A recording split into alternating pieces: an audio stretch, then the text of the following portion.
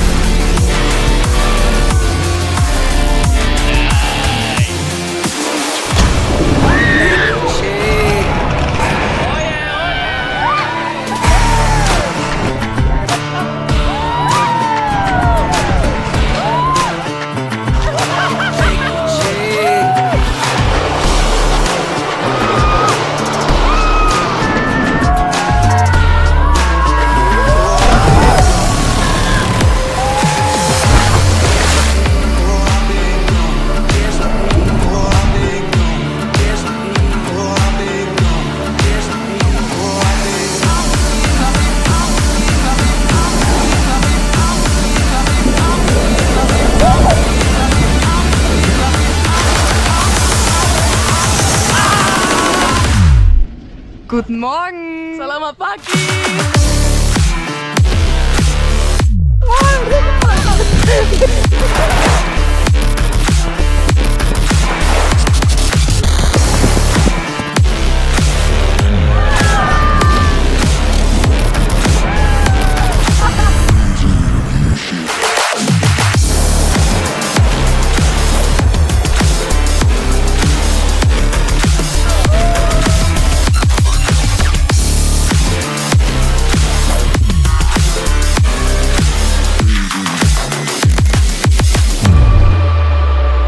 Malaysia, truly Asia.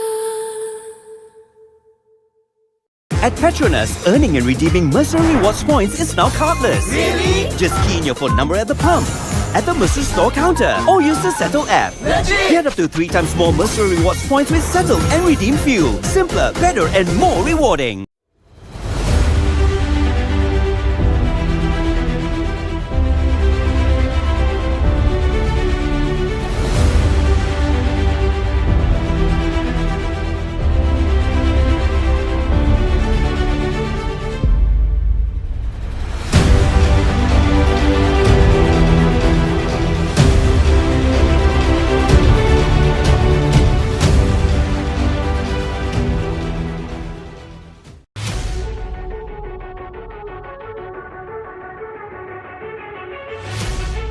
Are you always exhausted, tired? All of that can change with Bubbles O2, Malaysia's only naturally oxygenated mineral water. With a high dissolved oxygen content, Bubbles O2 is no ordinary mineral water. Stop, sip, and smile. Fuel your passion for a powerful performance. Find us at PETRONAS Fitur di Langkawi, Malaysia 2024.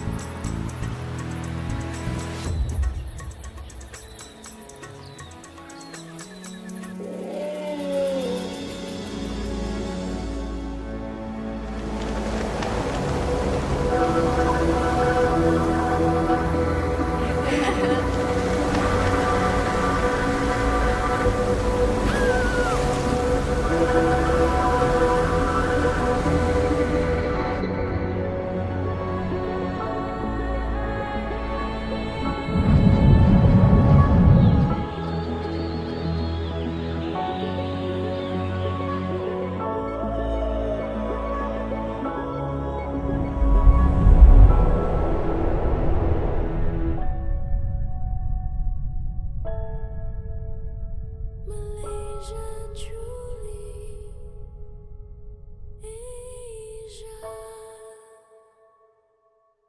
At Petronas, you get more. More points. Simpler, better, now cardless. Just key in your phone number at the pump, Mesra store counter, or use the Settle app. Get up to 3 times more Mesra rewards points with Settle and redeem fuel.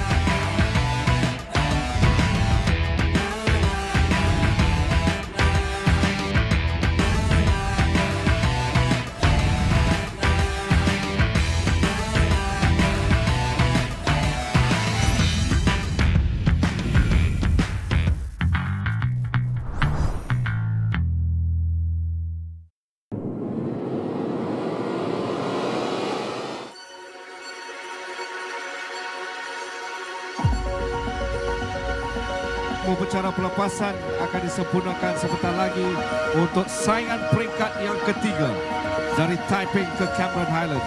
Suka diingatkan, hari ini 3 laluan sprint Kuala Kangsa, Sungai Siput, Ipoh sebelum mereka memanjat untuk mendaki ke Cameron Highland.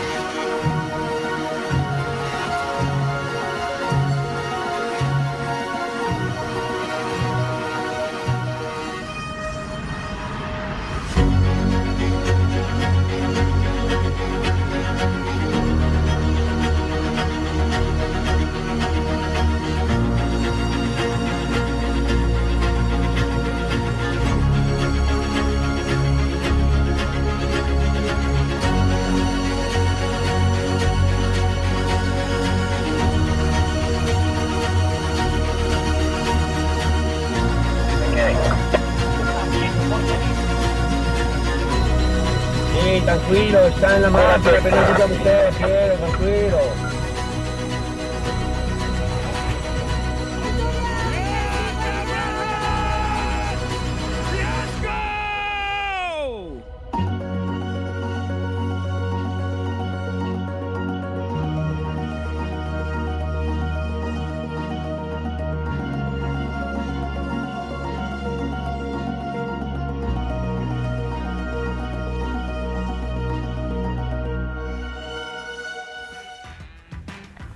Baik, dari negeri ke negeri kita menjelajah dan hari ini singgah seketika di salah satu daerah di negeri Selangor. Lebih tepat, kita akan bermula dari Kuala Kubu Bharu, salah satu bandar yang terletak dalam daerah Hulu Selangor. Itu antara permulaan yang akan berlaku untuk peringkat keempat. Terlebih dahulu, Assalamualaikum dan salam sejahtera. Kembali semula untuk kehangatan PETRONAS Leturi Langkawi 2024. Sedar tak sedar, kita telah pun selesai 3 peringkat semalam dan hari ini kita nak beralih kepada perjalanan yang berbeza untuk laluan yang berbeza di peringkat yang keempat. Yang mana terlebih dahulu kita nak ucapkan terima kasih kepada semua penaja-penaja terutamanya PETRONAS. Terima kasih juga kepada Bubble Soto, terima kasih kepada Tourism Malaysia terutamanya kerana terus menyokong menghangatkan lagi saingan edisi ke-28 Letur di Langkawi. Yang mana tanpa penaja-penaja pastinya perjalanan dan juga kehangatan LTDL ini sedikit terjejas, namun kita mengharapkan untuk masa akan datang kesemua penaja ini dan juga lebih banyak penaja untuk terus menyokong perlombaan yang mempunyai prestij tersendiri, membabitkan juga pelumba-pelumba profesional dan juga ini adalah platform pendedahan kepada pelumba-pelumba tempatan pelumba negara. Hari ini saya masih lagi bersama dengan tetamu istimewa tapi berbezanya seorang lagi legenda, semalam M. Kumarisan. Hari ini saya bersama dengan Effendi Rosli, bekas pelumba negara LTDL tidak asing baginya 1996 hingga 2005. Yes. Selamat datang bang. Selamat datang. Terima kasih. Baik, hari ini kita nak melihat perjalanan yang berbeza nanti. Kita akan bincangkan lebih terperinci. Yang mana sedikit mungkin dari Effendi selepas menyaksikan 3 perlombaan. Ringkas dari Effendi bagaimana anda melihat? Okey, bagi saya selepas 3 perlombaan untuk peringkat semalam berbukit, pemenang JC bertukar. Betul. Kan? Stage pertama, stage kedua adalah untuk pakar-pakar pecut. Bagus itu Langkawi dia bagi peluang untuk pakar pecut dulu. Pertama, kedua, ketiga dah berbukit. Gap masa pun dah berbeza-beza. Jadi untuk semalam mendaki, hari ini pun mendaki. Besok pun mendaki juga. Memang cukup. Betul. Lumayan. Ya, itu yang menarik. Selain jersey pendahulu yang Effendi kongsikan adalah pemiliknya berbeza, dan juga kalau kita perhatikan semalam peringkat ketiga, kesemua pemilik jersey ini adalah pemilik yang berbeza. Terutamanya juga memberikan Raja Pecut semalam Matteo Manuseli yang memegang jersey orange selaku Raja Pecut, manakala 2 jersey yang dipakai oleh Max Paul semalam selepas dia unggul di peringkat ketiga, dan juga Raja Bukit untuk Polkadot kini dimiliki oleh Max Paul. Sebelum itu ialah oleh Tyler Tomkinson, dan hari ini juga kita akan lihat kemungkinan itu akan berubah. Saingannya mungkin berbeza, namun untuk jersey Asia tidak lagi membabitkan Ayman Rossi, tapi ialah Manubu Ishibashi, pelumba dari JCL Tim Ukyo. Itu apa yang berlaku semalam, dan kita akan update, dan seketika kita nak bersama dengan Lily update selepas tamatnya aksi peringkat ketiga semalam. Berada di hadapan Masjid Kayangan yang Cik Muzam mungkin boleh terangkan apa aktiviti yang akan dilakukan sebentar saja lagi. Okey, untuk makluman semua, tim Cavalcade pada kali ini kita akan sentiasa membuat sumbangan prihatin kepada mereka yang memerlukan, yang mana kita dapat mereka adalah daripada komuniti sini sendiri, jadi banyak yang perlu kita sampaikan. Jadi tim Cavalcade kebiasaannya akan menyerahkan sedikit bantuan kepada mereka yang memerlukan, dan bantuan ini adalah dan telah diberikan oleh sponsor-sponsor kita juga sebenarnya. Mereka juga yang berikan barangan-barangan ini untuk disumbangkan kepada mereka penerima. Okey, Cik Muzam, mungkin apa sebenarnya objektif lah daripada lawatan-lawatan yang dibuat untuk daripada Cavalcade untuk LTDL 2024 ni? Sebenarnya selain kita ingin mengenalkan tentang Cavalcade itu sendiri ataupun Lutur Langkawi, kita juga ingin melihat supaya mereka mendapat bantuan yang sepatutnya. Kita sentiasa menjaga keperluan mereka, sentiasa melihat apa yang diperlukan oleh mereka, jadi supaya kita rakyat Malaysia, so bukan kata kita tim Cavalcade saja, kita harap kita sebagai satu pencetus untuk mereka datang menyumbang kepada asnaf. Baik, terima kasih Lily. Itu antara aktiviti sampingan yang semakin menarik dari hari ke hari, peringkat ke peringkat. Banyak aktiviti sampingan berlaku di sebalik kehangatan dan juga perlombaan yang sengit. Berbalik bersama dengan Effendi, hari ini kita nak beralih kepada Kuala Kubu Bharu berakhir di Bentong. Laluan sejauh 131.2 km, yang mana tadi awal Effendi dah kongsikan bahawa ada satu pendakian kategori 1, iaitu ketika di gap nanti. Itu juga antara menarik yang kita nak lihat hari ini. Sekali lagi Effendi. Okey, jarak hari ini 131 kilo, 0.2 km. Okey, kom yang pertama jarak dia tak jauh, 39.3 kilo sahaja. Betul. Jadi badan bagi saya untuk rider, untuk pelumba-pelumba, badan mesti cukup panas. Sebab starting pada KKB terus mendaki terus sampai ke gap 39, lepas tu turun sampai ke Bentong. Walaupun sampai ke Bentong dan jarak lagi 90 kilo lebih, tapi dia banyak turun bukit. Lepas tu kita ada 3 untuk poin pecutan. Lepas tu bagi saya, pandangan saya untuk hari ini tiada pemisah macam semalam yang terlampau banyak, satu kumpulan 12 orang, satu kumpulan aku. Saya rasa tak ada hari ini, mungkin pasal jarak dekat, mungkin bagi saya sampai satu kumpulan yang besar untuk perlombaan hari ini. Itu boleh kita jangka kerana penamat pun nampak landai, hanya satu pendakian walaupun kategori 1. Jadi sekali lagi, pada ketika kilometer 39.3, pada Effendi, pandangan anda, adakah masih lagi ada kelebihan pada Max Paul? Kerana semalam dia nak kekalkan jersey keseluruhan, jersey hijau. Dan kalau kita tengok pencabar terdekat pun ketinggalan 14 minit 44 saat, terutamanya Matteo. Jadi pada mana masih ada kelebihan kepada Max Paul pemenang semalam untuk kekalkan jersey itu hari ini? Bagi saya dia mesti mengekalkan sebab jarak selepas poin KOM menurun bukit. Kalau ada kumpulan pemisah, saya rasa agak susah peloton yang di belakang untuk menangkap, sebab laluan cukup berliku, berkona-kona. Itu laluan kita orang biasa buat latihan dulu. Ya, betul. Memang cukup bahaya, sana laluan jalan sempit, mungkin jalan pun tak berapa elok, saya tak pasti. Kan, tapi kalau dah ada pemisah di kom satu, rasanya payah, susah nak menangkap. Jadi poin mungkin ada berbeza.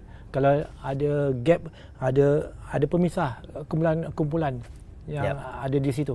Itu kemungkinan dan juga apa yang kemungkinan boleh berlaku, terutamanya ketika mereka menuju di gap, iaitu pendakian hanya satu pendakian kategori 1 dengan ketinggian 865 meter. Baik, seketika kita nak kembali bersama dengan Lily di lokasi untuk memberikan gambaran di sebalik kehangatan debaran untuk pelepasan bagi peringkat keempat. Silakan Lily.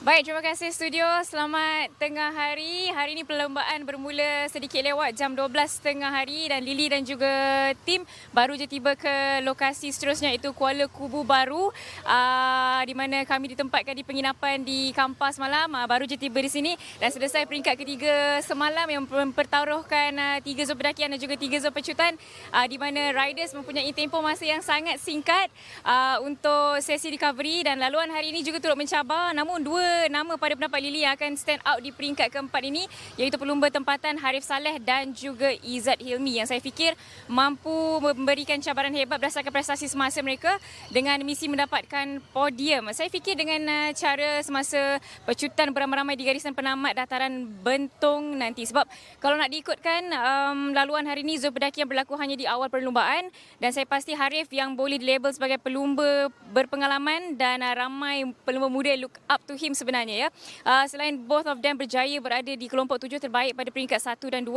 Harif mampu beri saingan sengit hari ini dan mahu lakukan sesuatu demi keputusan yang diinginkan. Selain itu, tidak lupa juga kepada usaha Aiman Rosli yang juga turut curi perhatian saya, kekal konsisten dengan gelaran pelumba Asia terbaik. Namun ceritanya berbeza di peringkat ketiga semalam, dan saya rasa hari ini pun Aiman perlu berwaspada dengan rata-rata pelumba JCL Team Ukyo. Dan apapun kita nantikan keputusan selepas perlumbaan yang sejauh kayuhan 131.2 km dari Jalan Datuk Muda Jaafar ke Dataran Bentong.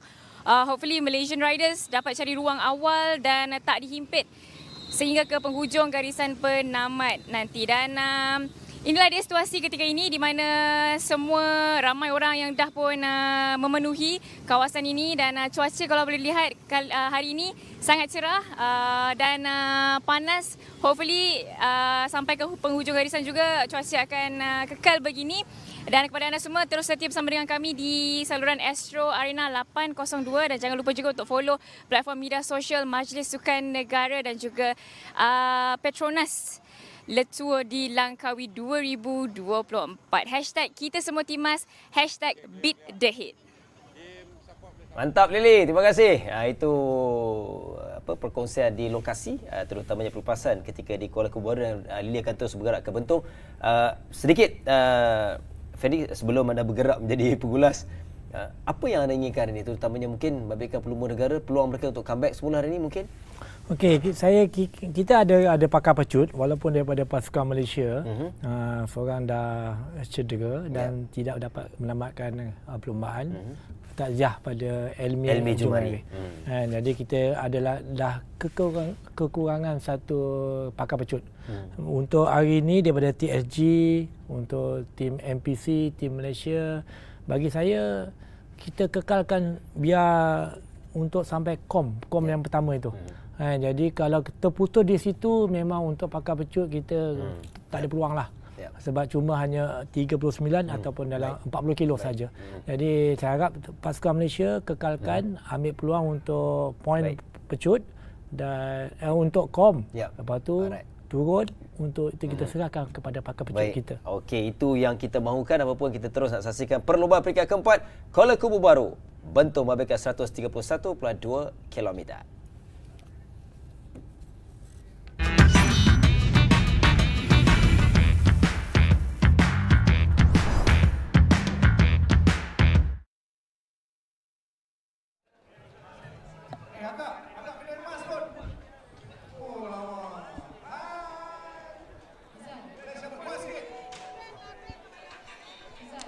All right, good morning and welcome. So you do the Malay, Danny. Selamat pagi. Okay, thanks, Danny. All right, so welcome again, everyone. Today is the stage 4 of 28th edition of PETRONAS Le Tour de Langkawi 2024. And today's stage, we are starting at Kuala Kubu, Bharu. So yesterday they were in the state of Pahang where they finished, which is Cameron Highlands. So today they will briefly start in the state of Selangor and then move back into the state of Pahang before they start the stage at Kuala Lumpur City Centre in stage 5. Today's weather, starts a little bit later today, 12 o'clock, so it's scorching hot. As you can see on our screen now, it's about 31 degrees Celsius, and we're about to flag off here from the town of Kuala Kubu, Bharu. A nice town, very small town out here, and normally a lot of cyclists come and park here if they want to climb up Fraser's Hill, don't they, Denny? Yep, yeah, it's a popular cycling attraction. Very nice climbs. Just today, that's what the rider is going to tackle today. That's right. Going up to the KKB, what we call KKB Fraser Gap, and then diving down to the town of Rao, and then fairly short stage, 131k. Yep. Finishing in the town of Bentong. Yep. So it is going to be interesting because the climb is going to be happening at the very early part of this today, category 1 at kilometer 39.3, so just under 40k. It's going to be potentially fast and furious action from the start. Yeah, for sure. Yes, because they're gonna start climbing pretty much straight away. Yeah. Right? So they're gonna start climbing pretty much straight away. It's a gap. It's a category 1 climb, not as bad as yesterday's climb. Yep. A long climb and not so steep. It's a little bit steep in the beginning towards the dam, right? Yeah. So we're all familiar. And I think about 3 Saturdays ago, you were racing here, don't you, Danny? Yeah, well, we'll call it racing, more like amateur riding. Amateur racing. Amateur racing. Yeah. So, but yeah, let's recap. Is that yesterday? Obviously, we have a new leader of the Tour de Langkawi. Yeah, we can see it's a different faces, almost different faces that's wearing these jerseys. So we're gonna have a look at the route map in just a second to give you guys a little bit of an idea of where we're going today. There you go. Stage 4, Kuala Kubu Bharu to Bentong, 131.2 kilometer. So basically straight up the hill to Gap, which is where the category 1 King of the Mountain classification will be, and from there will be about 40 kilometer windy descents, narrow roads into Raup, where the first intermediate sprint will be at kilometer 73.5, and then head to the second intermediate sprints at 85.1 kilometer at Sungai Roan, and third intermediate sprint at Sungai Klau, 94.6 kilometer, and from there through some up and down rollers into the town of Bentong, where they will finish stage 4. And we can see there it's about 865 millimeters of climbing at category 3, where we call as Gap, and then from there it's pretty much a little bit of a rollers until they reach Bentong. As you can see on the right there's like the official, I would say the official, probably the main field of Kuala Kubu Bharu, and that's the main mosque of Kuala Kubu Bharu. Some people actually park their car there as well before they head up to Fraser's Hill, which is quite a famous climb, as you can see in the backdrop there. I'm assuming they're going to do a little bit of a loop around here. 8.2 kilometers of neutral zone. Someone actually asked Denny, where we're going. What's this neutral zone for? Yeah, good question. So neutral zone, typically in every professional race, so there is a bit of a neutral zone. Just get the rider to get ready for them to position himself. Instead of the some races, you do start from the gun, but this is sort of an opportunity for the rider to get into the right position in the peloton. As you see, we have the new race leader of the Tour de Langkawi, Max Pohl, in the pole position. Yeah, and, the pole position. And he's 21 years old from UK, and Ishibashi from Japan, taking the white jersey the Completely best new Asian faces now. jersey. Yeah, and as well as a new points classification jersey. Now is Sarissa has passed it over to the Ukio rider. Yeah, Matteo Malucelli, which was a stage winner for stage 2. Stage 2, yeah. Stage 2 that finished at Butterworth. Butterworth, sorry. Yeah. Yeah, blanked out a little bit just now at Butterworth. Yeah. So we've seen all new faces wearing wearing the jersey for today. So it's a bit exciting race. Yeah, Because every day you've seen different winners on the podium. That's right. And different jersey wear. So that just shows the level and the depth of the competition this year. That's right. And there's no one dominant team. Yep. Yeah.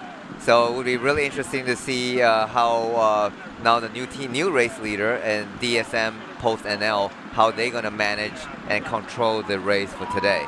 Yeah. So we're definitely looking forward and stay tuned. And it's going to be exciting action pretty much from the start. Yesterday EF Education did a lot of work up the front. Yep. And they really had no choice. They are the defending champion team. Yep. They had good climbers, so they had to really control the race pretty much from more than 100 kilometers out and trying to bring back, keep the breakaway in check, and then really drive up the climb yesterday. That's pretty much like an unspoken rule of like a professional cycling, right? Oh yeah, you are the previous winner, right? You are the previous winner of the Tour of Langkawi. Now it's your responsibility to make sure that the gap between the peloton and the breakaway in check, right? It's your responsibility. You want to maintain the GC for this year, so now you have to do the work and pull and reel the breakaway back in. Yes, that's keep on. I know I keep repeating myself about the poker game. There you go, right? If you wanna win it, you gotta do the work. Yeah. So EF did a good job. I mean, they were in the position they had to work. Otherwise, we saw for a moment seems like no team wanted to come to the front, and then when that happened, there were a massive group of 30 riders trying to get away. So it would become a completely chaotic situation. So EF had to get to the front and then start to work and control. And then the moment they got into the front, then the peloton sort of quiet down, and then the attack stopped. And then Hugh Carthy did a massive pull, and also the Japanese rider Totome did pretty much all the work up to the even halfway up to the climb to Kampong Raja. Hugh Carthy and Totome. Exactly, and then Hugh Carthy really drove up the climb up to the Kampong Raja, the first KOM, and then sort of shrink the peloton down probably to about 40 riders. Everyone or so. just sort of peeling off from the back. Peeling off the back. As we can see from the live feed. Yeah, we saw the I checked the KOM, Strava KOM yesterday. So just to compare. Yeah, just to compare. And compared to the amateurs, they took probably 10 minutes out of the out of the groups in the previous KOM King of KOM. So. So they were really flying up, and definitely you have Hugh Carthy, fantastic climber. So they had no choice. So, but the moment they start dipping down, and then the roads kick up again, and you saw they also had to chase the BH rider. Because they had a very very good BH rider was on the attack, and. Mario Apricio. So he was on attack. So he was a man. He had a 1 minute gap maximal, and he certainly is a rider with a stature that he's capable to go all the way. So, again, Hugh Carthy had to do all the chasing and to bring back. And then the moment that they brought Apricio back, then Max did the counter attack. Counter attack, and then and I think the only two riders was able to follow was the Astana. Harold Lopez. And then obviously because Kern Pharma had the most amount of riders in the remaining remaining group after Max Bull attacked. So they were quite late to organize, but they organized just in time before the gap got bigger, and then managed to pull everyone back, which then ends up being a total of 11 riders to finish off a small group bunch sprint. And it was interesting because Max Bull, like obviously Kun Pharma had a basically a whole climbers of a team of full of climbers, but then again, you know, Max Bull came victory among those climbers, and it was interesting when he did the interview with Jeff at the end of the stage. He actually have been practicing some sprints for the last few months before he actually come over here to race. Yeah, so that was you know, yesterday during the comments we talk about, you know, if you're a climber, you should work on your short game. Yep. Work on your weakness, and if you are a sprinter, you got to work on the climb, right? That's right. That's exactly what Max did. Yeah. So obviously, a 21 years old rider, he was targeting this race, and he knew this year it wasn't going to be the Genting climb. So he knew that it was going to likely finish in a small group sprint. Yeah. I wouldn't say a bunch sprint of 11 riders. So, you know, he was training, and he did actually practice a bit of sprinting, and he won the sprint by a pretty good margin. Yeah, by quite a lot. Yeah. And he led out the sprint with more than 100 meters to go. Yeah. So there you go. So he's a well-deserved winner. I mean, he not only he was the best climber of the day, and also he was the best sprinter of the day in this context. Yeah. So yeah, it was exciting. Now, table has turned. Yep. Now he has the leader jersey. Yep. Astana lost the overall leader jersey and as well as the points jersey. Yep. So, and then EF, we were just talking about earlier. Now EF hasn't got anything. They did a massive amount of work yesterday, and they walk away with without a podium on the stage and without the jersey. So what do you think? Are they going to go out all out attack and trying to do something to trying to win the stage today? Yeah, at this point it's already halfway of Tour Langkawi stage 4. We have a total of 8 stages. I think what's going to happen is 2 possibilities throughout this stage. Obviously, because the climb starts pretty early in the stage, so maybe a few riders will attack at the top of the climb of gap, and I'm assuming EF is gonna want a breakaway to happen because they haven't got anything just yet. So it would be, you know, as a World Tour team, it would be a shame to come back home empty-handed at a 2-point pro stage racing, right? So EF would definitely put on some pretty serious tempo and some pretty serious attack as they're approaching towards the top of the gap, and then they would want the breakaway to stay away until they reach the finishing line at Bentong.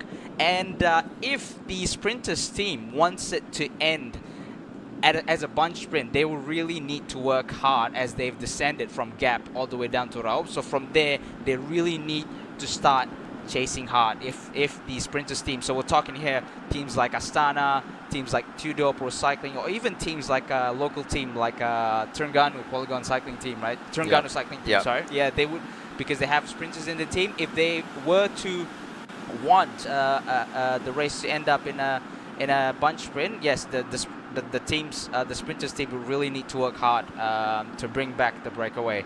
And then also it will make sense for teams to actually go on a breakaway at the top of the climb because the road from gap, the descents from gap to Raup, the roads are quite narrow and also quite windy, and it makes sense to get small group of people, 2, 3, maximum probably 4, so that they can just really rail the corners and take the best corner lines. Yeah. So that's well, I think that is likely to happen. Although the earlier interview with Evan Decline before the race, and he said the same. Well, it will be it will be see which sprinter can get over the climb in the best condition with the minimum amount of gap. So there's going to be 100K to the finish.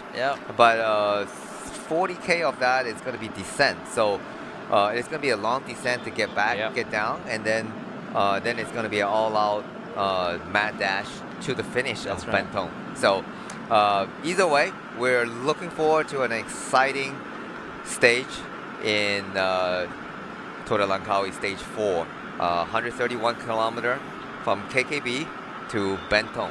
Yeah, as you can see on screen now, that's Fraser's Hill. That's the signboard that you can see. when you reach the top of the gap Yep. climb. Yes. Fraser Hill is another tourist destination. Yeah, so that's like another 8 kilometer of climbing. Yeah. So when you reach there's like an arch on top of that hill, which says "Welcome to Pahang," right? So that's like the border. So you can take the left to go like another 8 kilometer of climbing to the so-called official Fraser's Hill. Right. The top of the Fraser the top Hill. of the Fraser's The Hill. famous clock tower. The famous clock tower. In fact, there's there's like a phone booth that looks like as though it's in London. Oh right, yeah. So we talk about the British influence in the Malaysian culture. That's right. Yeah. So for those who are not familiar with the Malaysian history, so Malaysia was a British colony for a fairly long time. Yeah. It's quite a long time. Hundreds of years. Right. Yeah, hundreds of years. And that's why actually most people if you haven't visited Malaysia, most people in Malaysia actually do speak English. I mean, English is relatively good. Relatively good. At worst, they understand. They understand, right. They may not be able to reply as fluent, but most of the time they'll understand English. And that's why I never learned Bahasa so well, because everybody ends up speaking English to me. So so it is, but it has the British influence. Yeah. But it was a peaceful transition, right? So when the World War II ended, Malaysia claimed their independence. Negotiation. There was not there was a fairly peaceful negotiation. All right. And I think Malaysia just celebrated their Independence Day not long ago. That's and then they also asked the East Malaysia, Sarawak and Sabah to join, and then that's a celebration of the Malaysian Day. That's right.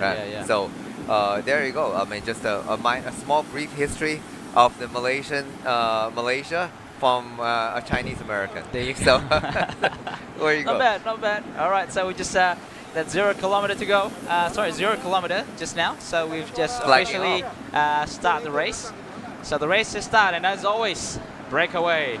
Attempt to get the breakaway starts. So as we have predicted, it's going to be an aggressive race from the gun, Denny. So they're going to go up the climb, and the climb, the profile is, as we've all know, for people that are familiar with the Fraser's climb, it's the gradient is pretty much quite the same as Cameron. It's not super steep. The climb to gap, just an exception for that first pinch. Yep, it's generally about 3 to 4%. That's right. Gradient, so it's nothing, not a difficult climb. But again, when you go up the road on a faster pace, I mean, it's all relative, right? So you can go up a climb at a leisure pace, and that's easy. But when you are racing pace like these guys are doing right now on the front, leading by a Nusantara rider from Indonesia. That's the first time we've seen Nusanta's up front, in the break. Yeah, they may be waiting them today. all year. I mean, I wouldn't say all year, all stage. Yeah. And followed by the white jersey, looked like Philippine rider again. Philippine rider. And Philippine has been very aggressive, very active in the race. Yeah. That's from Malaysia, Abdul Azim Alias in that Colnago. And looked like Hong Kong rider, or Ukio rider, also in the breakaway. We'll get a number. Once it's established, we can get a number fairly quickly. But now it's very active. No real gap has been established. That's right. But it is fast and furious action from the start. Like we anticipated. Every single day starts with a bang. Every single day. Yeah. There you go. Nusantara rider, an Indonesian team, and then rider from Philippines. And I see Hugh Carthy is on the wheels, and we talk about. They need to be aggressive, that's right. They want to make sure they are in the action today. Hugh Carthy is in the break. Here we go, and followed by Poti Kometa. And the peloton is pretty strong now, just trying to follow the pace. And just to mention yesterday's just a quick result. So I think there's two riders. The two riders didn't finish yesterday's stage. And so we have a couple rider missing out, but today is a brand new day. Brand new day. It'd be interesting to see, like, for example, right, yesterday we did see, like, Gleb Syriza finish quite early. In fact, I would almost assume, judging from the results, he's probably one of the fastest sprinter that actually gets up the hill. Considering they do have like about, what, 40 minutes of yeah, they cutoff actually time? had 40 minutes of cutoff time. So for those who actually follow the race on the points competition, right? So Sarissa was actually wearing the points classification after the stage 2, and yesterday he actually lost the points jersey because there was he got a little bit of penalty from the official for drafting the car, and so he actually lost 3 points deduction. That's why he lost the orange jersey. But I'm sure he's gonna try to get back today. But get back to the front of the action. Team EF, obviously, they have just like sort of we were sort of made it a little bit of a prediction just now. They're really gonna go for it. For this stage. Yeah, this is could be potentially the only day that has a good chance for breakaway, because you're talking about a climb at the beginning. Yeah. And followed by a relatively shorter stage, so there's an opportunity, and we see Sarissa in the breakaway as well. There you go. Talk about the man. He's in the back of this group, and followed by again three additional riders trying to bridge across. So you Peloton's two still EF. pretty active, yeah. Peloton's active, chasing as well. Yep. And we don't know the speed, but my estimate is probably they're going at a speed of close to 50k, 48k to 50k an hour, just trying to trying to chase down the breakaway. Tudor trying to getting across.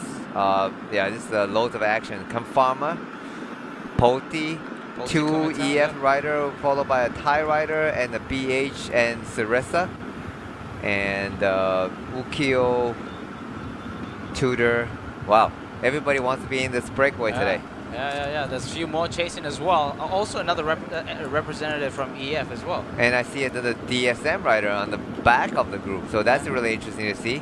They maybe they decide to send one rider and trying to control the breakaway. Yep. It will be really interesting to see. But yeah, there's no real significant gap yet, so this may go on for a little bit while before the breakaway really established. We see Harif Saleh on the back rolling. He doesn't. His goal is trying to get over the climb with a minimal amount of gap to the peloton. So EF is driving on the front with 2 riders. We're trying to get their number soon. When is it possible? Totome is just there again, and the front one, we're just not sure who is exactly. Possibly Stefan de Bon, but Stefan de Bon, or maybe. We know it's not Sean Quinn, because he would be in a Captain America jersey. That's right, Captain America. There you go. 3 riders trying to bridge to the breakaway. And the peloton still chasing, so I'm certain that this is not going to be an easy day out. And EF, if EF really wants to win today's stage, disrupt the race, they really got to put the hammer down.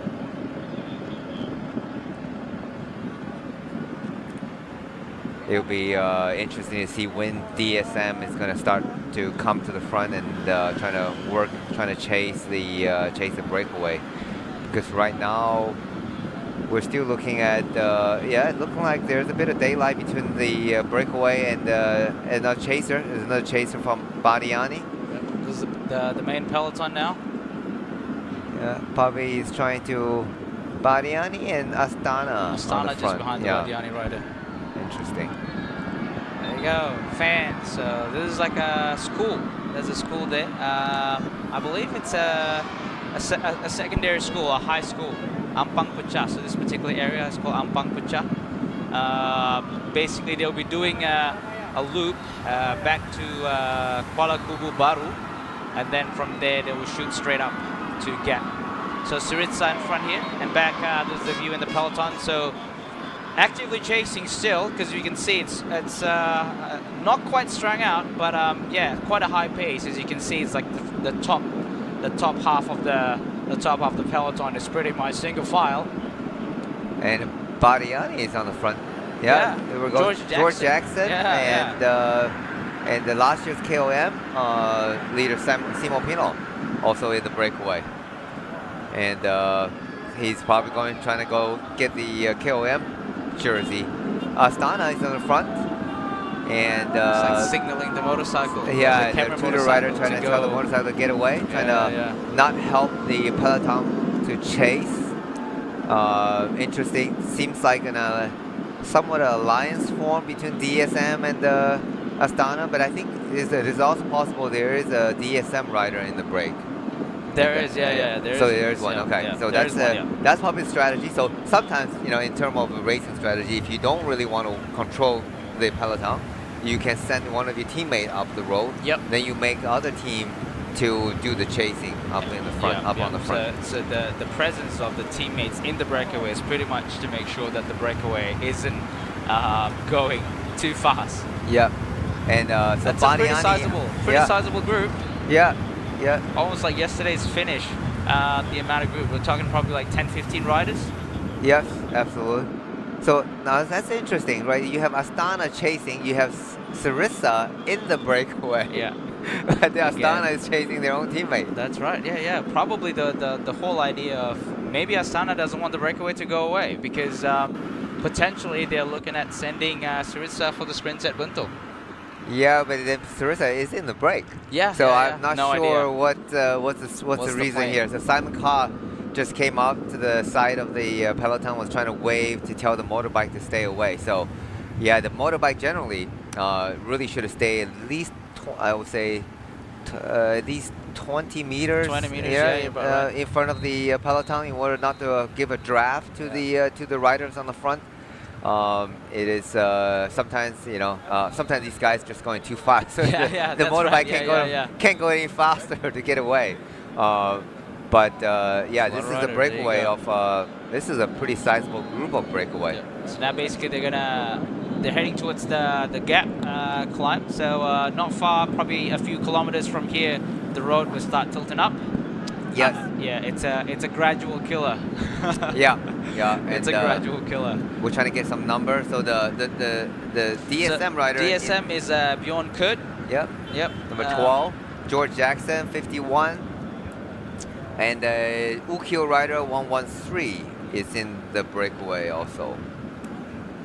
That's Nariyuki Masuda. Oh, he's actually George he's the oldest rider in this race. He's 40 years old. 40 years old. Masuda. Yeah. So if you're 35, you still have hope. You still have hope. So that's all relative. So Masuda, he's 40 years old. I believe he's the oldest rider in this year's Tour that's de right. Langkawi. You're actually right. Yeah. And he had finished fairly high in the GC before. He's a pure climber, and so maybe he felt like yesterday didn't do his justification and he needs to get on the front and try to get away. So here's an opportunity for you. And one Thai rider, number 192, is also in the breakaway, Sarah Wood. So one Thai rider in the breakaway together with 2 EF.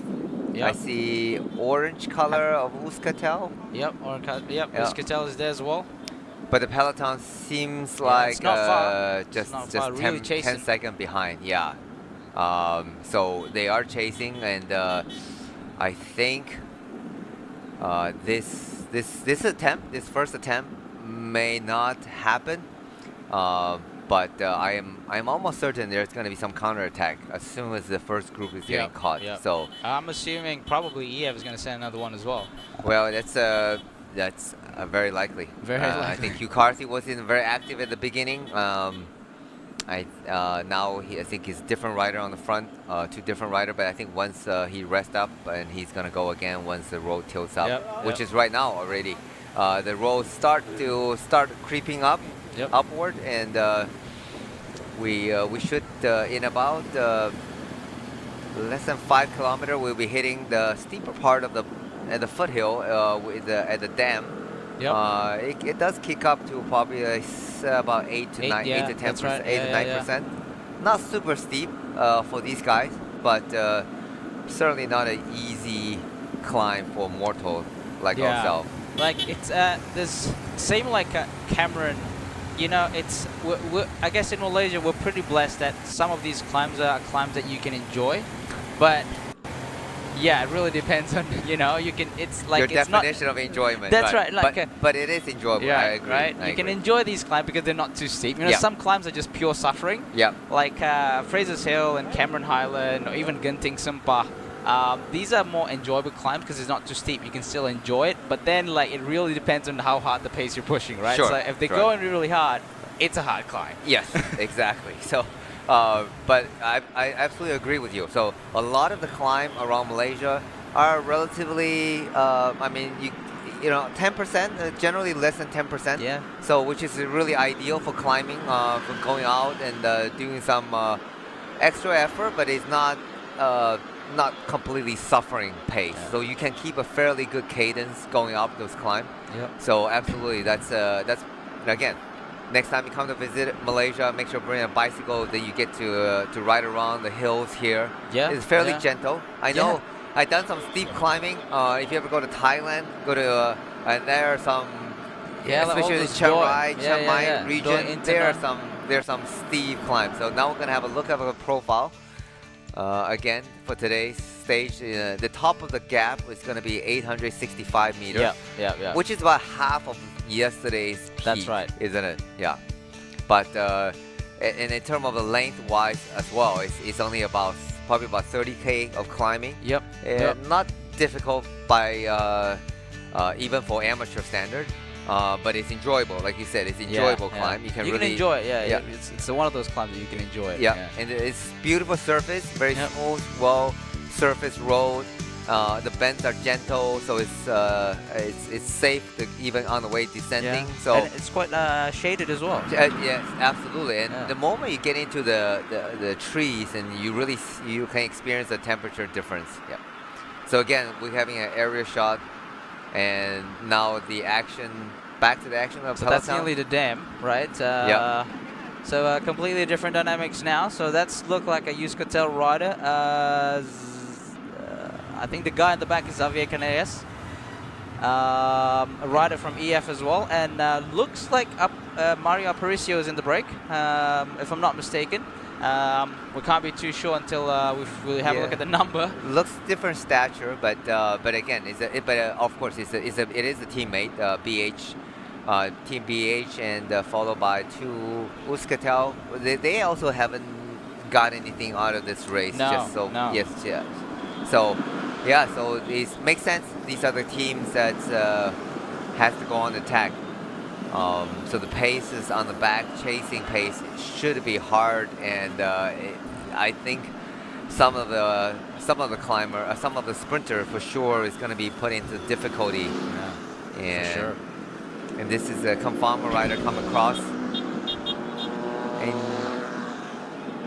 yep, it's fast. Yeah, you can see the peloton is all lined up. You can see riders are getting dropped already. Zulmi Zainal from Malaysia, but riding for Nusantara. Yeah, it's going to be a long day for him. Godspeed to him. Yeah, he is in a world of hurt right now, and he needs to get back to the group if he can get back to the caravan, because if he lose so much time at the beginning, he may not able to get over the climb. The gap will be too big, and he will be put out the finish outside the time limit. So he really need to dig deep right now to get back to the group, at least get back to the convoy. And sometimes, if you're getting dropped in a situation like this, you're hoping that you can at least find a few other riders, so you can you can work together trying to get back to the descent, and eventually catch back to the previous group. But it's a hard day for everyone. So the climbers got to go on attack. EF is going to go on attack, and then the sprinter is going to have to survive to the finish. And it's always here's Harif Saleh, the sprinter for Terengganu cycling team. Yeah, he did well yesterday. Finished in 30 minutes, and he is in a good position. So he doesn't need to panic. There are 4 riders together in the group, including Simon Carr. That's a defending champion. It's in this group. That's surprising to see. Yeah. So maybe he is not feeling well, and that's probably why yesterday he ended up having to work for Sean Quinn. So, and then yeah, so this is really early in the climb. Well, he looks like he's struggling. Obviously he's at the back, start of the race. He's quite far back, Yeah. Maybe he's just not feeling well health-wise, Yeah, Maybe it is. caught a fever or something. Yeah, it is possible. Sometimes they also have a stomach bug, but this is hard part of cycling. Yeah. You got even you have a bad day, you have to get to the finish line. Otherwise, you won't be able to start tomorrow. So Euskaltel rider decided to launch an attack. Yep. This is probably the steeper part. I would say almost the steepest part of this whole climb, almost. Yeah, and he is getting a good gap. So followed by BH and look like Badiani also trying to get across. And he's it's looks like the 8% section. Yeah. is big rig, no problem, Danny. Yeah, he make it look easy, but but you can see the rider. So he's standing up, mixing a bit of standing and sitting down. So you are using different part of muscle when you're standing and climb. So that's a good advice for any viewer watching. And so you one advice, to rotate the muscle, right? Yeah. You can actually stand for a while and then you sit down. But obviously sitting down is more efficient. That's true. But once you mix it up a bit, you can rest a different part of muscle. So 3 rider, Euskaltel, BH, and Badiani.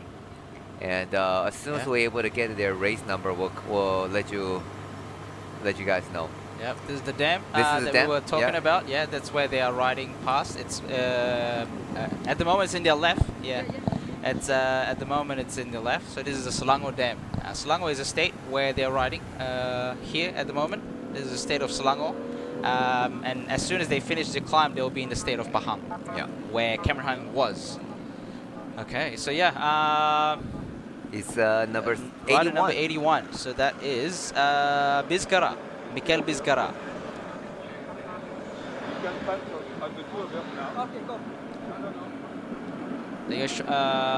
Captain America's there. Sean Quinn is on the front, and he's. Are we gonna keep calling Captain America? I think so. Yeah. Well, it's.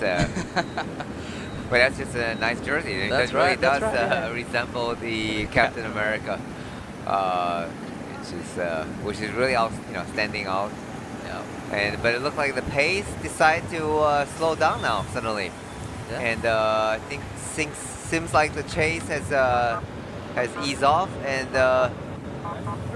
56 and 32 are in the breakaway. So rider 56 is Aparicio. Mario Yeah, Aparicio. Mario Yeah, you're absolutely right. Yep. So my apology.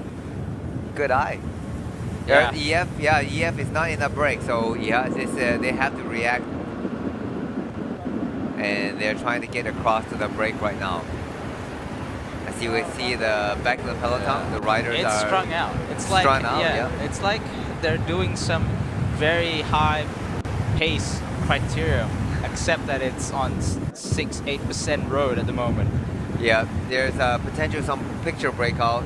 We were warned by the producer that there's going to be some signal loss during the part of this climb. So if it's just unavoidable due to the terrain, and also because there's a lot of communication tower on top of Fraser's Hill as well. So the broadcasting could potentially disturb the frequencies of that tower. So here you can see is the view of the Selangor Dam that they've just passed through.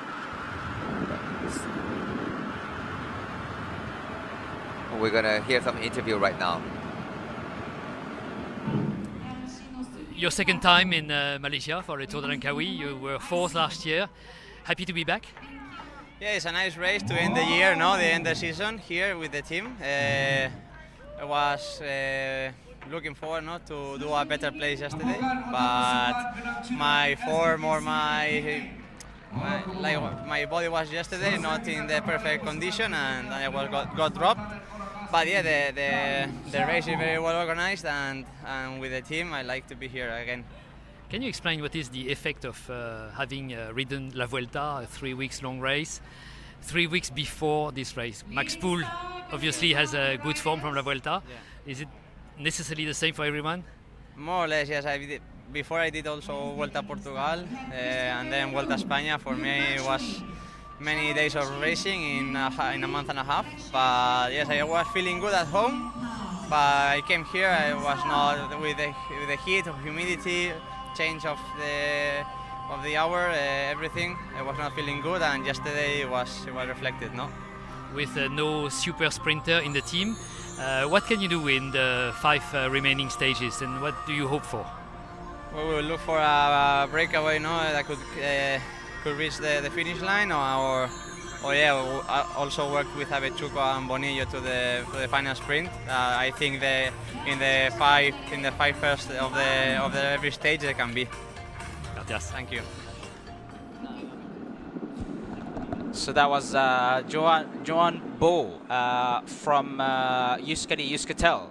So he just finished La Vuelta. Is in good form. And also he was 4th in last year's GC of PETRONAS Langkawi. Yeah. So we have here 3 riders in the breakaway. We have Mikel Vizcarra from Euskaltel Euskadi. He upped the pace, leaving Aparicio and also a rider from Bardiani. Yeah. Joao Bao, that was the interview we saw. Yeah, he finished Vuelta de España and in the 72 position. So yeah, he should be in good form if he's not too tired. Yeah, that's true.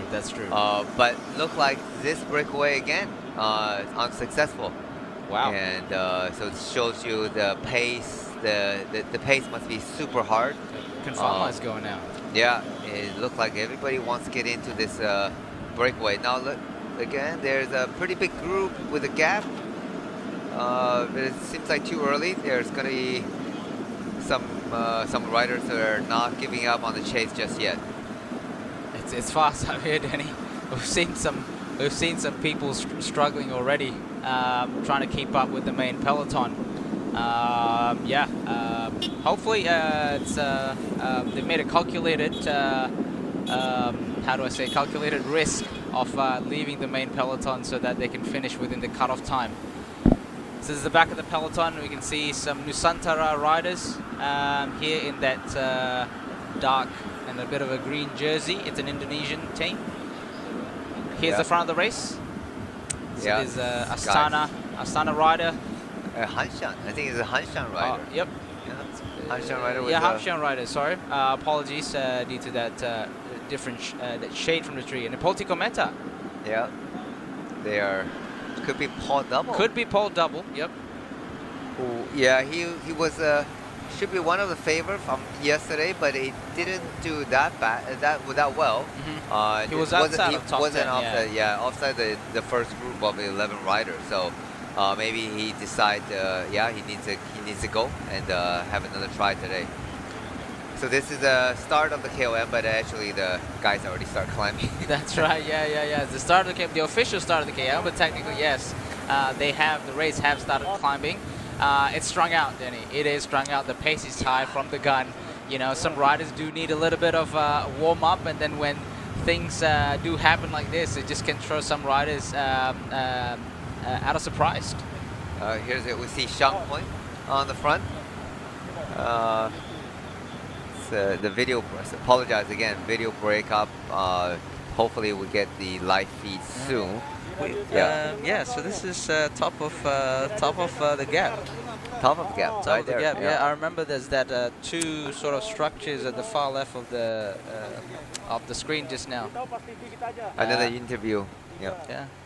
So while we are waiting for our live feed, so we switch over to interview earlier today before the start of the race. That's right.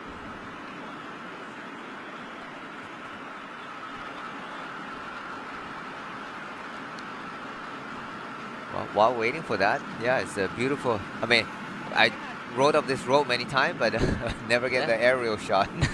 No. So you're only looking from the ground up. Yeah. But and then, they've recently redid the road up the gap.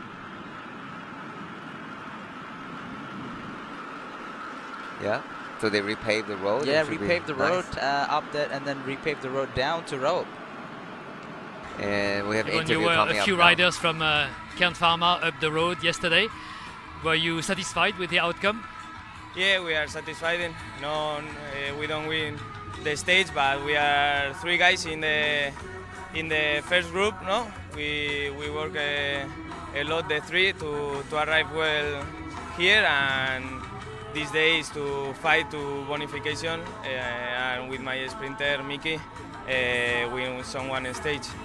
So you are not tired after La Vuelta? Yes, after La Vuelta is 1 week cow, but later we train well, we recovery, and we have a good legs. But it's been a fantastic Vuelta for your team, Kern Pharma, and you said at the end of La Vuelta there will be a before and an after.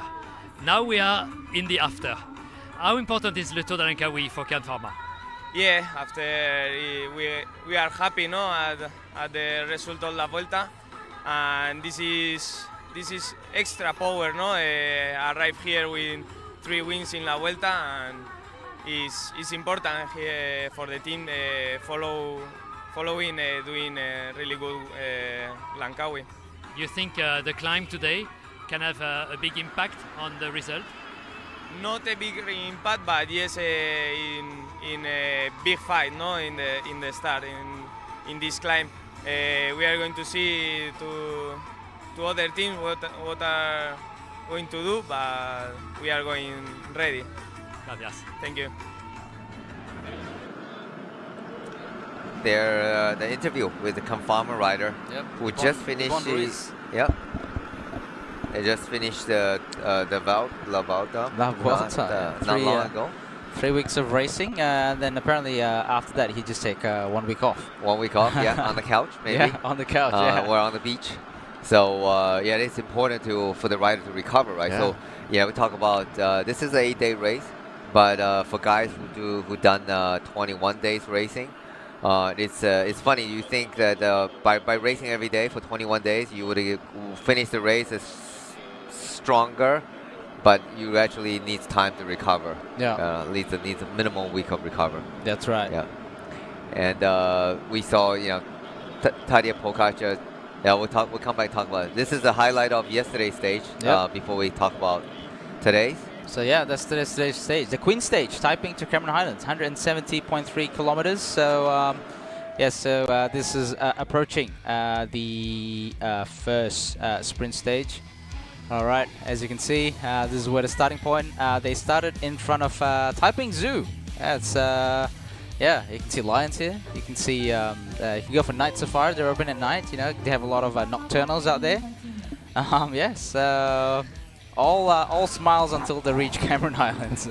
Yep. Yeah. So that was yesterday's. Starting before the Queen stage. And we're gonna get for those who missed the yesterday's stage. If you have the opportunity, definitely go on the YouTube just to search the stage and just watch it again. It was a pack of actions. Yep. But this is a summary and of yesterday's stage. Completely different individuals wearing all those jerseys as of today's stage. Everyone is different now. So it's been, like we've mentioned, it's been quite an exciting Tour of Langkawi so far. No dominance as of yet. Kept us on our edge. So this was yesterday's stage. All right. So Taiping, Cameron Highlands, and then sprint 1 at Kuala Kangsar, and also category climb at Kuala Kangsar as well. And then they head down to Sungai Siput for sprint number 2 at kilometer 52.7, and then into the Ipoh, which is the capital city of Perak, at kilometer 77.3 kilometers at Ipoh for the 3rd intermediate sprint. And then from there they shoot up to the first category climb, which is Kampung Raja, and then at kilometer 137.8 kilometers, and then from there they head to Brincang, which is a HC climb, the toughest in UCI ranking, due to its very long distance of climbing, and then from there finishing it off at Tanah Rata. So that's the view of the main peloton, and yes, we got a few riders in the breakaway pretty much stayed away until they started climbing Cameron Highlands. So here we had rider Fahmi Khairul from Malaysia Pro Cycling. We had Perapol, Thai rider, and also the Philippine rider. Yeah, Jude Francisco. Yep. So Three three riders. rider was start off breakaway from the gun pretty much, and then they quickly established a pretty big gap of 6 minutes, I think, maximum. And as we see again, this was yesterday's action. Interesting tactic from Thailand. Yeah. So what were you thinking? It's like we sort of like trying to understand as well initially, like why would a Thai national team send a rider in the breakaway? Well, yeah, the Perapol is actually, typically you send a rider in the breakaway probably with a lesser known rider. But Perapol is a rider who won Tour of Thailand this year. I mean, so he is certainly, which is a very hilly. Yeah, it stage was a racing. hilly. So he's definitely a rider who was capable of climbing. So interesting that he decided to go on early on the attack, and so possibly he felt that will probably, since the climb is not so steep, it's better to get away and then trying to latch on to the front group when they do come pass by and try to win the best Asian classification. But that may be the plan. I'll have to chat with Visut from the Team Thailand to find out exactly what was the plan yesterday. But he did do a lot of work, and but he ended up So in the final climb, he didn't manage to stay with the front group, but he did do a lot of work in the breakaway. They worked very well together. 3 guys will share the work, and meanwhile, back in the peloton, there was a lack of commitment and chasing. So yeah, so here we go. 3 guys had 6 minutes and 15 seconds. Yeah, it's pretty big gap.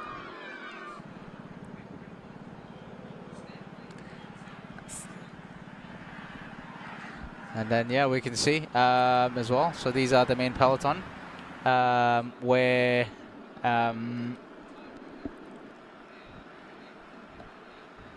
So their riders are just pacing themselves before the climb really start. Here's an attempt to chase the breakaway down by a few riders. Luke Mudgeway again. Kiwi rider. Yeah, he's been very aggressive in this race, but has not able to menuju come ke up. zon pecutan pertama. So we're going to see some more fans on the roadside. On the side of the road, and they reach the Royalty Town. Literally a town sign sprint for the first sprint classification. And this one was won by Fahmi Khairul. Fahmi Khairul of Malaysia Pro Cycling. Initially, the first KOM point was won by Jude Francisco of Philippine national team. Yep.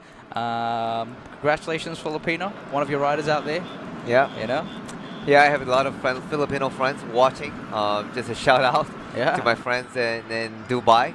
I was surprised. I lived in Dubai for 6 months, and I didn't think there was many riders, cyclists there, but I did meet up with a big group of Filipino cyclists. Oh wow! Okay. And so it's they're really friendly, and so I did a lot of riding with them. So big shout out to them. I know a lot of Filipino fans watching this race right now. Yes, for sure, and cheering for the riders. That's right, and we can see in the live feed as well. There's so many Filipinos. Thank you for being active in the chats. Although most of the time I don't understand what you guys are saying because you guys are writing in Filipino, but yes.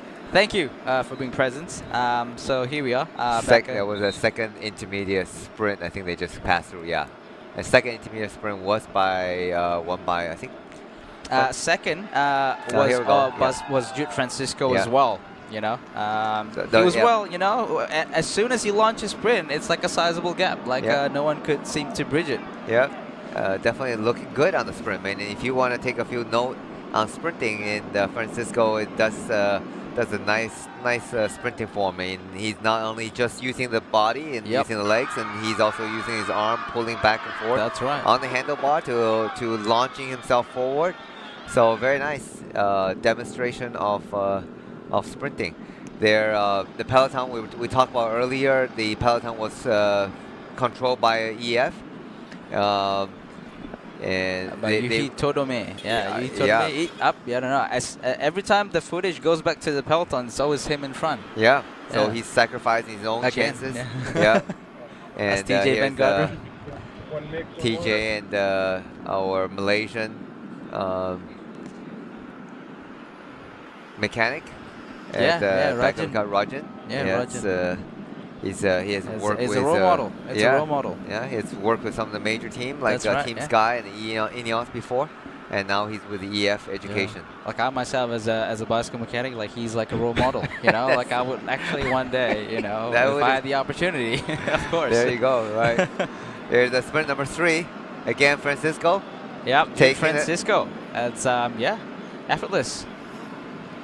Showing how it's done. Yeah, just showing the boys how to get it done. For those of you that are watching in the live segment, so we're doing a little bit of a highlights from yesterday, due to some signal disruption, which is unavoidable. Signal disruption due to the area, which is basically where they're riding is in the middle of the jungle almost, right? So and also there's a lot of telecommunication towers on top of Fraser's Hill, so broadcasting could potentially disturb the signal. So they had to pause a little bit while we look at the highlights.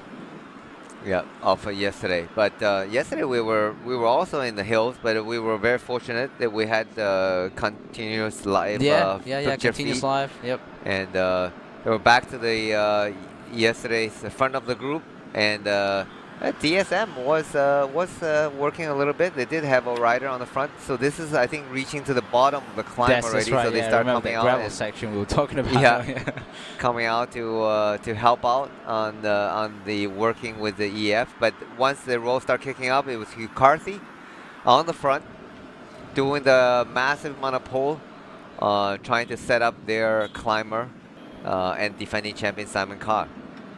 And Todome again sacrificed his own chances for the best Asian classification. That's right. Because obviously their team come here with the intention to win the overall jersey. So there's Hugh Carthy again on the front, just drilling at a fairly high pace. Yeah, he's just locked in, and you can see from his body gestures he's putting a lot of power on the pedals, like steady pace, fast tempo, nothing like an all-out effort, but it's just like a super high pace. As you can see, riders are just like by default just like peeling off from the back of the bunch. Yeah, we just saw a glimpse of the KOM jersey wear of Tompkinson. Yep. So yesterday, he said he wasn't really contesting for the KOM points, but in the earlier interview today, he did say that he was trying to go into break if it's possible, trying to take a few more points on the KOM. This is Toronto, where they will descend to. Yeah, so this is a little some area shots of Toronto. Toronto is basically like a district or an area as soon as they descend from Gap. It was a fast descending down there. If you can really take a good line, it's one of those descents that you can really bomb down there. So yeah, back to the yesterday's action. Tony May on the front, pulling for working for EF Education, and meanwhile DSM rider filling up. And here we go, Mario Apricio. Yeah, this was on the attack. Launching the attack. 39K to go. Before the Kampong Raja. Before Kampong Raja, and this was sort of like the moment when EF had to burn a lot of their riders to bridge the attack did by Mario Apricio. So there was some pretty significant damage done to the EF Education team. Yes. So we talk about that Apricio is a rider with climbing capability. Yep. And he, if the gap was left too long, he certainly has the ability to get all the way to the finish. That's right. So that's why EF had to put the foot down and decide to commit to the chase. That's right. And bring the breakaway back. And here's the KOM, Kampong Raja KOM points, where it was contested by a few more rider from another rider from BH. Yep. And then also this is where the point, like the EF education sort of realized, like these guys that just sort of contested the KOM points potentially could join Mario Apricio and create an even bigger gap. And then from there, I think there's sort of like a panic action almost from EF to really had to chase. And then we'll soon see once yeah, you can see from Hugh Carty, he's like, you can see from his face, like, I'm like, oh dear, like it's.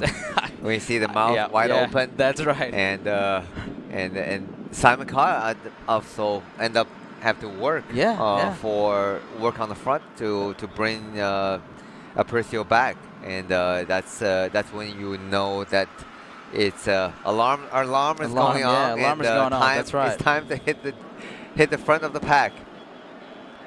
And see, Apricio is, because there's a bit of descending, because you get over the Kampong Raja and it's not a continuous uphill. There's a bit of descending. That's where it's dangerous, because you don't really lose too much time, even though you're by yourself going down. So he was able to keep a 1 minute gap.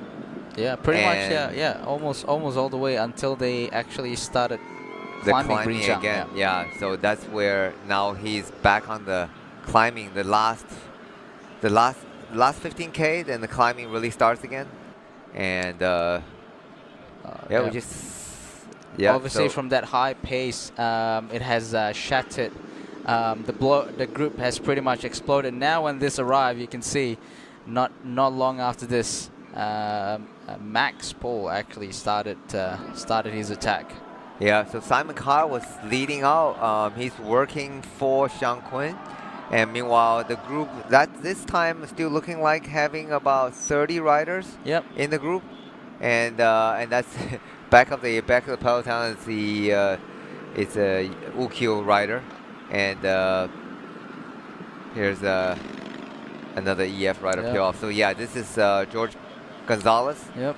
And he launched an attack. So we talk about Confarma had a lot of climber, and that's what exactly happened in the end. That's right. End up having a 3 rider in the top 11. So here's Max Pohl going on the attack on a steeper part of the climb, and before the KOM, so there's only 2 rider could follow, and Martin Harrow, Lopez, and Anton Chami.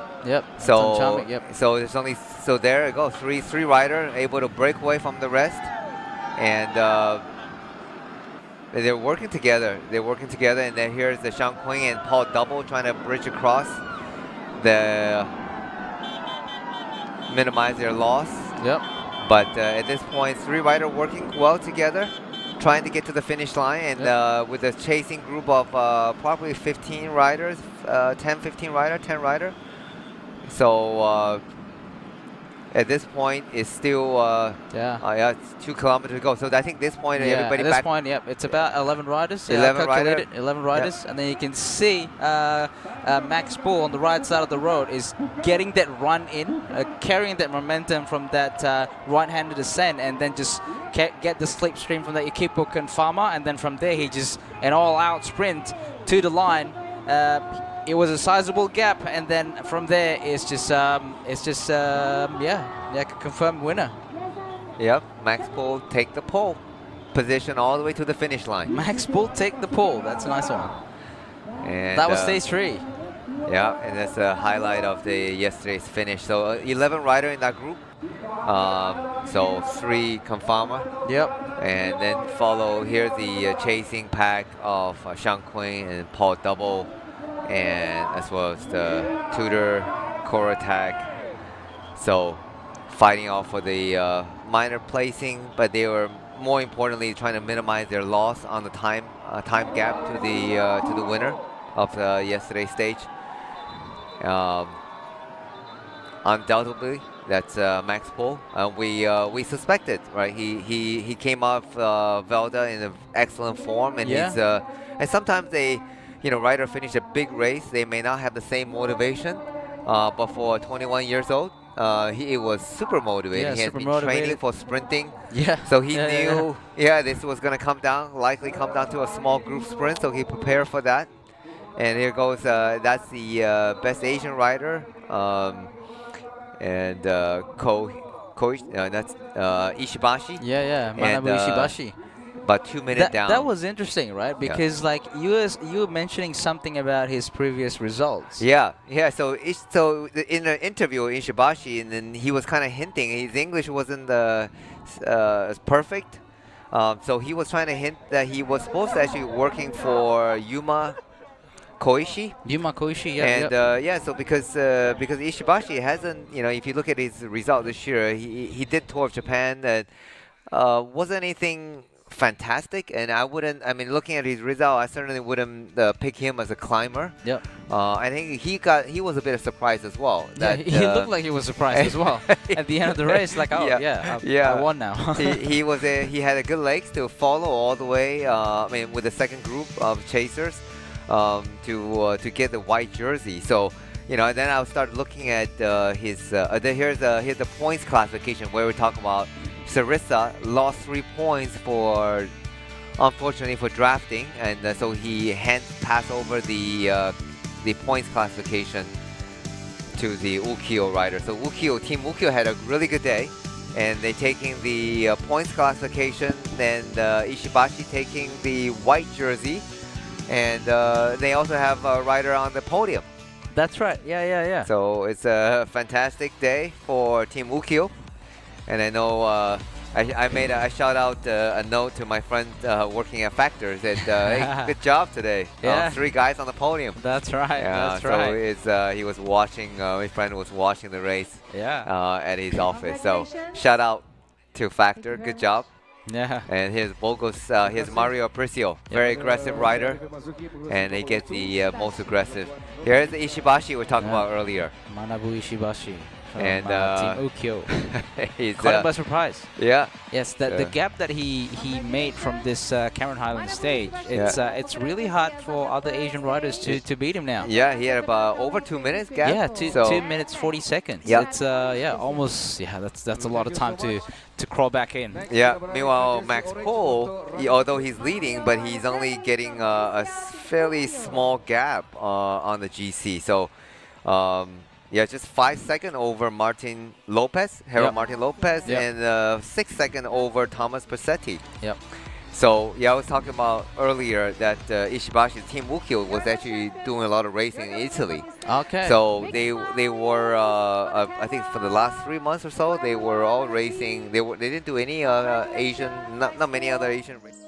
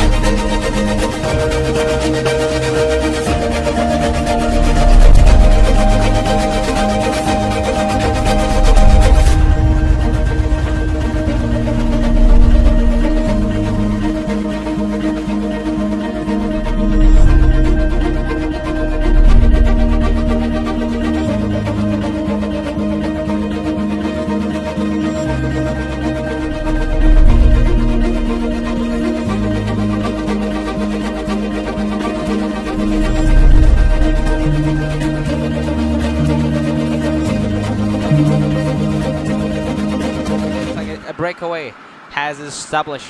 So we've got rider from EF, Burgos, Euskaltel, Euskadi.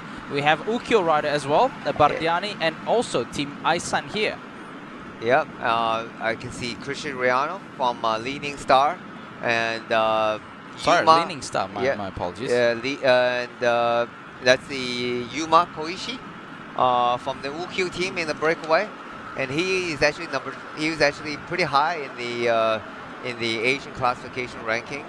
And also Mario Aparicio, so he's got to be the most aggressive riders in the hills for sure. And then we're trying to get a read on the EF education riders to see who that is. But Uskatel, Badiani, Ukyo, EF. Yep, so we have BH, Christian Raileno, and, Yuma Koishi, Mario Aparicio, Manuel Tarozzi, Stefan Debot, and also Joan Bo from Euskatel Euskadi that was interviewed. He did the Vuelta recently. Yep. And so he's should be in good form, and definitely he comes in, has the ambition to finish off Tour de Langkawi on a high. So Yuma, there goes view of Yuma Koishi, just getting a bottle feed, very smartly done. Yep. And on the climb, so yeah, it's hard for Team Car to get across. So this is time where you can get a feeding on the roadside. So very important for them to hydrate. Again, it's a hot day, so fairly late start. We only kick off at noontime. That's right. So even though it's a bit shaded, but it is still 30, probably close to 35 on the roads. 35 degrees Judging on the road. from some of the landmarks just now, it looks like they're probably almost halfway done. Gap on the climb. Yep. But there's a minute gap, so it'll be really interesting to see which teams still have their sprinter in the group. So judging from yesterday, the points leader, he should be the current points leader should be pretty good in getting over the climb. So we shall see at the top of the climb. We can see which sprinter are there and which sprinter missed the train. So then they will have a pretty hard chase getting down to Bentong.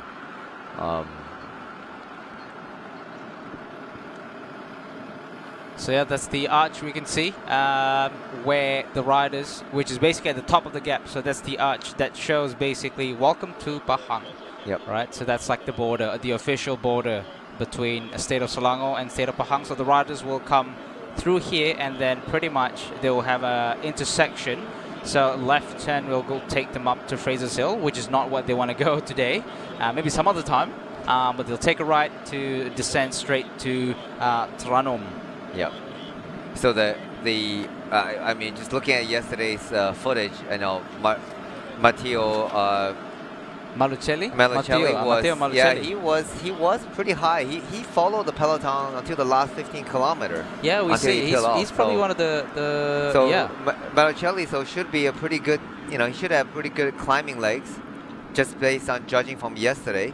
And but his teammate is in a breakaway, so he's in a perfect position. He doesn't have to do anything. He can just get over the climb. Yep. And if Yuma Koishi, the group, managed to get to the finish, then they have a chance for the stage win. Yep. Otherwise, himself will be able to sprint for another possible stage win. That's right. And a podium. So either way, they're in a good positions. I think that training, the racing in Italy really paid off. Yeah. So what is it that sort of made racing to Europe sets them apart from just simply racing in Asia, Danny? Well, that's a really good question, right? So racing in Europe, I think you generally, first of all, there are more races in Europe, and once you get there, you'll see that they are racing literally every week. Yeah. And also it's good that you don't have to travel so far. You're going from, you're racing in Italy, so you're racing within the country. Obviously, it's not a small country. You still have to drive a bit, but you're not crossing over multiple time zones. Packing your bike, traveling, and you take another day to recover. So you're just there. You live there, and then they stay there, and then they just focus on the racing part. Yeah. Now, even though and also racing there is not easy by any means, right? You can see the result. Many of them didn't finish the race, but however, that build up the speed. So you are racing at a different speed. You're racing with the more aggressive and the rider. So. It is good that it's like a form of training, racing training. So you get good legs from that. Okay. And then when you come back to Asia, and that's where you felt okay. Now you're back to the roads you're familiar with. You're Yep. back to the time zone that you were actually born in. Yep. So then the racing become less aggressive, and then so you tend to do well. Do better. So I know formerly I used to work with Meitan Humpo team Ikebasada. The Japanese team, and that's the same team that produced Yukiya Aroshiro, Peppu, Koji Fukushima, Takashi Miyazawa. I mean Masuda, who is also still in this race, participating in this race. You produce tons of good riders. So because of racing in Europe. So now we're seeing the front group is going to pass over the top of the climb. Yeah. We're seeing some of these motorbikes coming through. Yeah. So the group shouldn't be that far. So we're having this drone shot here. And this is we are at the top of the gap right now. Yeah, top of the gap. Right now we're looking at this is probably somewhere down to Bentong, on the way to Bentong. Yep. And you can see some big Chinese temple. We talk That's about right. It's a multicultural and multi-religion country. Very nice to see different people and different race and background, and get together and live in pretty happy big family. That's right. And I know coming to Malaysia, and you get the Chinese New Year, you get to invite your Malay friends to come over to open house, and vice versa during the Malay New Year's, and we go to my wife's she's converted to actually Islam, so we get to celebrate Raya at her house. And the Chinese New Year she comes over, and Christmas time they come over to our house as well. So it's so it's a multi-religion and multicultural country. Fantastic. And we're back to live action at the Breakaway. Guys are working well together. 6 riders on the front of the pack, and it looked like the gap is about 2 minutes plus. Yeah. So it's almost done, really. They almost finished the gap, so you can see here. They almost finished it. 2 minutes and 40 second gap. That's a sizable gap now. 2 minutes and 40 seconds, and obviously a lot of the teams at the back, they have a representative up here, and obviously they really want the Breakaway to stay. And 100 meters till the KM, looks like Mario Aparicio is sprinting for maximum points, obviously, because he did manage to get the Bukit Kampung Raja climb. Yeah, he did right. got So the he has Kampung 10 Raja points KOM. already, so he's going to add another 10 points Another 10 to points, his so virtual leader now. KOM. So he is the leader of the, he is going to be wearing the KOM leader, because Max Pohl has 15 points. Yes, so for sure. he is going to be wearing. So look like the leading rider, Christian Riano, is just on the back. He's not contributing to the Breakaway. Very clever move. I'm not sure he's a Breakaway companion like that, but well, it's if you're in the Breakaway, that's part of the strategy that you don't want to contribute. You want to just have an opportunity to save your legs for the sprint later. But yeah, it's right now.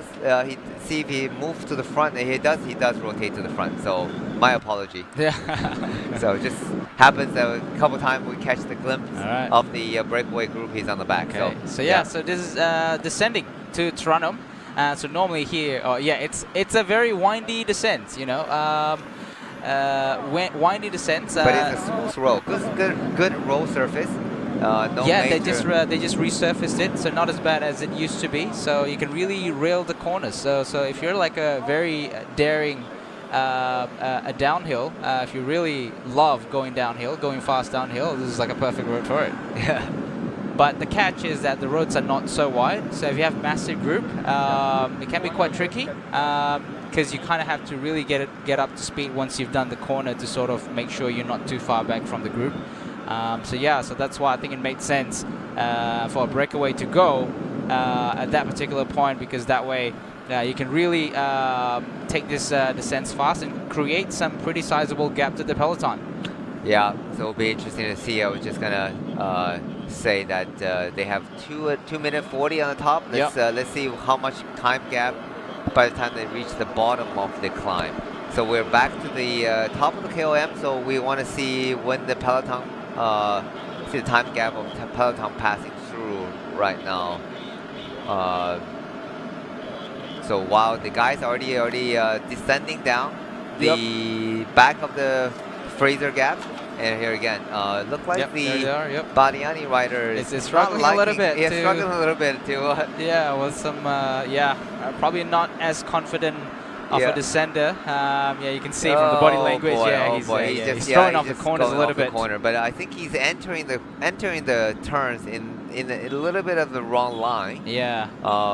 So the idea of you love cornering. So what is the trick of descending? What is obviously when you come to descending, right? So you want to take apex to apex. So assuming there's no one else in the corner, so it's just you taking the corner. So the best way is obviously you take you enter far and exit far, right? So you go from as further out as possible from the apex of the corner, right? So take an example, you go in a right corner. Yep. So you take from the left, right? You go as far left as you possibly can, without endangering yourself, obviously, and then really go into the apex of the corner, and obviously do your braking beforehand, right? You don't want to be braking in the middle of the corner, because that can be a recipe of a crash, right? Because when you're braking, and then the tire will lose the grip, and then you start sliding. So that you don't want that. So do all the brakings before you take the corner, right? Reducing the speed, and then take the corner into the apex. And then just let the bike glide, and make sure you don't look at where you're going, to give you a little bit of a confidence as well, rather than looking at front of you. So you look where you want to go, look where you want to exit, and then take it wide. So that way you can really, a lot of the time, by doing that correct, you can create some pretty sizable gap from the guy behind you without actually pedaling. Yeah. So that's a descending tip from Izzat Roslan.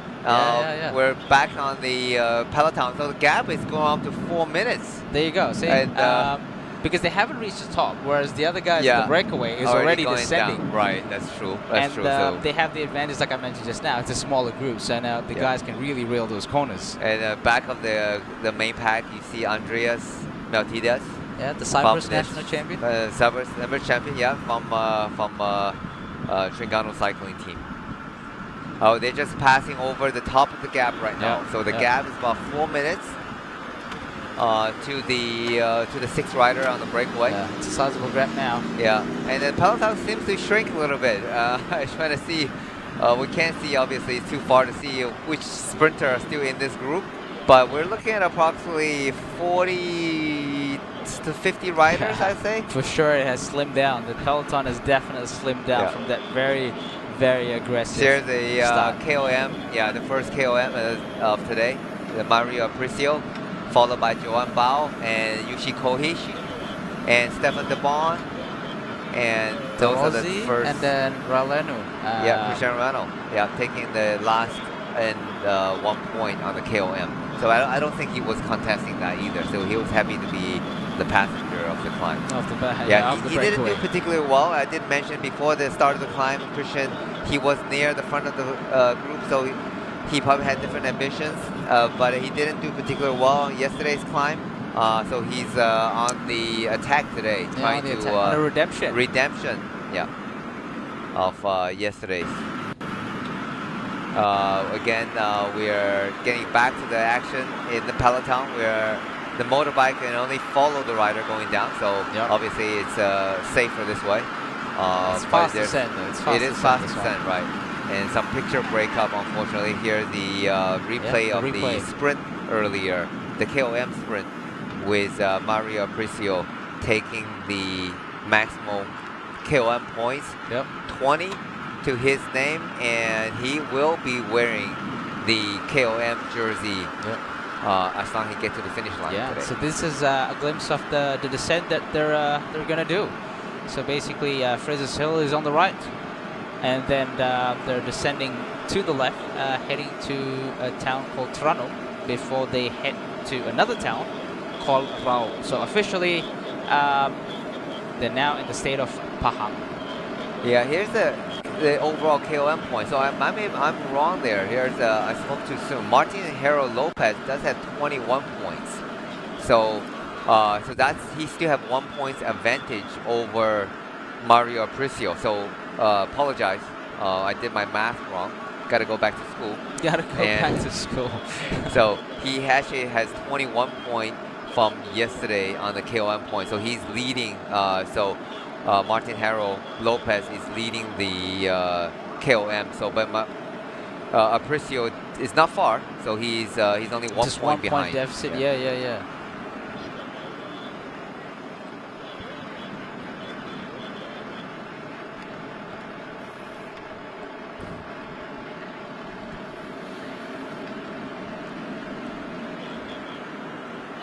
So we have an interview coming up right now. So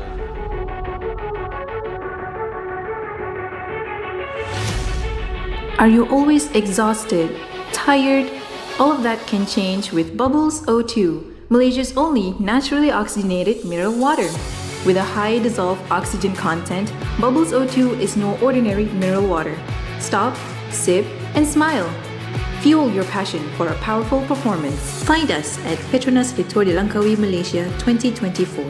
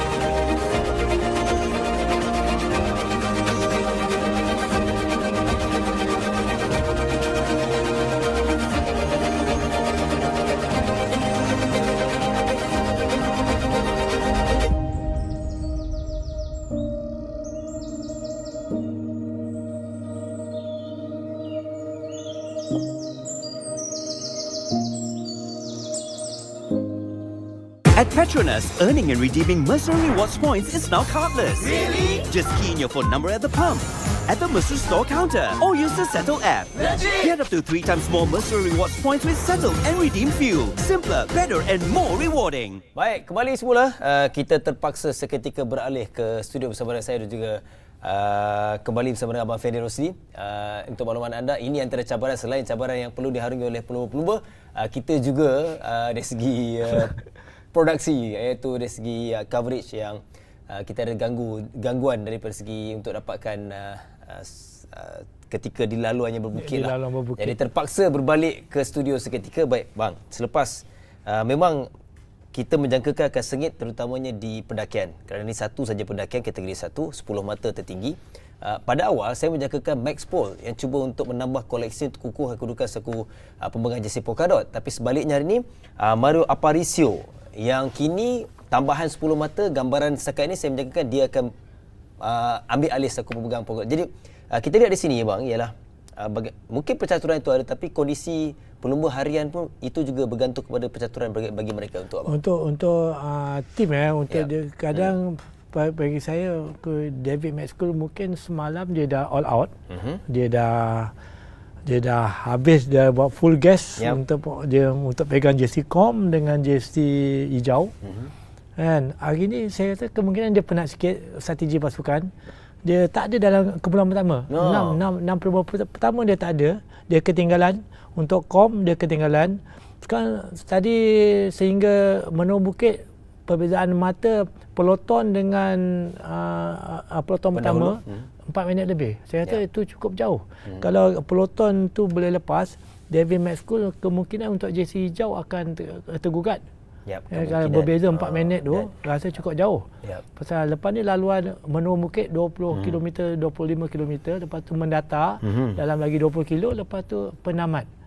Rasa agak sukar juga peloton besar untuk menangkap kumpulan di depan. Kalau dia bekerjasama, 6 rider pelumba di depan tu kalau bekerjasama, rasa agak sukar juga. Kemungkinan jersey hijau akan bertukar milik. Okey, itu jangkaan kerana perjalanan pun masih lagi jauh. Jauh lagi. Masih lagi jauh kerana selepas sebagaimana Abang Fendi kongsikan ialah laluan selepas yang lebih landai, terutamanya penamat nanti juga. Dan seketika kita nak bersama dengan Lily untuk update iaitu bersama dengan Lily apa perkembangan terutamanya sepanjang ataupun saingan untuk peringkat yang keempat ni. Penampilan 12 kali dalam saingan Tour de Langkawi. Kalau tak kenal, rugi. Saya bersama dengan Anwar Manan. How are you? Sihat? Alhamdulillah, sihat. Okay, Anwar, kalau kita boleh lihat, sekarang ni dah tak bertanding dalam LTDL tapi jadi host untuk PETRONAS Tour de Langkawi, betul? Betul. Influencer untuk media sosial PETRONAS LTDL 2024 ni. Alright, kita nak tanya sikitlah pendapat Anwar mengenai penganjuran edisi yang ke-28. Macam mana Anwar boleh bagi pandangan lah mengenai penganjuran kali ini? Okey, penganjuran tahun ni sangat sempurna lah. Kalau tengok daripada peringkat 1 hingga peringkat 4, tengok tadi ada kecacatan lagi lah. Daripada segi trafik, perjalanan semua, lepas tu dengan rider, dengan ada persembahan semua. Jadi tahun ni sangat meriah. Lagipun untuk tahun ni juga LTDA kembali ke Kuala Langkawi, kembali macam sebelum ni. Lepas tu kita masuk ke Sarawak pula. Jadi kalau tengok daripada mata kasar memang sangat perfect lah. Alright, beberapa pasukan mewakili Malaysia untuk saingan kali ini dah halfway through. Mungkin ada pelumba atau pasukan yang bagi Anwar sendiri stand out lah untuk edisi kali ini. Untuk edisi tahun ni memang kalau tengok persaingan sangat sengit lah. Tengok semalam pun untuk stage climb dia sampai bunch group dalam 10 pelumba. Jadi untuk kita katakan siapa yang akan pegang untuk juara keseluruhan belum tentu lagi, tapi memang saingan sengit lah. Memang yang saya tengok daripada DSM lah, Max 10 tu memang kuat. Dia pernah menjuarai peringkat dekat Tour de France dan lumba-lumba yang besar juga. Okey, untuk pelibatan kali ini juga banyak juga pelumba-pelumba muda, especially daripada national team. Aiman Rosli sendiri, mungkin Anwar boleh kongsikan bagaimana Anwar melihat prestasi mereka setakat ini. Okey, untuk prestasi pelumba-pelumba Malaysia saya rasa sangat berpuas hati lah, sebab sekarang ni ramai yang rider Malaysia pun ramai yang muda-muda. Jadi dia pun baru beberapa kali dalam perlumbaan TDL ni. Jadi untuk dia membuat kejutan dekat podium tu, kalau tengok dalam 1-2 hari tu memang Aiman Rosli memang ada naik podium, tapi untuk juara Asia keseluruhan tu memang dia ada ketinggalan jauh sikit. Untuk dia kena catch up balik, kena banyak kerja sikit lah untuk TDL kali ni. Jadi untuk pelumba-pelumba Malaysia lain, kalau compare yang sebelum-sebelum ni, kita nampak pelumba Malaysia untuk tahun ni memang bagi saingan sengit untuk pelumba-pelumba Eropah juga. Okay, menuju ke garisan penamat ni, mungkin ada kata-kata semangat ataupun harapan untuk pasukan-pasukan yang mewakili Malaysia khasnya, Anwar? Okey, hari ini stage Kuala Kubu Bharu ke Bentong. Kita mengharapkan pelumba Malaysia untuk naik podium lah. Jadi dekat situ mungkin sedikit sebanyak boleh menyuntik semangat pelumba-pelumba lain untuk mengikut jejak langkah pelumba yang dah naik podium tu. Alright, thank you so much Anwar. Have fun. Thank you. Baik, update je. Terima kasih Lily. Itu ialah bersama dengan Anwar Manan, antara legenda juga dalam LTDL, pernah menang peringkat Abang Fendi pun antara legenda terbaik 1999 Leto di Langkawi. TDL. Pasukan Asia terbaik. Pasukan Asia terbaik. Bersama Dan dengan Suhaimi masa itu Keton. juga kita ada Suhaimi Keton, dia orang pertama Malaysia yang pakai jersey King Mountain. Wow. Dia menang walaupun kom 4 Jambatan Pulau Pinang. Tapi dia buat ada kom situ. Pelumba Malaysia kita menang. Dia ada orang pertama yang naik stage untuk menyarung jersey kom.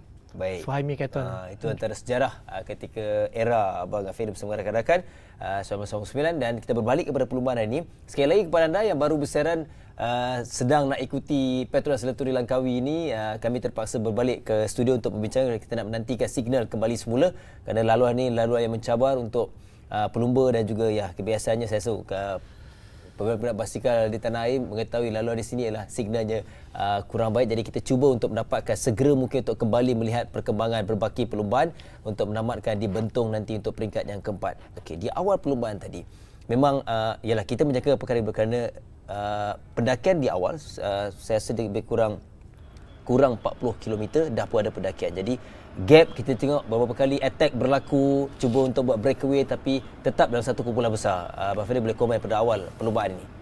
Pada mulanya saya jangkakan satu kumpulan yang besar akan sampai di kom pertama kilometer ke 39.3. Tapi ada pemecahan di situ. Saya tak pasti kan kenapa ada, bagi saya lah untuk pemegang GC seperti Astana, tim DSM yang pemegang jersey hijau. Kenapa dia terlepas? Terlepas ada 6 pelumba daripada yang bukan pemenang jersey tapi hampir-hampir yang dekat untuk mencabar pemegang jersey dilepaskan. 4 minit 20 second, 4 minit 20 saat, saya rasa jauh juga, cukup jauh juga. Jadi lepas ni turun bukit pasti daripada pemegang jersey yang berada di belakang akan membuat teamwork yang bersungguh-sungguh untuk menangkap peloton besar. Okey, kemungkinan juga Abang Fendi, macam Abang Fendi sebutkan jelah peluru daripada Astana, peluru daripada Tudor yang tak nampak di kelompok depan terutama daripada awal. Mungkin hari ini mereka mensasakan lebih kepada stage win kerana kita tahu penamat yang akan menyaksikan kembali pakar-pakar pecut. Antaranya kita akan nantikan Gleb Seriza, kemudian pastinya Avedi Klein yang belum menang. Mungkin itu antara sasaran mereka yang kita boleh jangkakan. Okay. Selepas kom yang pertama kita ada 3 zone sprint kilometer ke 73, 85, 94. Jadi mungkin strategi diorang 4 minit masih lagi tak terlalu jauh untuk menangkap peloton di hadapan. Untuk pakar-pakar pecut, saya kata inilah masanya untuk mengumpul mata, untuk mengumpul masa dan juga mengumpul masa. Mungkin salah satu strategi pasukan. Dia tak hantar gap terlampau jauh, turun bukit dia akan menangkap, lepas tu terserah pada pakar-pakar pecut. Baik. Alright. Ini yang kita nantikan, sudah mendapat signal. Jadi perkembangan terkini kita kembali bersama dengan Syafiq untuk berbaki perlombaan. See the riders at the back here, Bardiani seems to always, as soon as they reach like a very tight corner, he seems to put a little bit of a gap to the group. Yeah, we were wondering earlier, how much gap they were going to maintain on the descent. So they were able to keep about 4 minutes gap. So that's what we expected. Oh no! Motorbike shouldn't take the inside line. Boy, that was a close one. That was a close one. Yeah. So yeah, we talk about here guys going from the apex, the outside of the corner, go in to the inside of the corner, then shoots out to the outside of the apex. So there you go. Here's a demonstration of your cornering advice. And also, I think my advice to the corner is, like you said, make sure you brake. A lot of riders who are new to the cycling sports, they tend to break into the corner. So actually what happened is when you're braking in the corner, you're actually losing traction. That's 100% correct. Yeah, and so the idea is to brake before you enter the corner. That's why if you're ever into a Sepang F1 circuit or into a car racing, they actually have these braking zones, distance markers that mark before the corner. So they're telling you, okay, you need to do depending on what kind of car you're driving, but if you need to brake 200 meters before the before the braking zone, before the corner. So they actually tells you when to brake. So it looked like someone's look like a overshoot. rider just taking that corner a little bit more aggressive. Like you said, these are tight and twisty descent. So and they're not familiar with it. So That's this right. is for them. It will be the first time they're riding this descent. So some of these corners are actually quite blind corners. So you wouldn't know. Like sometimes you wouldn't know. Like halfway through the corners, you wouldn't have thought that it's almost like a U-turn type corner, like this particular one here. So the key is obviously now on this particular road you can see the lines, right? So always look ahead. That's why it's really important to look ahead when you're taking these corners, and then and then use a lot of your body weight, because a lot of time grips actually comes on how you position your body on the bike, right?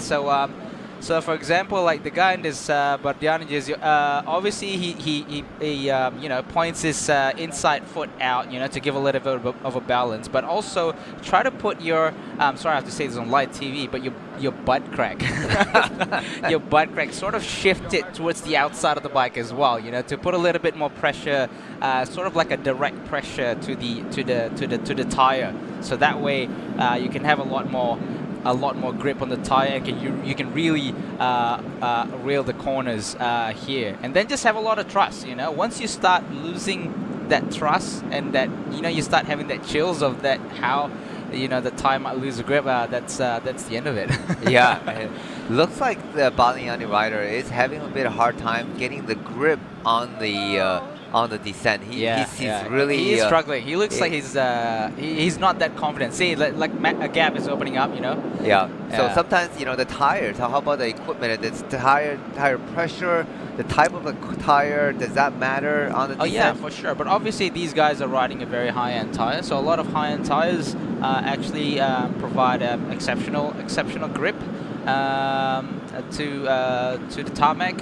So I know particularly tires like those, how do I say, like those with the circumferential tread patterns. How you have like the space shuttle has it, a lot of aeroplanes has it.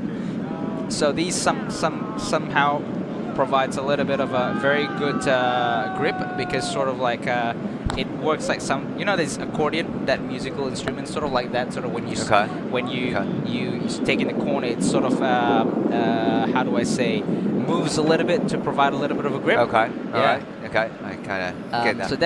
So they've basically finished the descent.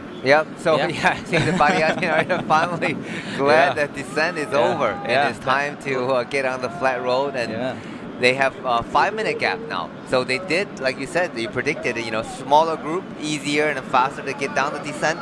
And we have one, is this a chaser? Johan Dorsen. From DSM. He is trying to chase across the gap to get to the number 11, trying to get across to the 6-man breakaway.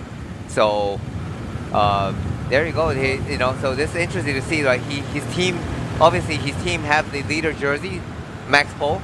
So why? So interesting to see him coming out the group and decide to, instead of sit back and work for Max Pole, he decided to go on attack, trying to bridge across the gap. And that's an interesting tactic. So to me, that sounds like, since these guys may not be the threat for the overall GC, so they may decide to say, well, DSM, I'm happy with the yellow, the leader jersey, the PETRONAS green leader jersey, but I'm also would be nice to have a guy in the descent, in the breakaway, and trying to win the stage today with a different rider. So that's right. That would be interesting. Maybe their sprinter, Casper Van Wooden, maybe he's not in the group of the first pack. So they decided to say the best way to try to win the stage is go on the offense. As you can see, though, obviously the team car couldn't come to them, so they're relying on the neutral service car here. Yesterday, Faisal was in the. Our friend Faisal, the bicycle mechanic, was in the neutral service car yesterday up Cameron Highlands. So I'm not sure if he's in the car today, Yeah, so if you're listening to the live, good job out there, mate. Yeah, so the neutral for the viewer who's not familiar with the neutral car service. So you in the race like this, you have two team car. You have team car A and B in case the group gets separated. But during this tight descent, so there's no way for the team car to get through, or if the time gap is only less than a minute, the team car is not allowed to go between the breakaway and the peloton. So there's a neutral service. Generally, is provided by the local race organizer. It could be Shimano, as you see in many European races. You see Shimano does a great job in providing the neutral service. So they have spare bikes and spare wheels in case the riders in the breakaway are not able to reach to their team car in case they have a puncture or they need a change of a bike. But of course, the bikes, one of the questions always wondering, then how are you going to get everybody's sizes correctly? So the neutral car, typically they stack up, everything from extra small up to large size bikes, and obviously they're not meant to ride all the way to the finish. That's Generally, right. they try to ride it just give them enough time for their team car to get to them in order to get back to their team bike. But sometimes that is a lifeline, because if you get stranded, you don't have a spare bike, then you cannot finish the race. And as we talked about earlier, the peloton doesn't wait for anyone. The show must go on. So it is a lifeline to many of the riders during the race. So in case their team car can't get to them fast enough. Yep, that's right. So appreciate the neutral service provided by the race organizer and the Shimano for the support of this race. So without them, the race would be difficult to be conducted. That's right. Rider number 3 is Stefan de Bot in front here. Christian Railenu from Leaning Star. Leaning Star, Romanian national champion, I believe. Yes, that's he right. is. Yeah.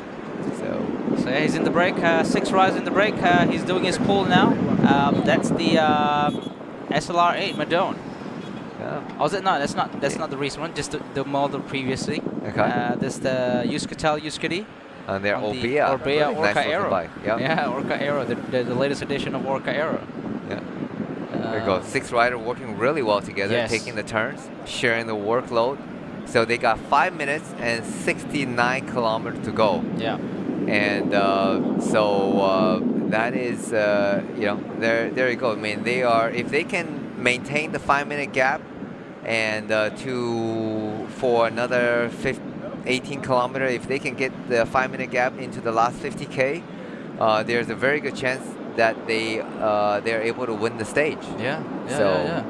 That would be exciting, because we had first 2 days of bunch sprint.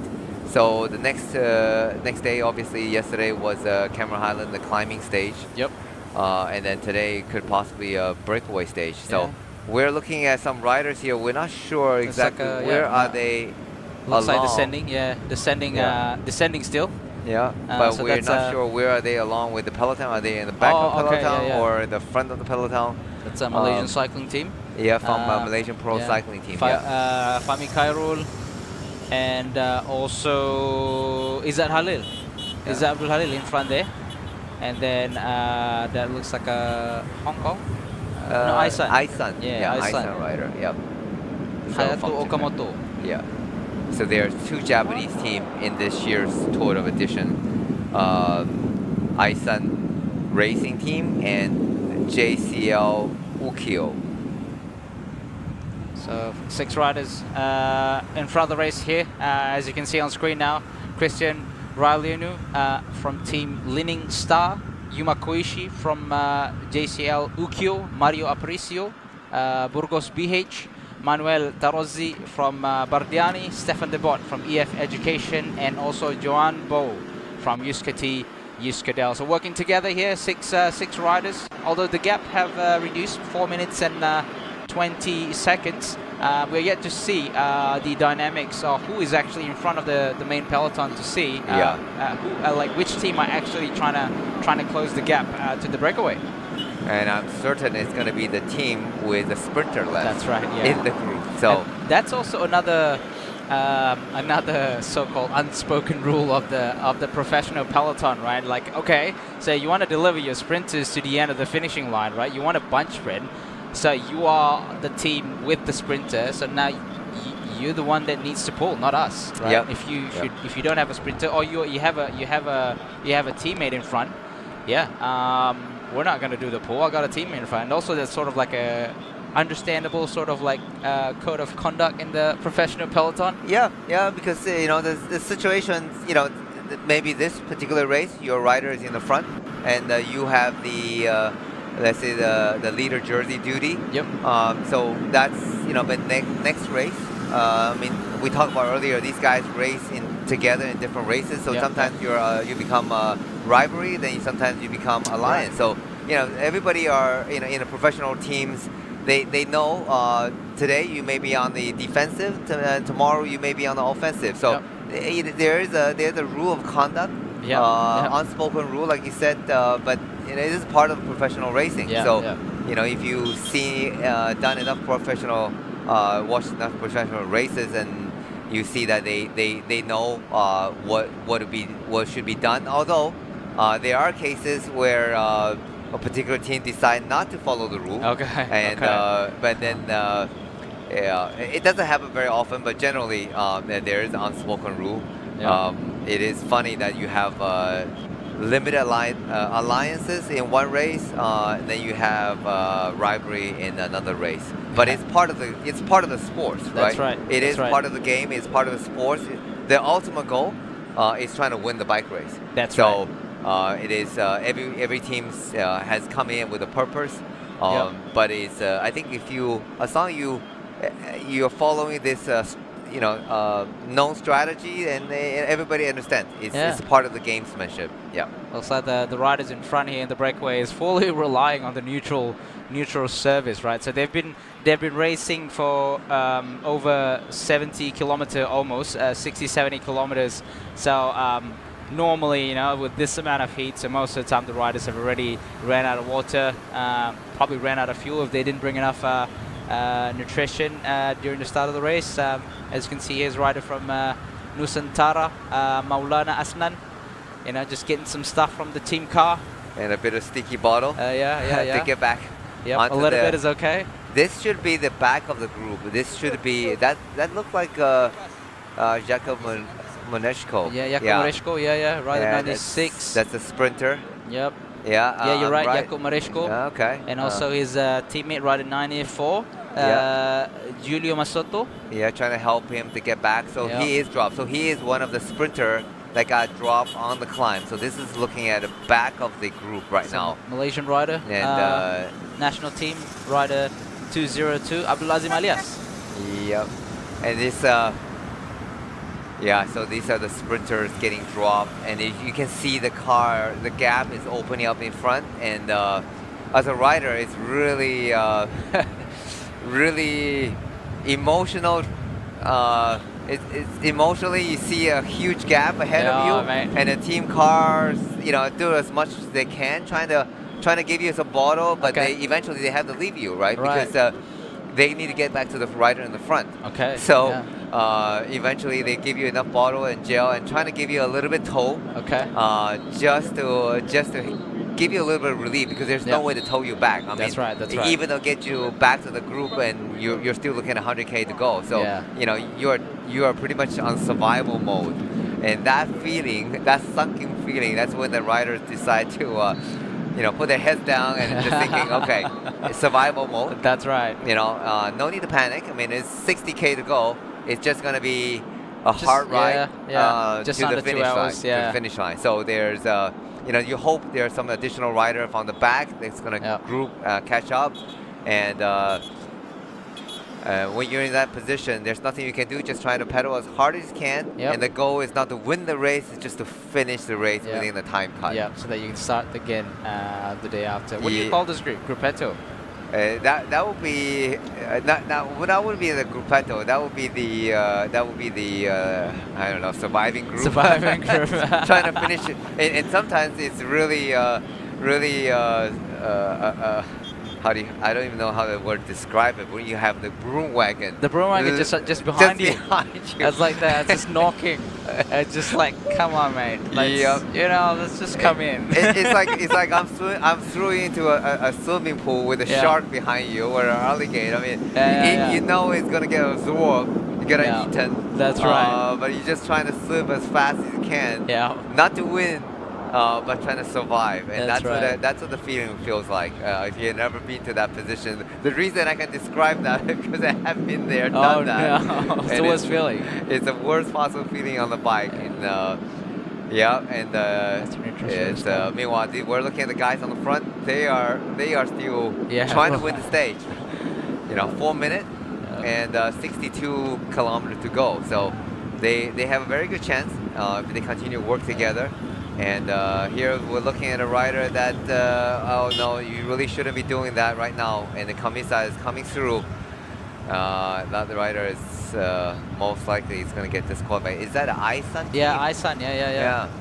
Okay. So there you go. That's, the front group is almost fully supported by the neutral service. Obviously, you're not going to get your drink of choices, but yeah, at least you get some water.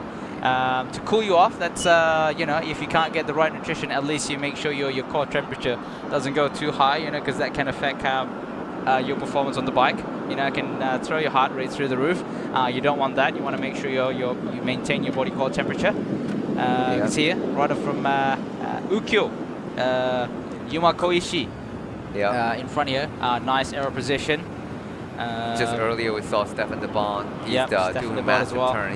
He's trying to keep the pace of this group as fast as possible. And make sure everybody working well together.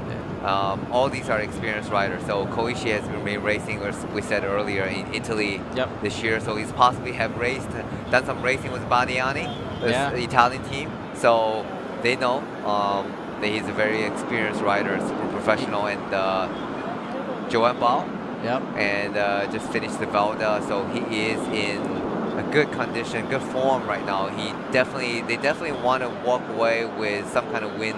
So all these teams, with exception of Koishi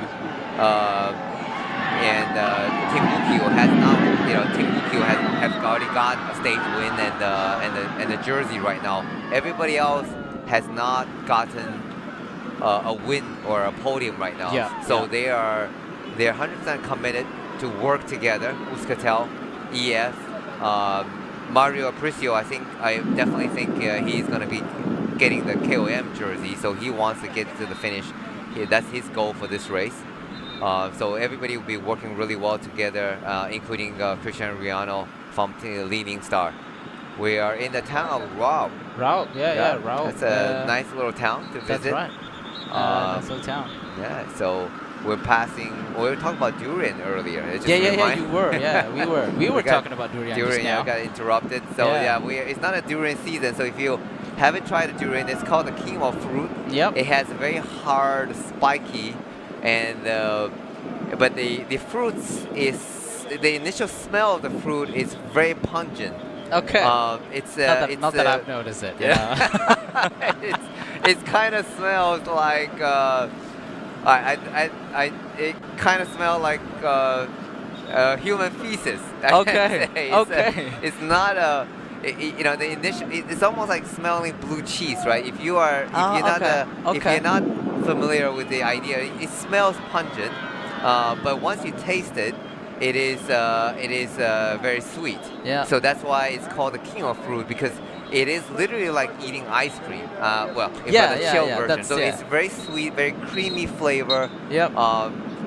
Once you get over, here you go. Here's the durian right there. So once you get over the smell, so psychologically you're thinking you're smelling something rotten, but not pieces. So that's not a bad. That's not a good description, but something rotten.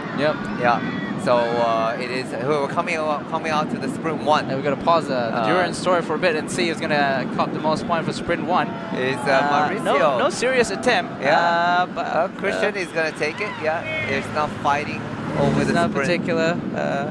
Because I think right now they're really trying to get to get to the finish line, trying to win the stage instead Yeah, of rather fighting, than contesting of the spending energy in sprinting. Yeah, exactly. So this, a lot of the European professional team, the riders, they know their task is to win the stage, so they don't go for these minor just points. ride through it. Just ride through. Yeah, so they work together because they know they're 59k to the finish. Yeah. So once you start, if you made enemy now, you're gonna be working pretty hard on your own later. So they need that cohesion. They need to work well together to get to the finish line. So and try to win the stage. So that's the bigger objective of today's breakaway. Yeah. So seems like maximum point goes to Christian for the first sprint. Yeah. Anyway.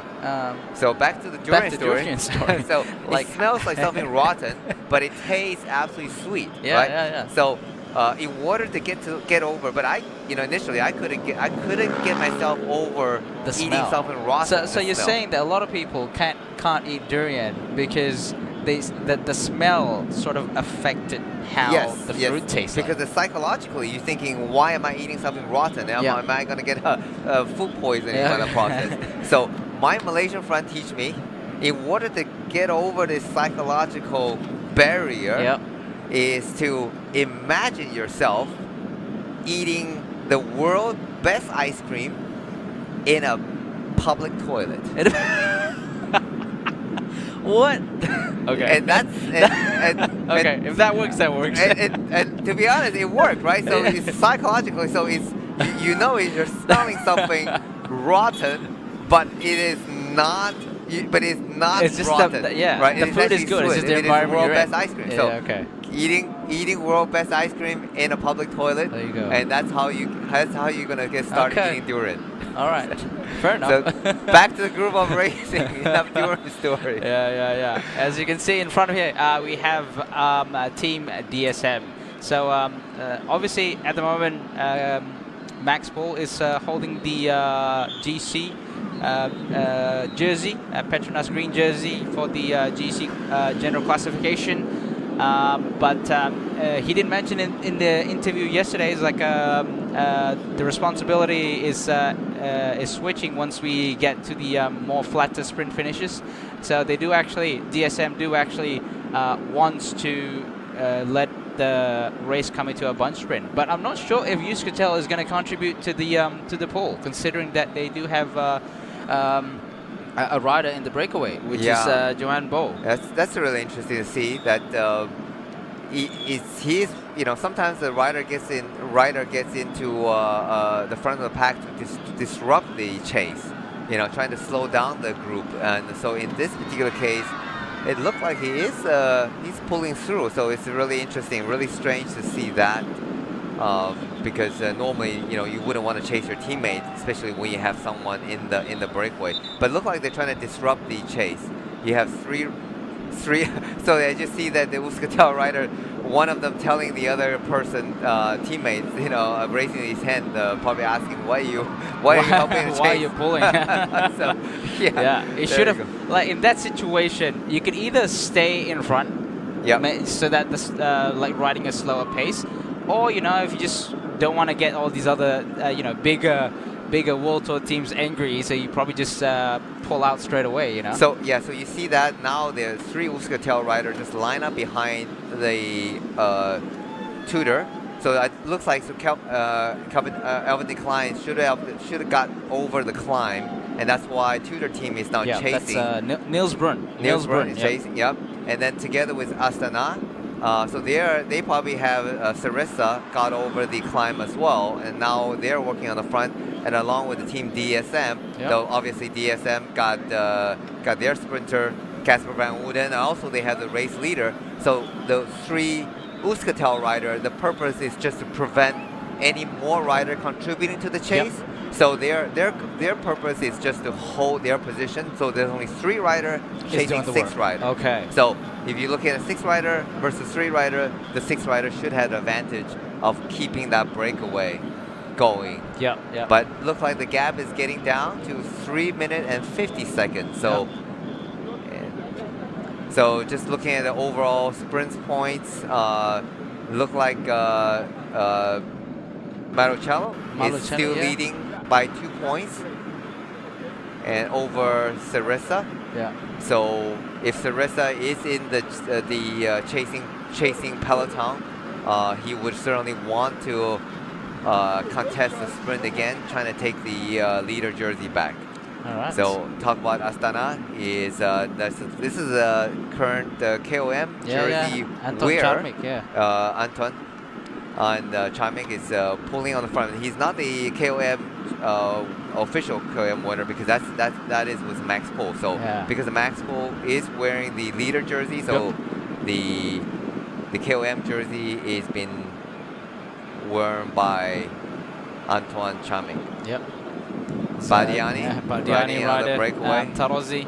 It looked like he is pulling some faces right now. But just now, we had that shot from the peloton. It's strung out, Denny. It is. Yeah, it it's is. a single And file. It's strung So out, and it's going obviously, fast. yeah, because you're looking at a 55K to the finish, so it's not. It's over an hour, maybe an hour, less than an hour, 20 minutes racing. So 4 minutes gap with 6 quality rider in the front. So that is certainly capable of getting to the finish line. So DSM is chasing, and I think we can look at the time gap. If any of the rider on the front is a threat to the overall general classification.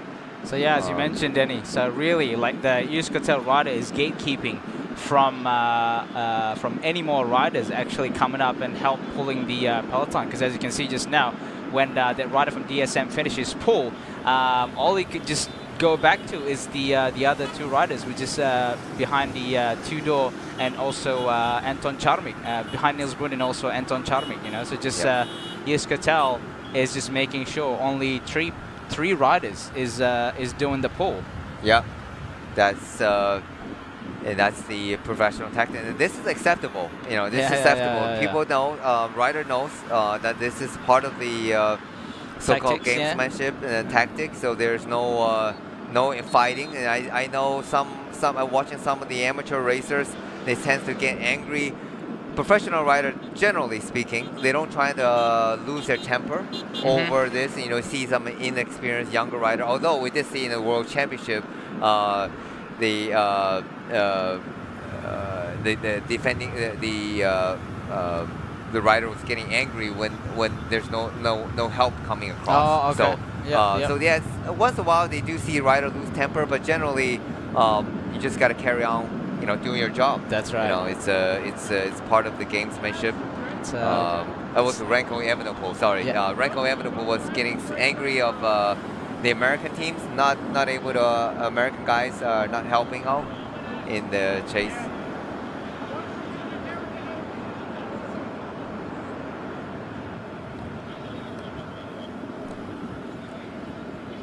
All right, so yeah, we can see.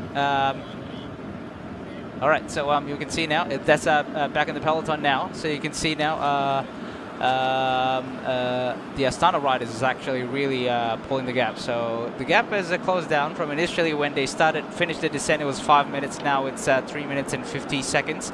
And they're working really well together here. So the rider, no one is surging. And you can see like how these professional riders are doing, right? Whenever they finish their pull, they ease off so that the rider behind can actually contribute to the speed of the group. So you can see now, just now on the screen, Anton Charmik is having a bit of a rest, and it looks like Ide Skelling is replacing him to pull on the turn. You can see here, just from the snippets, Gleb Syriza at the back there, looking comfortable.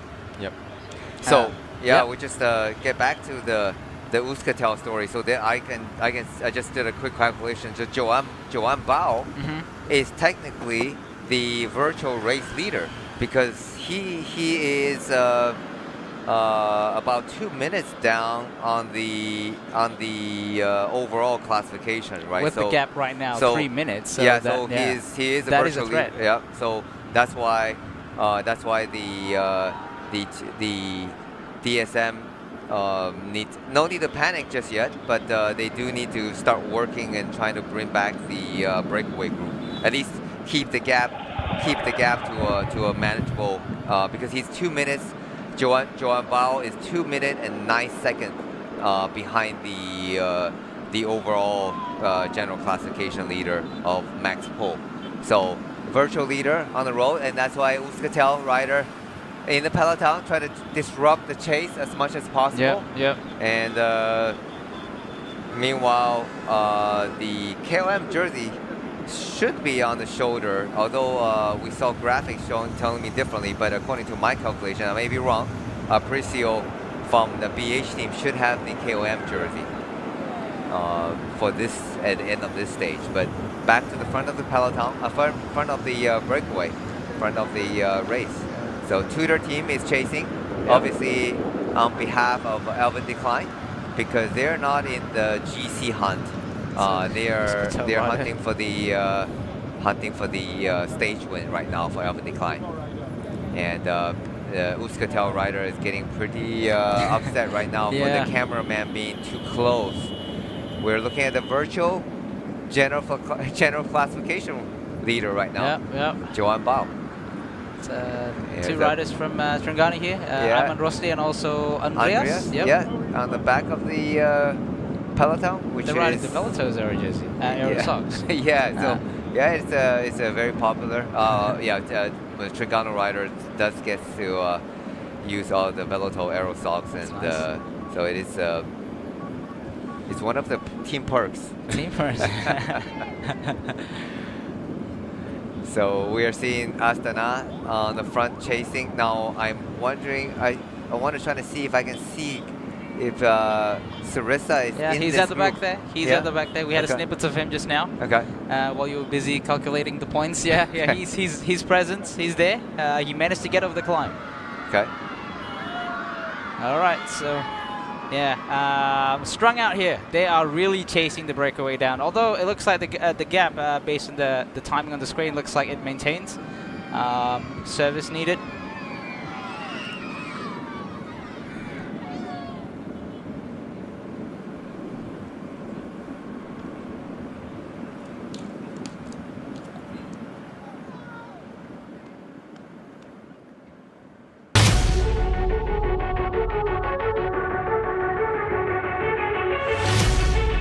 Are you always exhausted, tired?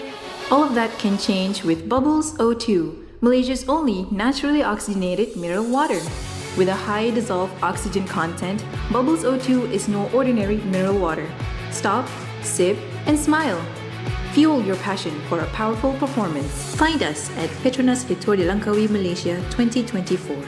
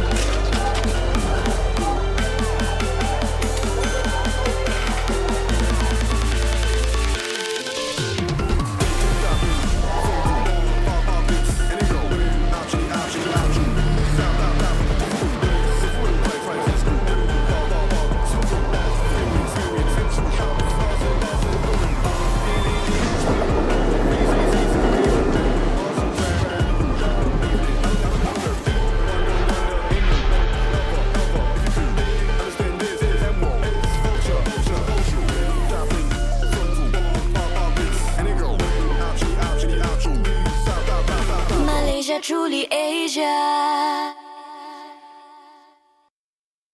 At PETRONAS, earning and redeeming Mercer Rewards points is now cardless. Really? Just key in your phone number at the pump, at the Mercer store counter, or use the Settle app. Legit? Get up to 3 times more Mercer Rewards points with Settle and redeem fuel. Simpler, better, and more rewarding. With 2 minutes and 35 seconds gap between the breakaway and also the main peloton.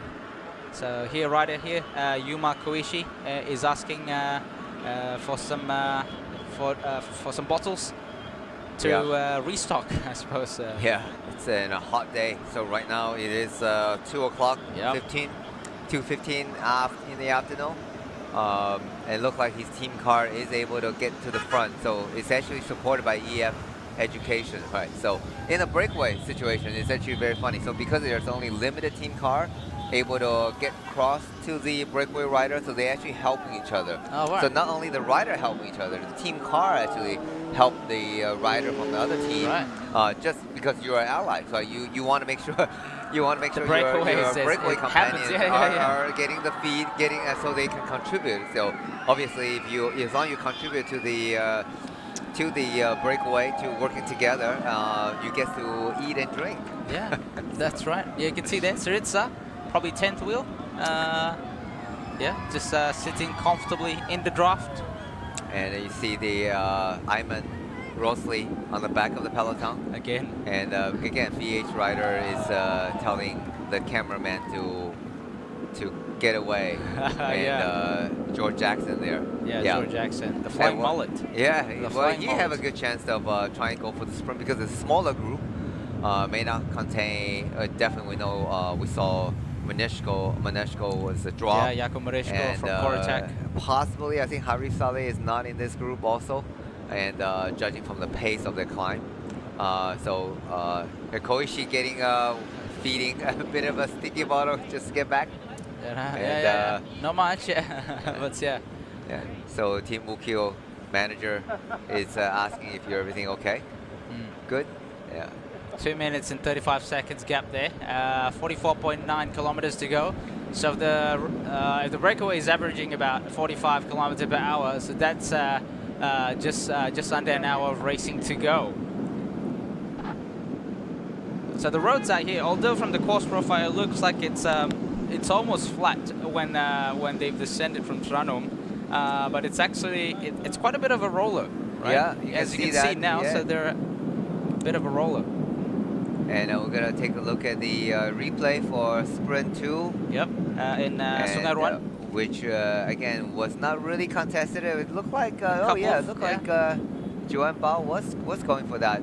So possibly he wants to move up a bit more on the GC. Yep. So, but it was Mario Apricio was contesting a bit. Two Spanish guy fighting it out. Maybe some rivalry. Won by Joan Bao. Yeah. Second place goes to Mario Apricio. So that's a 3-second time bonus. Yeah. And that's likely that's the reason he wants to contest for the intermediate sprint. There you go. So on it is. the screen now. Yeah. Joan Bao and Mario Apricio and Torosi from the Baniani CSF taking the third and last point. So the overall sprint is still led by Matteo Malucelli. Yeah. From Ukyo. Ahead of the Sarissa. And so this sprint, obviously we saw, you said both riders should be in this group. So it will be interesting to see who is going to take the points classification at the end of this race. It's exciting. Every day we see a different guys on the podium and different guy wearing new jerseys every day. So yeah, that shows the depth of this race. And it is really nice to have the race now in October, because in the past it's been February, and I think a lot of time a lot of the teams are not necessarily race ready, and they're just coming out of the winter season. Yep. So you tend to see a dominant, let's say a particular dominant rider. That's right. But this race, we have not seen any dominant rider, dominant team. Although Max Poole is definitely undoubtedly the best climber in this race, but he's only leading by 5 seconds over Harold Martin Lopez. So it's not a done deal. This is something we predicted, that without Genting Highland, the time gap between the riders are small, and that actually makes a more exciting race.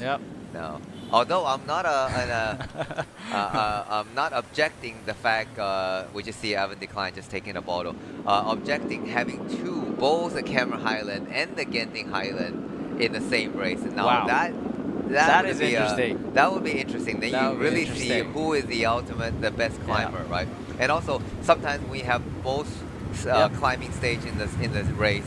The Cameron Highland tends to be a breakaway stage. Last time, I just remember the Simpang Pulai climb was actually featured in the Tour de Langkawi, and it was won by a breakaway Anthony Chateau. And later that year, he actually won the KOM in the Tour de France. So Tour de France KOM jersey. So I remember I watched him on the side of the road. So I actually had the fortune of riding before him. So so I started the riding with my friend, and we actually trying to watch the race. So Anthony Chateau. So it was a Europe car, and he took the KOM jersey. And he won the overall class. He did win the overall race eventually, as well. So that was, and so that certainly is it's interesting to watch. And another rider that won the Cameron Highland was Wang Mei Ying, and that was on a breakaway with the local rider Lo Si Kiang. But the race did finish up the Genting in the next stage, where he did hand over the overall race leader. So back to the front of the race. So we got still maintaining 2 minutes and 35 seconds. So at the moment in front there, Tarozzi. Tarozzi is just finished his pole, right? So very smooth transition here. You can see from these riders, like once the guy in front pulls off, the rider eases off the pace so that the oncoming rider could carry on his pull. You know, so that's a key. So you can see here, Ike Bonillo from Yuskatel Yuskadi, just full of bottles behind his back here, just to feed all his teammates. Bottles full in the bottle holder, and then probably another 4 or 6 bottles in the back of his jersey. Domestic duty, as we call it. And while and probably talking to his DS and trying to figure out what the strategy is and how are we going to slow down the chase group in order to allow Joan Bao to take the win, but also probably more important, trying to move up the general classification and potentially even taking it away from Max Poole, and that would be interesting. And obviously, I think EF Education just won a stage. They really want to win the stage. And Stefan Devon, I think he lost a bit more time, so he's probably not interested in the general classification, but definitely a stage win. And Badiani as well, BH, Mario Bricio, they all want to be able to win a stage, and that's their objective. Yeah, it'd be interesting to see, you know, because obviously Harold Martin Lopez, okay, we're approaching the third sprint classification, 100 meters to go. Looks like Mario Apricio is really going together for with Yuma. Might have lost it to Yuma. I didn't know Yuma has been a sprinter. There you go. Yeah, we can have a look at the replay afterwards. Yeah, looks like Yuma seems to get it. Yeah. Judging from the shadow, obviously. Yeah, we didn't have a head-on shot or aerial shot from there. Here's back in the peloton. Looks like just behind DSM. Looks like Yuskatel and Burgos have swapped turns in terms of who is now holding off the peloton from chasing so quick. Because obviously Burgos have Mario Apricio here, and Yuskatel Yuskadi have Joan Bao in the breakaway. So I'm assuming they have the same interest, I suppose, to make sure that the peloton is not going too fast and catching the break. As you can see now, the gap has grown from 2 minute 35 seconds to 2 minute 50 seconds. Here's a replay of the sprints, neck and neck between Mario Aparicio and Yuma Koishi. And judging from the aerial shot here, Yuma Koishi have gotten the maximum points for third intermediate sprint in the city of, let me just quickly have a look, in Sungai Klau, sorry. Yeah, Sungai Klau. There we go. Yeah, it's another. Maybe Koishi just said, yeah, you can't have everything. Yeah. You can't. You have a bit of a KOM friendly jersey. rivalry. You have the KOM jersey already. Come on, you gotta share the prize. Yeah, Yuma Koishi does take 3 points, but also he is trying to move up to the in the Asian. All right. Yeah, so his teammate has the Asian classification. So technically, also he is officially the virtual Asian classification. All right. But he finished yesterday with several other Asian riders. So he needs the intermediate points. Not the points, but so much the point, but the bonus second in order to move him up. So he's technically, even as group finish together as a bunch sprint, he would be number 2 now in the Asian classification. Yeah, so he will have 2 riders, 2 Ukyo rider, and on the podium of the Asian classification, assuming if the race finished today. But we're only halfway to the Tour de Langkawi, so we still have 4 more stages to go before the final finish in Sarawak. So you can see here the peloton is about to pass through the third sprint point at the town of Sungai Klau. You can see all the residents of Sungai Klau is celebrating the arrival of the peloton, and it's good. It creates visibility to this small town of Pahang.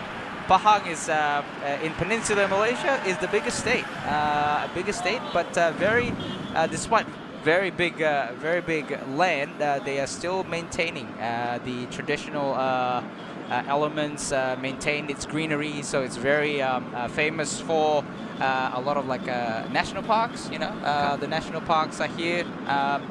Camping sites. A lot of campsites, a lot of rivers, a lot of waterfalls. So river rafting. River rafting. Yeah, that's right. That's my wife told me we haven't done river rafting, so we need to get down there. So it's true. I've been here for many years. How long have you stayed in Malaysia, Danny? It's embarrassing to say on the air, but I have stayed here longer than I lived in China, there you go. and longer than I lived in the U.S. Wow. Okay. And that's how long I have been here. And but it's just a testament, to how great this country is. I came to this country, Malaysia. I had the intention of staying 1 year. Oh, One year become 2, 2 become 5, 5 become 10, and 10 become 20 years. 20 years. Wow. So there you go. It's just so nice place, and I don't want to. I mean, I literally call this home. When I go back to the U.S. now, I on feel holiday. like I am on a holiday, on a visiting mode. And when I come back to Malaysia, when I land, and I always said, finally back home. Okay, that's so interesting. That's how interesting. welcome this country has been to me. That's I really appreciate. I'm trying to appreciate what I have been received in this country. So so you can see here, probably trying to get some feed here. Yeah, Hugh Carthy just decided to He's a big bottom. guy, isn't he? I mean, in relative standards to us that live here in Southeast Asia, or even Asian people, Hugh Carthy is a big boy. He's tall rider even compared to the rest of the peloton in Europe. So he is a very tall and very skinny, very thin rider. So. As you see the peloton, the group is keeping a 2 minute and 50 second. Now, assuming if the time gap is correct, 33K to go. It is really on the border age. Yeah, it is possible they survive all the way to the end. That would be exciting to see. Now, whether or not Max Pole will be able to retain his pole position in the peloton. Yeah. And just now we saw the speed indicator at the corner right of the screen, it's like they were cruising at 55, 56k an hour. That's all. Yeah. 55, 56. There Yeah, you these go. guys, Yeah. at the breakaway. Yeah, it's Maintaining aero position, you know, make sure everyone pull a smooth turns. Yep. Yeah, no one skips a turn. You see that? Yeah, they work really well. See what we're saying, that you know they don't stay over too long. Yep. You just come through to the front and Yep. you just pull over without accelerating, because the whole idea is you keeping a steady momentum, That's right. steady pace. Is a lot better than surging. Once you start surging and attacking each other, and that's what how the lactic acid build up in your muscle, and once that reaches your lactose threshold, and your legs start burning, and your body is screaming to tell you to stop riding, pedaling. So they are working really well. Again, you know, these are very experienced riders. So they are really posing a threat right now to the peloton. So so time to get organized. If the sprinters want to win, they need to start helping Team DSM to get on the front and start work and bring down the gap, and trying to go for a bunch sprint. Although personally, I would be very nice to see if they survive all the way to the end. And then you get to the last 5K, and then you see these guys start attacking each other. That's right. And playing a bit of cat and mouse. So suddenly the alliance become rivalry. Yep. And friends become enemy. Yep. And this is where the race gets even more interesting, right? So hope so. Let's hope it will be an exciting finish. So if you are nearby Bentong, and we probably got another 45 minutes of racing. Yep. So if you they're can, going 50k an hour, how about that? Probably 40 minutes to go. Yeah. So if you can get out to the town of Bentong, to watch the finish, this is time to go.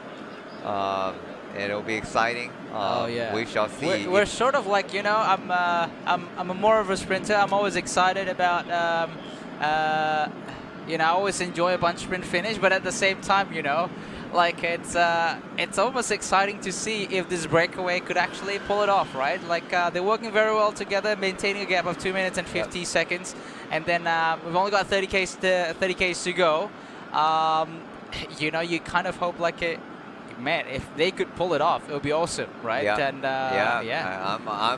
I am the world worst sprinter, so I'm always trying my luck in the breakaway. Although I'm terrible at that too. So, but just from a race perspective, it's always good, interesting to see again different riders. Different rider on the podium every day.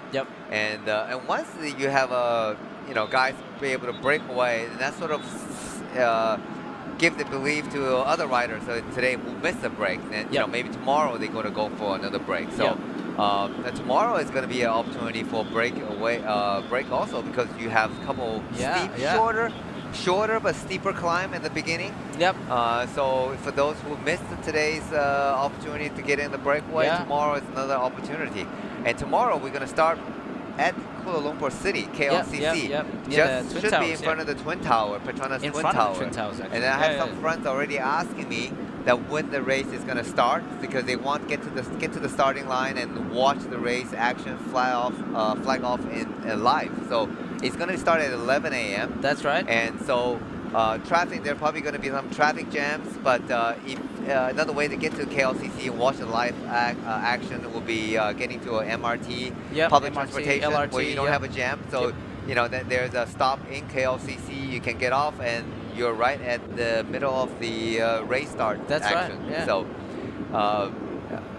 we're seeing. I would almost go and get the LRT, because it'd be really tricky to find parking, number one, and also the traffic. Traffic is going to be it's going to be a mess. Traffic. Obviously, I think the road closure is probably only going to happen early in the morning, not the night before. But still, then you know, like it's just trying to find a parking, trying to park your car, and then also you have to deal with the very smooth rush hour traffic with the what do you call, air quotes? We've seen the back of the peloton. I mean, it's really strung out. It's one line. The guys we just saw there was a couple roller hills, and guys are on their limit, right? There was a gap opening up. Is there Oh, see wow. a gap Oh, opening wow. up already? Because Tudor team is pulling a little too hard. They're creating a gap. Yeah. And Astana rider trying to close the gap right now. So the DSM rider also in front, probably trying to tell the Tudor rider, hey, keep it all together. Keep it all together. Because if they break up right now, it will become a complete mess. Yep. But right now, you can see the guys are going, they're going, I think, in about average 50K an hour, just trying to reel in, because this is really the critical point. 2 minutes 35. Yeah, the gap has closed down for sure. It closed down, but it's not fast enough. It's not plummeting down. So it's 30K. It's coming down only slowly. And if there's any funny business going on in the back of peloton, and these guys will go all the way to the finish. Yeah. And so we're just looking again. So Tudor, so they're going a little bit with of DSM. Yeah, a little bit of a bug there. So just Alvin off the Decline, saddle, we saw earlier. Yeah, Alvin Decline was in the peloton, so he's definitely won his chance. This is probably his best opportunity, and also he's going to get a chance to fight out with Ceresa, mano to mano. Mano, mano, yeah. That's it.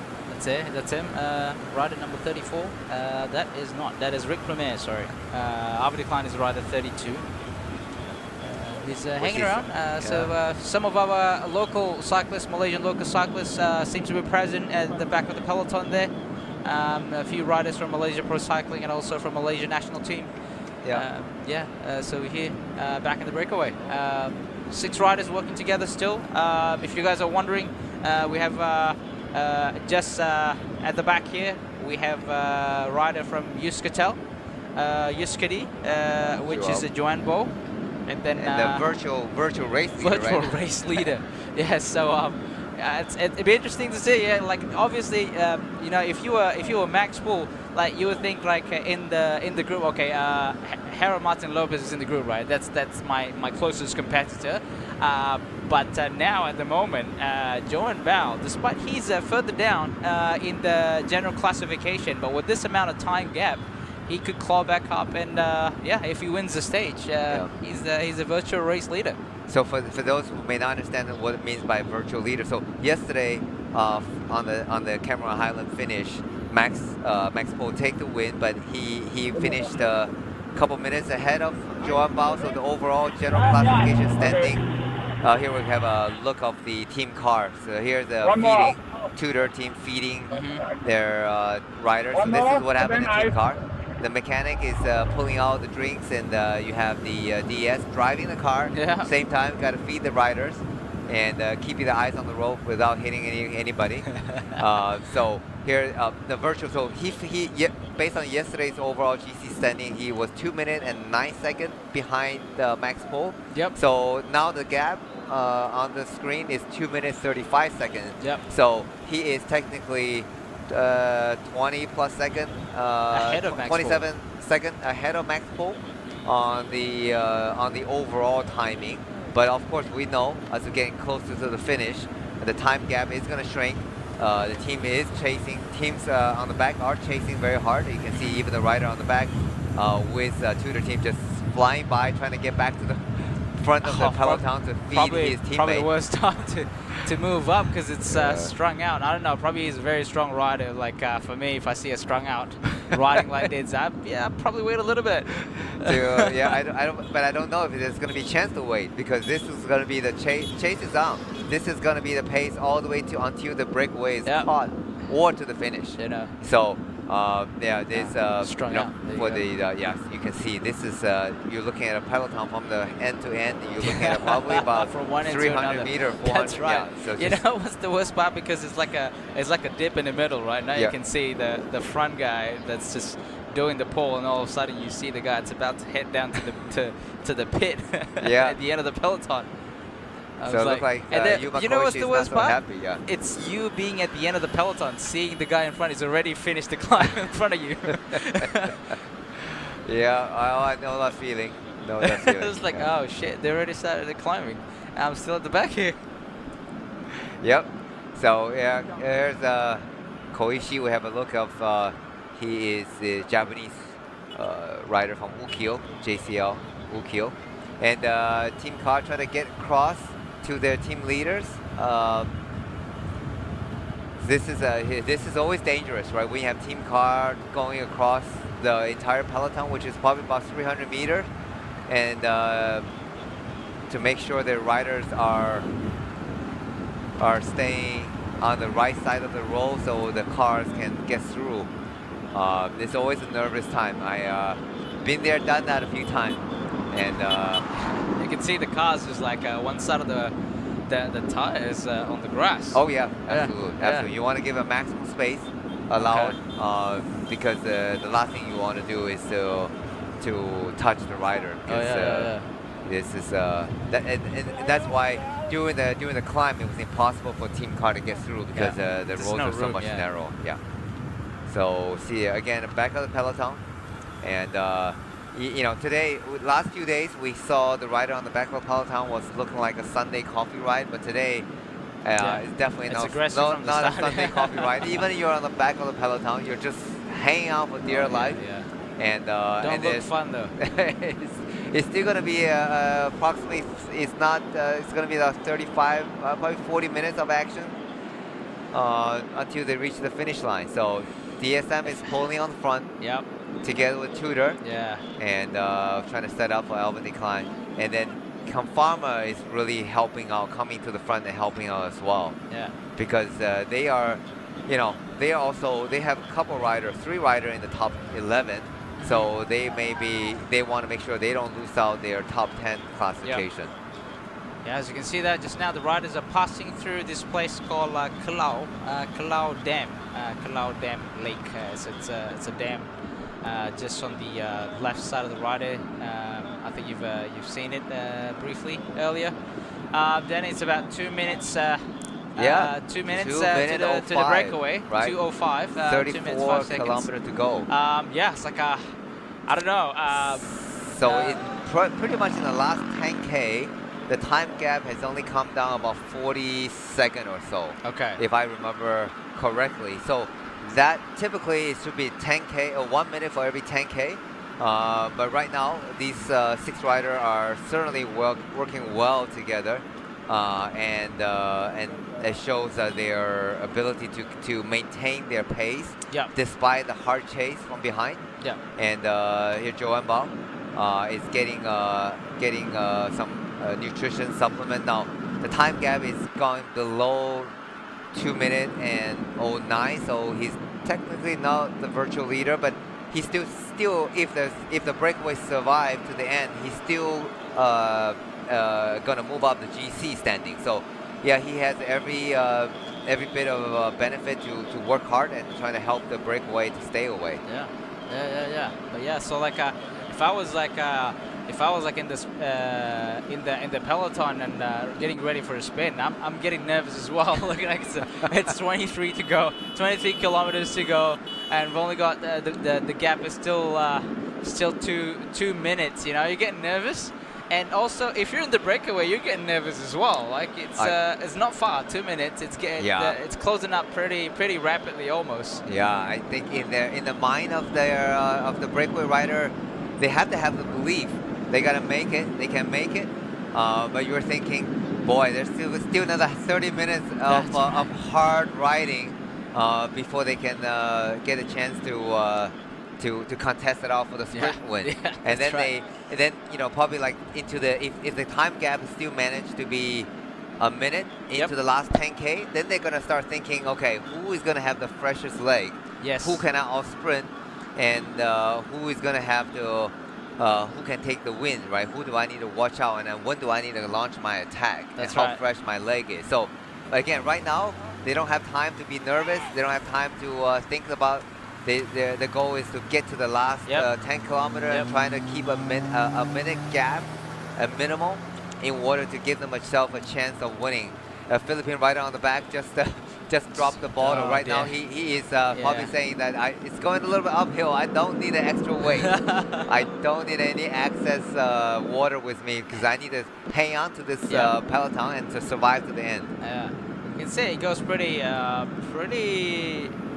I would say steep, you know, because the guys had to get off the saddle, so the gradient must have been quite steep. I mean, you can see like this is wide open. I'm going to assume it's going to be very windy out here, especially this time of this time of the day. As, along the side of the road, you see are the palm plantations. That's so right. Malaysia is actually the world's biggest exporter of palm oil. Palm oil. So there you go. So these are palm trees that's along the side of the road, and these are pretty much just in the early stages, probably 1 or 2 years.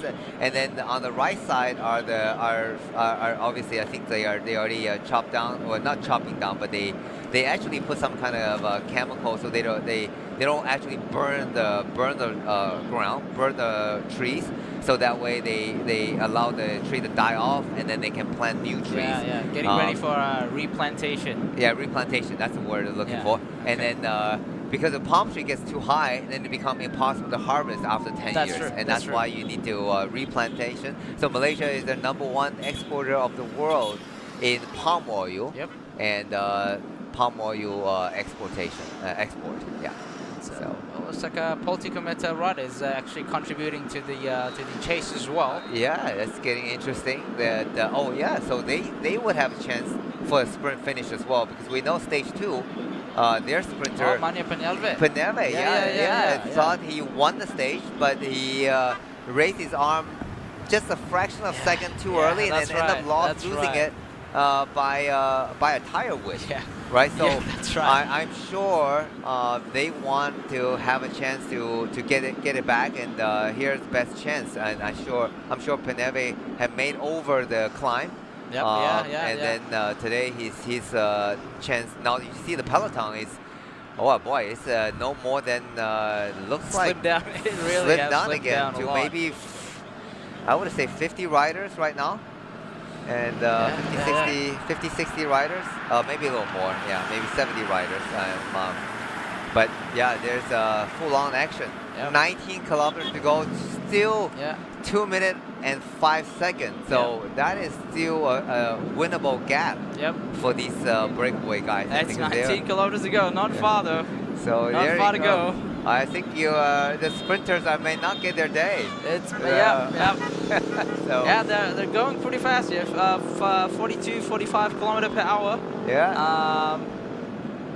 Oh, okay. We just got a fresh information. 140. Yeah. So that's the borderline right there. So 140 is coming down. It's getting pretty nervous. Yeah, it's you can see the motorbike is getting really close, giving a toll. There's not going to be some happy teams here. There you go. So the rider on the back are just struggling from look like from ARA. Judging from the backdrop just now, we see earlier, the riders are potentially facing the Fraser's Hill at the moment. Just now, if you have the shot where the riders are heading, so potentially we are actually looking at Fraser's Hill where they were. Okay. That's the back of the on their back on the background is Fraser's Hill. So here's the time gap is 1 minute 40 and 19 kilometers to go, and Christian Riano looking for team cars, some more nutritions, and let's see if he's gonna get some. Here we go. Here's his leading star.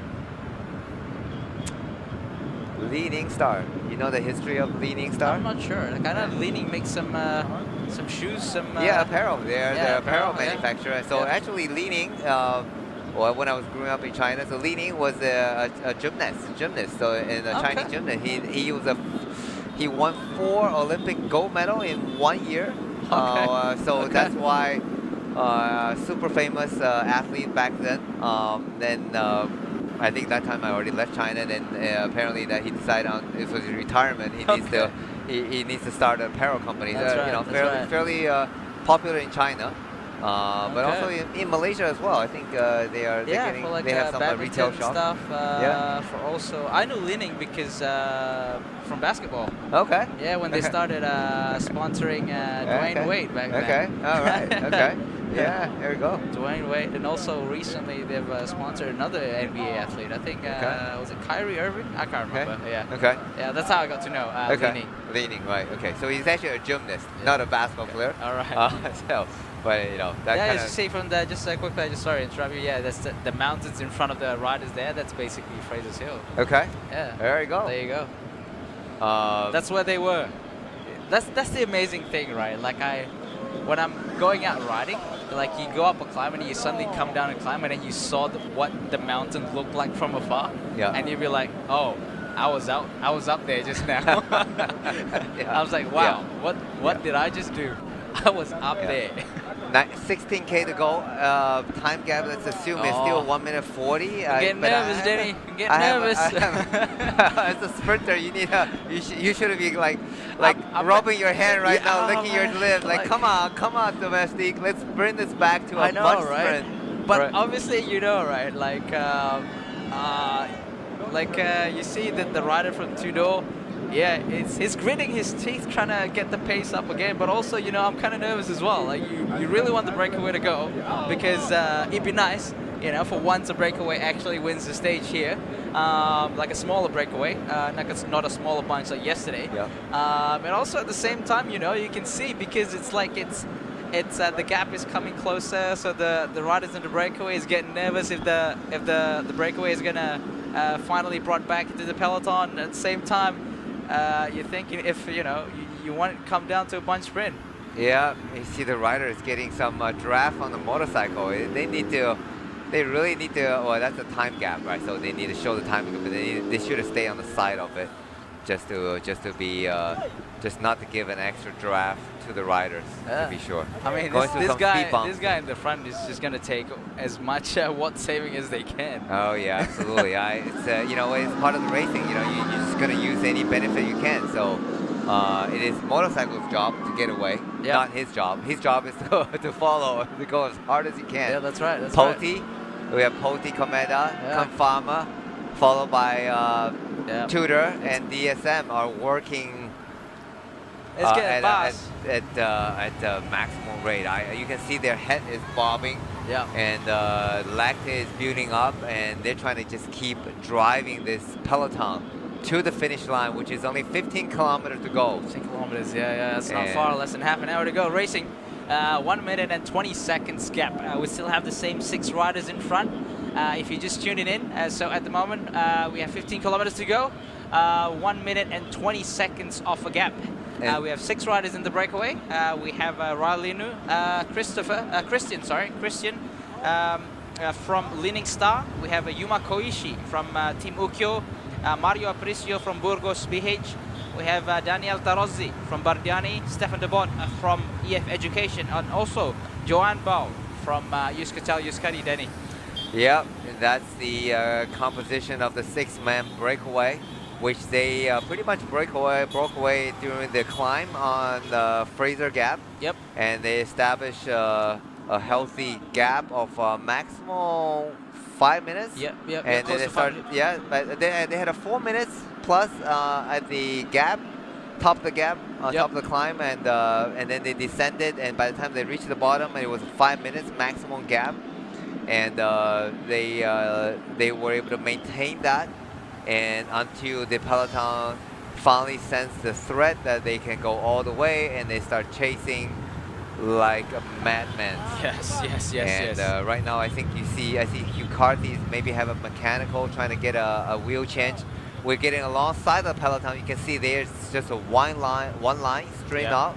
Yeah. And everybody is pedaling. I mean, there's nobody coasting right now. Nobody's coasting right now. No Sunday ride, coffee ride today. And you see the breakaway are still working really well together, taking their turns. Yep. And all very experienced riders. So it is good to see that that the cohesive is still there among them. And the moment any of them trying to attack another rider, that would be the end of the breakaway. So right now they know they need to work together, but time gap is down to 1 minute and 10 seconds already. 13 kilometers to go, so it is coming down. It just seems like they should be able to catch it, but it's gonna be, if they do get caught, it would be likely in the last kilometer or last 3 or 4 kilometers. Yeah. And it's stay tuned. Do not walk away from the action right now. Yeah. Because you're gonna miss out on the exciting finish in this stage 4 of Tour de Langkawi. Yeah, I'm not sure. Like, they probably, as in the breakaway, I'm not sure if they need to communicate of whether what are the downsides. Is there any if the breakaway decided to go a little bit higher of a pace? Oh yeah, they try to encourage each other, right? So this is ally time. This is friends, right? So you are my BFF right now because they try to encourage each other and trying to tell them that we can do it. They trying to give psychological boost, and this is the experienced riders say let's work as much as we can together until we get to the last kilometer, and then we all battle all mano to mano. So. But right now they're trying to give some encouragement. Nobody's skipping a turn. And you need to encourage each other to get to the finish line, because the moment if one of them start believe it's not possible, skipping a turn or attacking the group, that would have spilled the end of this alliance. So right now they need to work together. It is still possible. 1 minute and 10 seconds, 12K to go. By no means is I'm not a betting man, but I certainly wouldn't bet on it right now, because there is a 50-50 chance of these guys It's a get borderline, to the right? It's borderline. You don't know if it's going to get away. You don't know if it's going to come to a bunch sprint. But yeah, I think if anyone in the breakaway starts attacking, it would be a bit silly of them. Because everyone is doing a fair share of their turn. Everyone is rotating as how it should be rotating. We don't see anyone's been trying to attack or anyone's trying to skip a turn, right? So it seems like everyone is working together fairly well. In speaking of that, they just lost 2 seconds of the time gap. But that's fair because the peloton is really, really chasing. No one technically gets a free ride. Like it's strung out. Everyone has to pedal. Everyone has to work hard to stay in the peloton. Yes, just a rotation between DSM, Politico Mata, and also Tudor Cycling. Obviously, Burgos is not contributing because he has his own rider in the breakaway. Sort of like a contingency plan, I believe. So just in case the breakaway got absorbed by the peloton, at least they have George Jackson to potentially go for the bunch sprint. Yep, absolutely. So that's always a team tactic. So if you have a sprinter in the chasing group, this is the time you rest and you trying to play the psychological. Now you can catch the breakaway, but my sprinter probably able to win the race as well. So, but in a situation like this, you have to put all your eggs in. You got it. You can't hesitate on the chase, because the moment you start hesitating the chasing, the breakaway is going to make to the finish. So so you have to believe in your sprinter, and that's why a good sprinter right now. So like Evan Klein, so he knows his team has sacrificed their own chances and working 100% on the front. So he is more motivated to win the sprint, right? Because you wouldn't want to come to the finish line and with your team doing all the work for 100 kilometer, and then you can't walk away with a win. And then your own teammate's gonna look at you like, we just did all that work for you, and you didn't deliver. So everybody wants to win, and they all want to be able to get across the finish. Looks like and talk about attacking, and Mauricio decided to go and attack. We talk about aggressive rider. He is certainly showing his aggression right now. Maybe, I don't know, maybe it's just one way of trying to, I don't know, maybe encourage people to ride a little bit harder. But that's a tricky move, because now you have, how do I say it, somewhat broke the trust. Right there, 10K to go, a minute and 08, assuming the time gap is correct. So that's a minute and that's 10K, so you're on a borderline. So maybe Mauricio feel like he has good leg. He still feel very fresh, and he's confident that he can make to the finish line on his own. But also, it's possible that he felt like the pace of the guys are not going fast enough. He wants to bring out probably 2 or 3 stronger rider. Trying to get across. So there you go. 9 kilometers to go and 1 minute gap. And that is on the borderline. He opened up a pretty big gap, and he's a strong man. So yesterday he was very aggressive on the climb. That's right. And he's definitely a rider with with good legs right now. So you see, maybe EF he's just gonna rider. go solo for the last 10 kilometers. Maybe that's his plan. Yeah, and you see Stefan de Bon is trying to encourage other riders, trying to help out do the chase because, yeah, it would be. It would not be a happy situation if EF walk away with empty-handed. But here we go. They have managed to catch back down to him.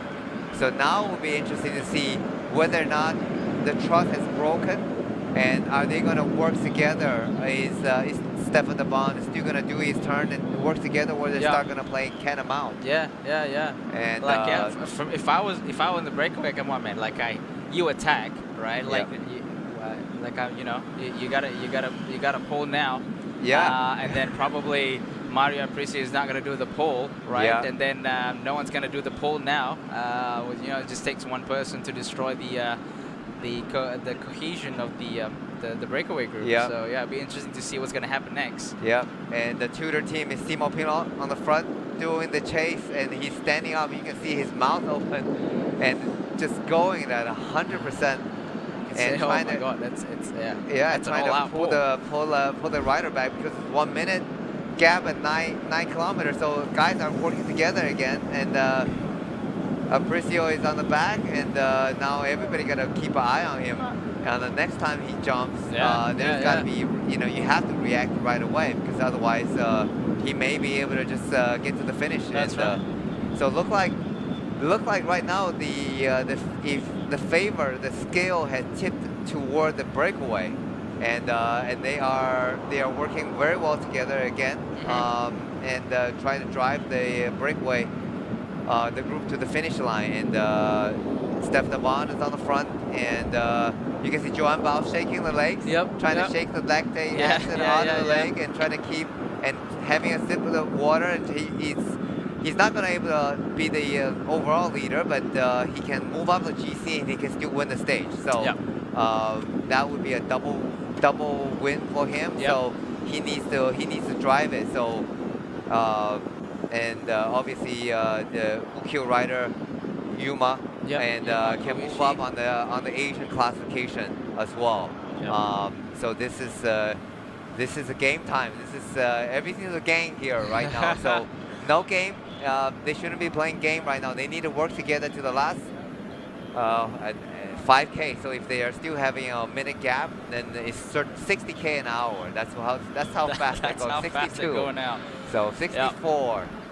That's fast. 64 kilometers per hour. And I think the gap, if it's not under 40 seconds right now, these guys are going to get to the finish line. And Breakaway is going to take the day. So we're just going to try to figure out then we're going to start to figure out which rider is going to win the stage out of the 6. And Tudor is not giving up on the chase just yet. But there's only 2 riders from Tudor chasing 6 riders, and with the BH trying to disrupt the chase. So look like the peloton has given up on, with the exception of Tudor. And everybody else has, Team Astana also has given up on the chase. And, previously they did have someone, initially Anton Charmik and then Ida Skellig took over the job of pulling. Now it's just basically swapping turns between two rider. It looks like Nils Brun and also Simon Pelot. And Burgos is pretty much like, nah, you're going back in. No, I'm not allowing you going further than that. Breakaway. There you go. I think 30 seconds. Wow. So they really brought it back. 30 seconds to go. 30 seconds, 5K. This is, 60 seconds for every 10K. You're right on the map, right? There's not a second of spare right there. So they need to keep driving it to catch the breakaway. Now I am surprised that Team Astana is not coming out to help unless Ceresa has been dropped from this chase. But I still see him on the back. I think he is still in the back. Yeah, it looks like probably he is still at the back. Probably drawing upon the same tactic as the first stage. Just let Tudor do all the hard work, and then I'm gonna have all my men to set me up. And Joan Bao is still driving through. 5K to go. Not that 30, far though. yeah, 35 seconds. So the time gap has increased a bit. Poti Cometa probably heard our comment, decided to send their riders on the front to help out the chase, because right now, 3 against 6 right now. It's 5K to go, you know. Yes, if you can look at the cost profile map of how it looks at the finish, it is a bit of a roller. It is a bit of a roller, as you can see here. Looks like Tudor Pro Cycling has done its job. Now it's the Poti Cometa and also Kun Pharma. Yeah. 4K to go, 35 seconds. I'm nervous. I think am nervous. I think the breakaway has it. I think today is going to be a breakaway day, and the winner is going to be one of the 6 riders who has broken away on they really the breakaway is really riding till the end, and then the peloton is they were chasing pretty much ever since the bottom of the descent. Pretty much at the bottom, from the bottom 3K to go. 3K to go. 3 kilometers to go. 3 kilometers Christian to go. is shaking. You can see that his head is just shaking and rocking because he is hurting right now. He's hurting. He's in a lot of pain. But you know, we got to make sure this breakaway works. You know, 3 kilometers to go. The breakaway needs to work together. It's to make sure that all of them reaches the finishing line before the peloton does. And who is going to launch the first attack? I think Aparicio is going to launch an attack. Just maybe another 2K, another 1K to go. He's going to go at last 1K. Likely, that's where the attack is going to happen. Yeah, so it's 3K to go. Not far. Not far to go. 30 seconds. The peloton could probably see them from the back, but it's not coming back as quick as they thought they would. Yeah, and there's a little bit of downhill, but they probably have gone through that already. So it is all out to the finish line. Yep. And flat running right now. So there's a little bit of downhill trend, but nothing to be nothing to be coasting. But they have to pedal all the way right now. 30 seconds, 2K to go. I think the winner is going to come from these 6 brave men who fought really well. Christian tried to skip a turn. He knows Aparicio definitely has a good leg and ready to attack right now. And we're looking at the back of the group.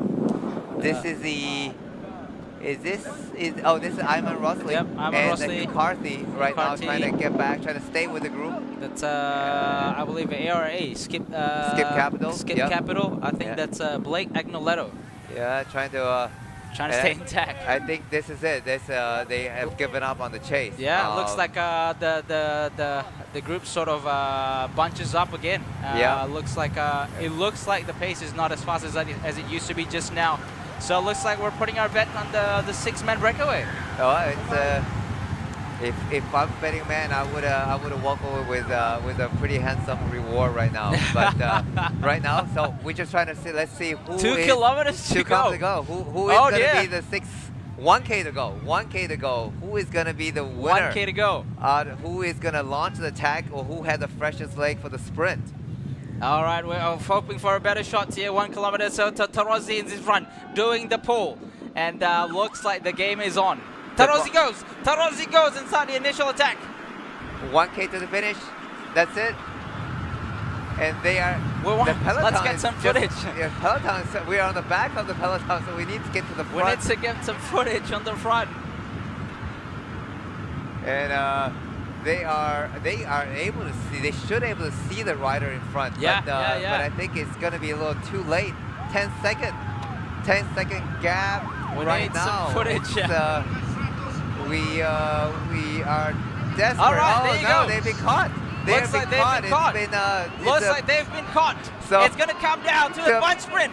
There you go. We can see Albert Klein behind Casper Van Uden. And there you go. Albert Klein. Following Casper Van Uden.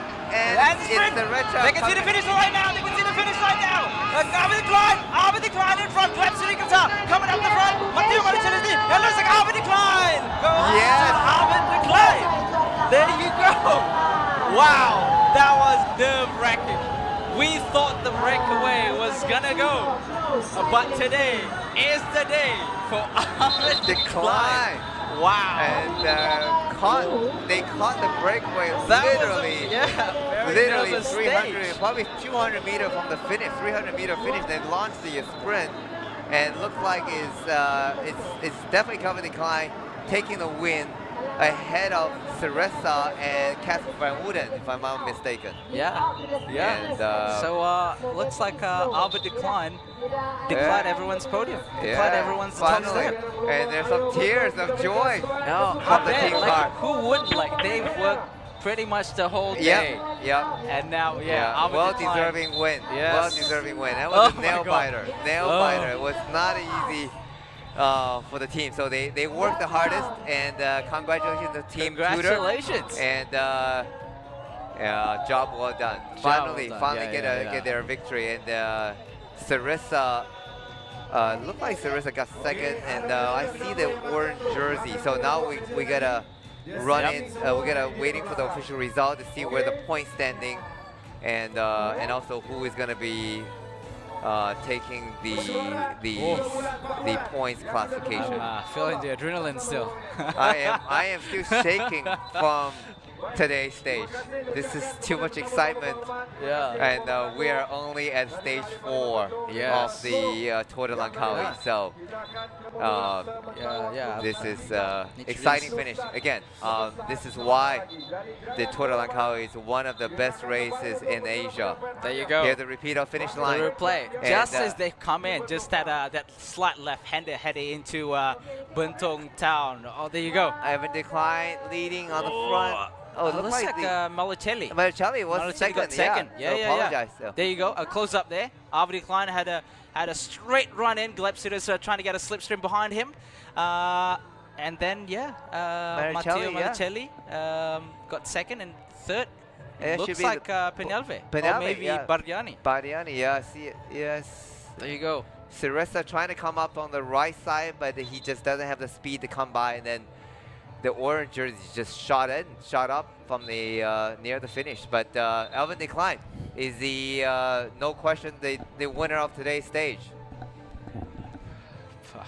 Amazing day, amazingly. You know, I don't know. There must be some features in that Tudor watch. I can tell them, how to time properly to bring the breakaway back in. Yeah, you're absolutely right. The Tudor watched Tudor team timed themselves perfectly, launching the attack, 200 meter, catching the breakaway and launching the attack. Yeah, that's a well-timed. And well-timed finish for Tudor. Yeah. And Tudor is the official sponsor for the team Tudor. And it's also it's actually a division of Rolex watch. So there you go. If you ever in the market to shop for a watch, then you want to have a precise finishing. And to take the stage win, and definitely you got to look up Tudor, and should go out, and tomorrow you can go to the KLCC, and you should be able to buy a Tudor before the race start right there. Well done. Well done. What an exciting finish. And Breakaway also great job by Breakaway. I mean, they're really close. Did a good job trying to win the race, which is unfortunate. They were caught 200 meters before the line. And here we go again, replay of the finish. And you see Alvin Decline taking a perfect lead out. No mistake today. No. And yes, you can see the lead up man, the teammate at the back, celebrating as well after Alvin Decline crossed that finishing line first before everybody else. And it reminded me a lot of that stage. I believe it was stage 4 Tour de France when Cavendish got back his win with Quick Step. There was one rider from Lotto Sudal. Was on a solo breakaway. And then a swarm of cyclists actually arrived. And Cavendish got the win. The victory. Number 35. Right. No, it was that 2021 when he came back to the tour with Quickstep. When he was he raced with the team with minimum wage. Initially it was meant to be Sam Bennett. But then Sam Bennett had a knee injury, so Cavendish went in. No hopes, but What a stage. What a stage as well. Cav the legendary sprinter who participated in Tour Langkawi. Oh yeah, many years ago under the national. Do you remember British what year? team. We gotta look it up. That's a good question. We gotta look it up under Pro Cycling Stats. Yeah, to see which year he was here. That's a run in of the replay. Just quickly we see, and then we're gonna see some interviews. Some interview after this. Probably an interview with Arvid De Khan. This the stage winner.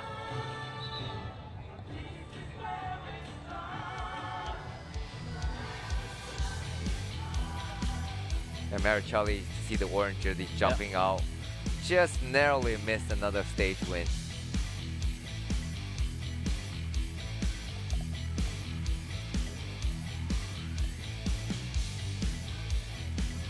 And Peneve finishing third, but potentially the Badiani sprinter also wasn't far behind, but it wasn't Lorenzo Confanti, because I think Lorenzo Confanti did not finish yesterday. So they had another fast man in the group. There we go. Here we go. Yeah, it is Peneve, number 3. So it's fifth? Yes, there is a 5th and 64. Yeah, Mattia Pinazzi of the Bariani taking the number Pinazzi, 4 positions. Yeah, so there you go. So the Ukio sprinter should able to retain the orange classification, orange jersey, the points classification. Right up. 4 days, 4 different winner. Yeah, that's right. You cannot say the Tour de Langkawi is a boring that's right. race for sure. Yeah, looks like the little gorilla won the race. That's I don't know what they call him, a little gorilla. Probably about his height or something. Maybe he's a fighting spirit and I don't know. It's not that short. It's a bit of chunky. Yeah. He's a bit chunky. So yeah. So that's his nickname, Little Gorilla. During the interview with Simon Pino, he was in front of Taiping Zoo and he was saying something about the tigers and the gorilla. And that's what he was indicating. And today, the Little Gorilla is the King Kong. Yeah, okay, he is the winner. He's the King Kong. Yeah. He is the winner. Of the Khan is the King Kong today. Yeah. Little Gorilla today stage. He's the King Kong. Yeah. Can pound his chest and in victory. So, well done. Well done from Team Tudor. Oh, there's a different shot of it. It's a replay. Yeah, he launched his sprint. Can't really tell. He launched his sprint. Yeah, he had a little bit of lead out, but he slinged out from the left to the right side of the road, and he just kept straight going. He was sprinting even before the left-hander, and then I believe it looks like, judging from just now, he's taking the slipstream of the rider from the breakaway that they just caught. To sort of launch himself into that last 100 meters of sprint. We have an interview coming up with the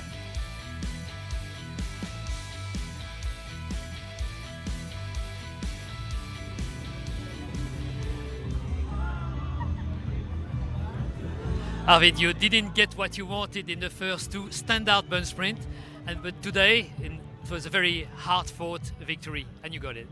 Yeah, the break was strong, and first we had to go over the climb. It was hard for all the sprinters, I think. And then the break had a lot of time. We had to catch them back, and I think we catched them with 350 to go, 350 meters. And then, the guys did an incredible job. I only had Michael left, but Michael is so strong, and also the other guys, they catch the break, and then, yeah, I need to finish it off, and I didn't do it the first.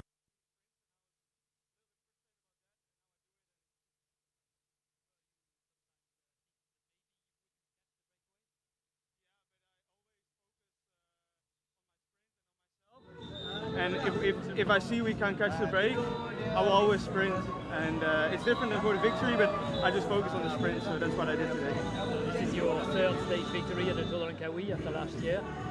What's the feeling?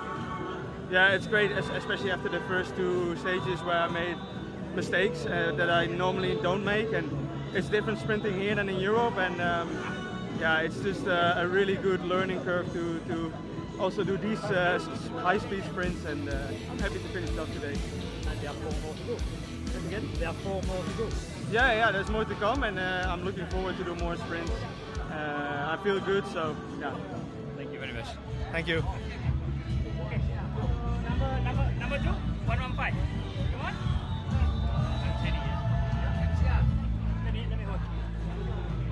There you go. That was an interview with Test. Mic test. today's winner. And Alvin Decline got his third victory of the Tour of Langkawi here in Bentong.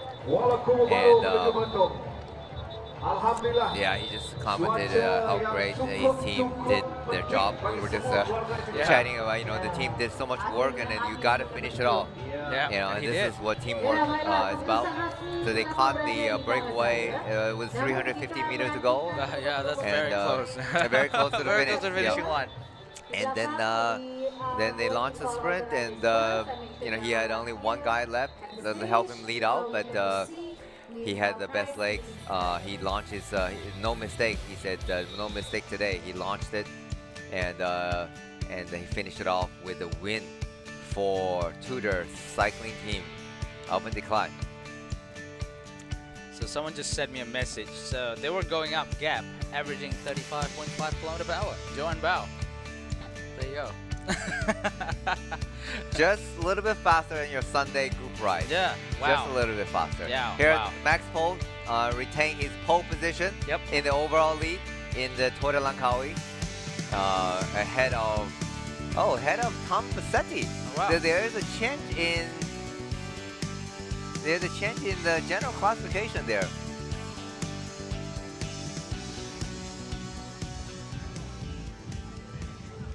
But I was second today after the win 2 days ago. But before talking about the sprint, your team had another very good showing with a Japanese rider at the front. Were you thinking that the breakaway would work? Yes, the strategy of today was put the one rider in the front, because normally, if not, we wanted work all day. Yuma Koishi was in the breakaway, so we can stay in the bench easy all day. And we did it, and I played my chance on the sprint, but today the Klein was stronger.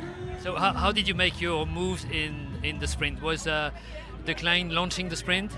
Yeah, I was a little back, but my legs today wasn't super good. The Klein started from the front. I take his wheel. But I tried to jump in the last 100 meters, but today was impossible.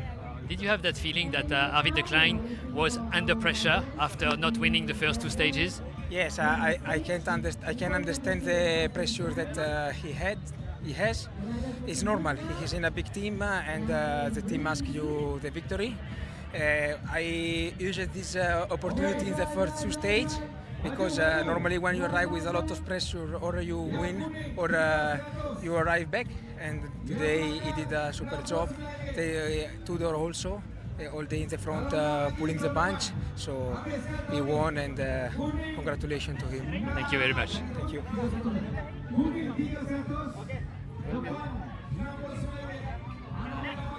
That was an interview with Malucelli and the points jersey leader, and he got second. So first and a second. Yeah, it's not too bad. For this race so far. 2 podiums. Not a bad day at all. And Penave finished off in the third position on the podium. So not bad also. Second and the third in the 3 sprint stages. And Max Pole, taking the overall lead. So we see Martin Hero Lopez lost some time today. Yep. And he's now Tom Passetti move up from 3rd to the 2nd GC position. Yep. And I said earlier, Malucelli is holding the extended his orange jersey points classification ahead of Alvin Decline by 4 points. And 8 points ahead of Ceresa. So we have an interview coming up. Stefan, most aggressive rider today. It means you have given a lot in this stage. What was the idea? What was the plan? Yeah, we had a plan to really go in the breakaway today after our mess up yesterday. We just had a really bad day as a team yesterday, and we wanted to get something out of the race. And the stage was up for grabs today with the shallow climb in the start. So we had to go all in and try to win the stage from the breakaway. There was a first very strong attack by you guys right after flag off. Were you hungry? Yeah, I was really hungry. I put everything in to win. I think in the last 500 meters the guys were playing too much games, and yeah, we got caught from behind. But yeah, it's cycling. I was a bit not happy with the situation, but yeah, I also understand it's cycling, and you have to play the game to win the race. And yeah, it's not nice, but yeah, I was really hoping to win today. At what stage, with how many kilometers to go, did you think it was possible to win? I think when we got to 25k to go, it was more or less 2 minutes gap. I had an idea that we could stay away, and then 10k to go, it was like more or less a minute. But I wasn't too sure about the time gap. But yeah, when we had 1 minute and 10k to go, I was pretty sure we would make it. But then I think the games were starting to go out on the climb, and that really cost us in the end. Thank you very much. Thank you.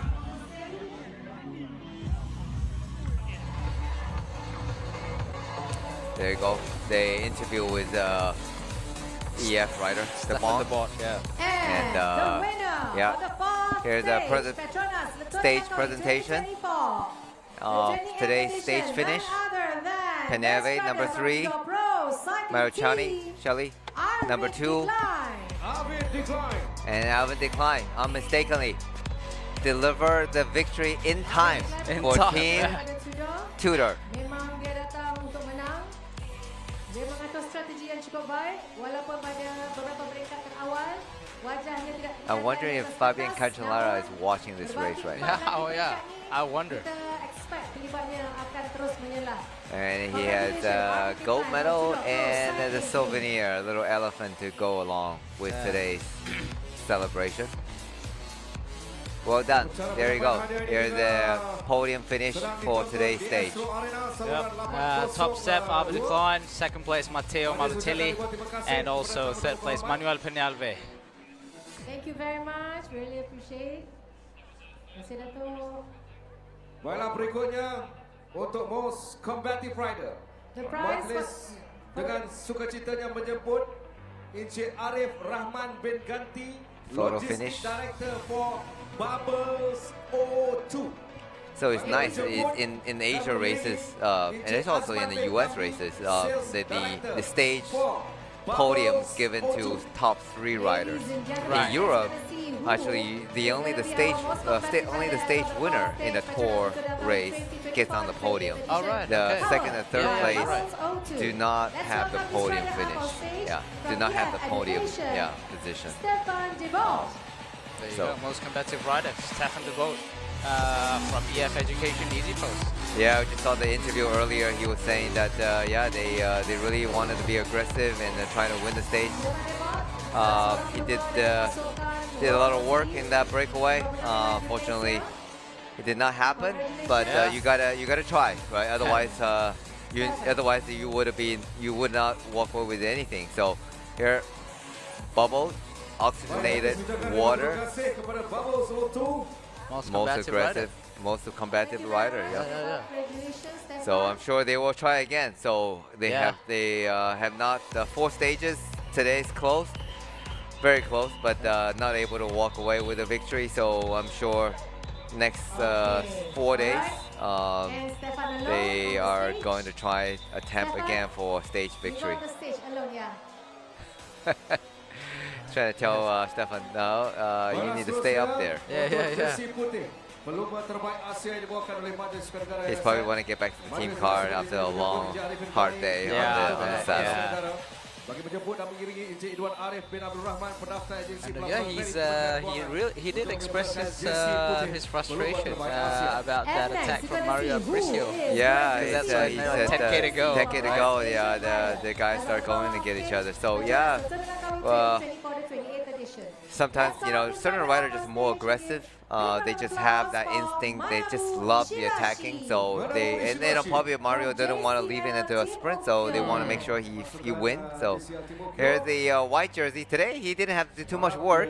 He just had to follow, while his teammate Yuma Koishi did all the work on the front. But now they have first and the second in, I think, in the white jersey classification. So here's nice to have Ishibachi again, just maintaining the white jersey classification. He doesn't have to do too much work, so which is nice. Well, judging from the stage today, it's a full gas from the start. So yeah, like trying to stay on as well.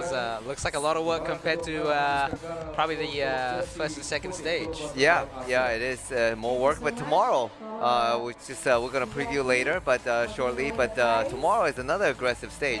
Oh yeah, almost similar today, but slightly different. Yeah, slightly steeper climb, but shorter, steeper ones, and a bit of roller, but longer stage. So we'll preview that shortly. So it's not over yet.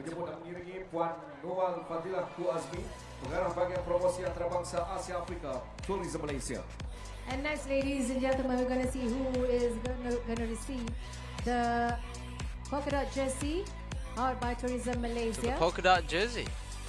Who are you betting on? Mario Aprecio? It should be Mario Aprecio. I mean, I don't have the FU result. Yeah, there you go.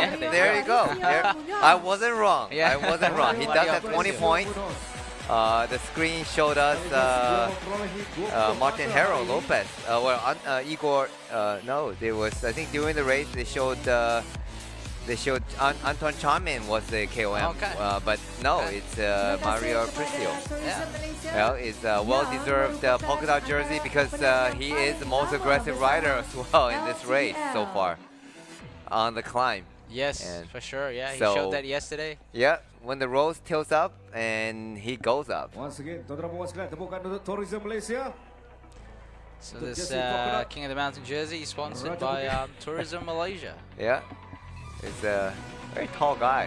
Terima kasih kepada Puan Noel Fadilah Kuazmi, pengarah bahagian promosi antarabangsa Asia Afrika Tourism Malaysia, dan juga Encik Muhammad Sofian Hamzah, pengarah bahagian para Made Suka Negara. Certainly he would have hoped for a stage win, but at least he take the KOM jersey. Yeah. And tomorrow, I think in order for him to defend it, since he's leading by just a few points, he needs to be on he probably gonna be on aggression again. Yeah. Trying to take a few more points in order to secure his KOM jersey to the end. If he can take the KOM points tomorrow, all the points, so likely that he don't even have to fight for the next few stages in order to keep the KOM jersey all the way to the finish. But I still think he wants to win a stage victory. Yeah, because there's not many KOM points left. The orange jersey powered by KBS, the sprint jersey. Here's your favorite sprint jersey. Sprint jersey, yeah. That's your favorite jersey to wear. Yeah, sprint classification. KBS, Ministry of Sports and Youth, sponsored by Ministry of Sports and Youth. Matteo Malucelli retaining his jersey ever since stage 2. There you go. Matteo Malucelli, the sprinter from Italy, and we're riding for a Japanese team. Nampaknya menang besar Matteo pada kali ini. Tempat kedua di peringkat keempat. And he seems like get over the climb without too much trouble. So yeah, he was yesterday in the Cameron Highland stage, and he was with the first group until the last 15K. So he definitely has a good climbing leg, and it's a very nice way. He said his first year in the team, and he's happy that he's able to deliver a victory, and now not only a victory but also another podium, and then potentially the overall points classification. Yeah, they managed to zip up his jersey. Yeah, this time it did work. So they did get him a new jersey. Fix the zipper. Yeah. PETRONAS. Terima kasih PETRONAS. Allah selamatkan PETRONAS. Dunia akhirat PETRONAS. Kita menyambut 50 tahun PETRONAS tahun ini. So next one is GC. Yep. With PETRONAS. Untuk itu, Made dengan suka tidak menjemput Encik Mazlan Majaya, pemangku Presiden PKBM. Bagi menjemput dan mengiringi Encik Muhammad Ahmad Shazli Ramli. There's the presentation for the overall leader, which is still Max Pohl in the pole position of the Tour de Langkawi. There you go. All right, the moment we've all been waiting for, to see who is going to wear the green jersey as of the fourth stage. Petronas, the Tour de Langkawi 2024, the I 28th think edition. this young man has Please, great future ahead of him. I please wouldn't be rise up. surprised Round of applause. Let's welcome he'll win a on Grand Tour stage, stage Max fairly soon. Pohl. Maybe next year. Team You DSM. know, Maybe this next is- year, yeah. yeah. Probably replacing the likes of Romain Bardet. Yeah, it's that would be. I mean, DSM is actually a team that really good at discovering young talents. Right. I mean, so many young guys come up through their development program. It is, it's a Dutch team, but they are very open. And not only Dutch riders, so in their development team, they have, Max Pohl is from UK, so they have rider all over. And I think this used to be the giant Sunweb. Sunweb, yeah. So Malaysia's own Lo Count was in that team. So I heard, in the development team. So yeah, so they have done a good job finding a lot of young talent. I remember Lo Count told me when he was in the team, they're just young. He was a bit older, more experienced, but there are so many young talent in the team, just hungry to make results. So yeah, Max Pohl, 21 years old only, and wearing the overall green jersey, leader, and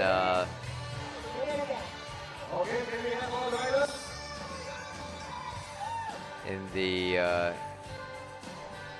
overall leader jersey. So how everybody is on the podium, all the jersey wear for this year's race. Yeah, we can see Max Pohl in the general classification jersey, Manabu Ishibashi, best Asian rider jersey, white jersey, Matteo Malucelli, points classification jersey, orange points classification jersey, and Here's the the King of the result for Mountain stage. jersey, Mario Aparicio. There you go, the results of today's stage. Kuala Kubu Bharu to Bentong, won by Ava Decline, aka Little Gorilla from Tudor Cycling Team, followed by second place Matteo Malucelli and third place Manuel Peñalve. And as you can see, he is the general classification as of 4 stages, retained by Max Pohl after a phenomenal performance from yesterday's Cameron Highlands stage, followed by Thomas Pesenti from Ukyo and Unai Ireba from Euskaltel. Sorry, Equipo Confama. So he is a point classification won by Matteo Malucelli from Team Ukyo, followed by Ava Decline from Tudor Pro Cycling, and in third placing for sprint classification is Gleb Siretsra from Astana, Kazakhstan. And for the King of the Mountain classification, Mario Aparicio from Burgos BH, followed by Max Pohl from Team DSM, and third follow-up by Anton Charmik from Astana, Kazakhstan. And best rider goes to Manabu Ishibashi. And his teammate Yuma Koishi, as we mentioned, that move up to the white jersey standing because of the intermediate time bonus that he got from, I think, intermediate 3. So you got, Team Ukyo definitely have a good Tour de Langkawi so far. And we are looking at Bentong Town. That's right. And tomorrow we're gonna preview. Terima kasih Syafiq. Ulasan terperinci sehinggalah ke penyampaian hadiah. Jadi Fendi, sekali lagi kita menyaksikan perlombaan yang cukup mendebarkan hari ini. Penamat di penghujung kilometer terakhir barulah kumpulan besar berjaya menangkap pendahulu dan kemenangan memihak kepada Ava Decline. Jadi anda melihat hari ini sememangnya di penghujung tidak bagaimana peloton pelumba-pelumba dari Tudor bekerja keras untuk membawa Ava Decline sehingga ke penghujung dan dia dalam kedudukan yang baik untuk penamat hari ini. Saya tengok selepas yang pertama tu turun bukit, cuma 4 atau 5 pelumba saja yang bekerja keras. 2 pelumba ada daripada Tudor. Kemungkinan bagi saya pasukan Tudor tu dia tahu dia hanya sprinter ini dia boleh bekerja, sprinter dia boleh buat sesuatu di penamat. Sebab tu dua pelumba tudor bekerja keras untuk menangkap, dan di saat akhir 500 meter terakhir cukup mendebarkan. Bagi saya rugi 6 rider di pelumba di hadapan bekerja keras daripada awal sampai penamat, di saat akhir baru kena tangkap. Ini juga kadang lumrah dalam perlumbaan, terutamanya penamat yang landai untuk menyaksikan pelumba-pelumba pucuk tiba. Tapi kita nampak sememangnya saya rasa ia juga turut diakui oleh Abadi Klein bahawa hari ini memang rakan-rakannya bekerja keras untuk dia nak memastikan, sebab 2 stage awal pecut dia terlepas. Jadi inilah masa terbaik dan juga peringkat terbaik untuk Abadi Klein yang menang hari ini, Fendi. Ya, betul. Pasal 3 peringkat sebelum ni, 2 peringkat adalah landai. Betul. Semalam adalah berbukit. Tim Alvan Klein rasanya belum lagi menyalah. Mungkin peringkat keempat ni dia membuktikan, sebab sebelum ni saya bercakap Tudor, pasukan Tudor tahun lepas dia membawa balik 2 jersey. Saya kata takkan tahun ni dia tak ada menunjukkan sesuatu. Dia mungkin dia lambat panas. Peringkat pertama, kedua, ketiga dia tak ada. Peringkat keempat baru dia menyalah. Kita tengok besok tim Tudor macam bagaimana.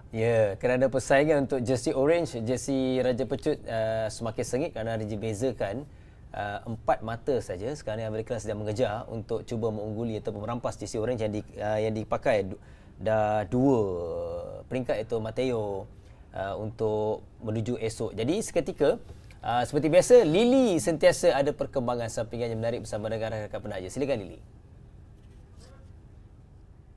Alright, thank you studio. Dan sekali lagi hari ini Lily berkesempatan nak berborak dengan Cik Ain Aziza Arifin yang merupakan pengarah urusan Bubbles O2. Hari ini Cik Ain kata nak kongsikan apa aktiviti yang sedang berlangsung di booth Bubbles O2 ni. So sekarang ni kami berada di dataran Bentong, di mana kat sini kita ada di booth Bubbles O2, di mana kat sini kita ada satu buat jualan, which is air Bubbles O2. So siapa yang rasa panas nak datang dapat air sejuk boleh datang sini. And also satu lagi kita ada aktiviti-aktiviti menarik untuk kita dapatkan free gift daripada Bubbles O2 eksklusif semasa LTDL. Okey, barang-barang apa yang pengunjung boleh expect lah kalau datang ke sini? So satu is of course dia dapat beli air kami, air 425ml dan 800ml. Also siapa nak beli topi eksklusif Bubbles O2 boleh dapatkan di booth kami. So sesiapa yang menang dengan kami punya di booth dah boleh dapat pen dan juga kipas kepada sesiapa yang panas lah datang sini. Of course kita perlukan kipas LTDL ni kan. Okey, selain tu ada 2 jenis saiz untuk air bubbles ni. So ada 2 jenis saiz, kita ada the smaller size and also lagi besar, which is 425ml. Kita jual hanya di LTDL RM2 satu botol, dan also 800ml which is RM4 satu botol. Okay. So Bubbles O2 ni akan ada di semua ke-88 venue LTDL kali ini ataupun ada yang skip ke macam mana?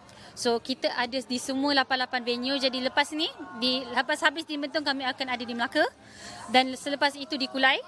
And then after that kita akan terbang pula ke Miri dan juga di Bintulu. Oh, dekat Sarawak pun ada Ada. Okey, tapi kalau katalah ada yang tak berkesempatan nak datang ke saingan ataupun penganjuran LTDL kali ini, kat mana lagi nak dapatkan air bubbles ni sebenarnya? So sesiapa yang tak dapat nak join LTDL pada kali ini boleh dapatkan kami di retail. Yang pertama di kedai-kedai Petronas Mesra. So sesiapa boleh datang ke Petronas Mesra boleh belilah air bubbles O2. Selain itu kami ada juga di 7E, My News, Imat 24, CU dan juga macam-macam lagi. Alright, thank you so much Syain. Dahaga boleh dapat air ke? Okey, jom kita. Ambil air. Alright, terima kasih Lily. Itu perkembangan bersama dengan rakan-rakan penaja. Berbalik kepada penamat tadi, terutamanya kita nak bercerita seketika nanti ialah bagaimana Fendi. Daripada awal kita hari ini hanya satu pendakian, 3 zon pecutan. Jadi secara menyeluruhan kita lihat untuk 3 zon pecutan, pada saya ialah saya tertarik dengan Mario Aparicio kerana dia dalam 3 zon pecutan itu berjaya mendapatkan mata setidak-tidaknya kedudukan yang kedua untuk Fendi. Okey.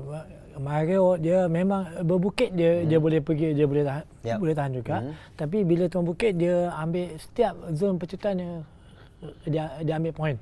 Sebab poin tu akan ada tambahan masa. Jadi penamat dia tak adalah. Jadi dia ambil poin setiap pecutan pertama, kedua, ketiga dia ambil poin sebab 6 pelumba. Sebab saya tengok dalam 6 pelumba itu cuma dua atau 3 rider saja yang bersungguh-sungguh nak ambil point. Lagi 3 rider tadi dia tak ada sebab kemungkinan dia tak ada point, jadi dia tak naklah membuang ketenaga. Ya, kerana secara menyeluruh hari ini, kira jangkaan saya terutamanya ketika pendakian menjangkakan max pole tadi awal saya katakan, tapi tidak, tapi sebaliknya hari ini ya selain kita lihat kemenangan Average Klein dan juga persaingan perubahan jersey, kita lihat terutamanya dari jersey Bukit Polkadot, itu yang menarik. Tapi Mario Aparicio ini ialah semalam most competitive, semalam nampak usaha dia, effort ketika buat breakaway dan pecutan. Jadi hari ini dalam good condition biasanya ialah Fendi, semalam dia nampak usaha breakaway, satu effort yang besar. Kemudian hari ini dia beralih untuk mendapatkan intermediate sprint point dan juga ketika di kom. Itu satu yang bukannya mudah untuk setiap pelumba bagi pandangan anda? Bukan mudah tak, sebab kita berlumba setiap hari tu. Jadi semalam dia dah aktif, hari ni dia aktif. Saya rasa memang rider ni memang sebetulnya memang kuat. Dia sentiasa berusaha, dia tak ada duduk diam di belakang. Dia akan duduk depan, dia aktif. Semalam, besok kemungkinan dia pun akan aktif sebab besok ada 3 zon kom, zon bukit. Jadi kemungkinan dia akan tunjukkan satu-satu untuk dia sebenarnya dia layak. Sepatutnya. Okey, itu kita jangkakan esok untuk Effendi. Namun untuk anda sendiri bang, ialah keseluruhan hari ini, perlumbaan yang memuaskan untuk Effendi Rosli hari ini, peringkat keempat. Cukup memuaskan. Saya dah jangkakan memang akan sampai peloton yang besar, tapi tak menjangkalah ada 6 rider breakaway di saat kom lama dia, dan cukup menebarkan sama ada peloton dapat menangkap atau tidak. Jadi saya rasa tengok lambat, masa tu lambat turun, tapi rupanya dia saat menanggap saat akhir. Inilah itu Langkawi. Cukup mendebarkan kita yang di sinilah, kira pada peminat-peminat basikal, tangkap atau tidak tangkap, tangkap atau tidak tangkap. Masa tu 5 kilo, 4 kilo, 3 kilo, tapi gap tu rupanya dia menangkap di saat akhir. Betapa kecewanya peloton di depan, tapi itulah lumba basikal. 6 pelumba ditangkap di kurang dari kilometer terakhir, saya rasa lebih kurang 500 meter terakhir, dan itulah debaran dan juga menariknya penamat di peringkat yang keempat. Esok ialah debaran berbeza. Kita akan kembali ke Kota Raya, ke Kuala Lumpur. Bermula di Kuala Lumpur, akan berakhir di Melaka sejauh 167.3 km. Esok ada 3 zon pecutan dan juga 3 pendakian. Tetapi pendakian membabitkan kategori 2 dan kategori 3 sahaja. Jadi jangan lupa esok kita bermula pada jam 10.45 pagi di Esok Arena 802, dan juga pilihan lain anda boleh di YouTube di Petronas Langkawi dan juga di YouTube MSN. Untuk waktu ni sekian. Terima kasih sekali lagi Effendi Rosli. Terima kasih. Esok kembali semula. Jumpa lagi esok. Jumpa esok, dan juga kepada anda pastinya esok kita kembali untuk pengangkatan Petronas Letori Langkawi 2024. Jangan lupa dengan hashtag Beat the Heat, hashtag kita semua Timah. Salam hormat dari saya. Kita jumpa lagi esok.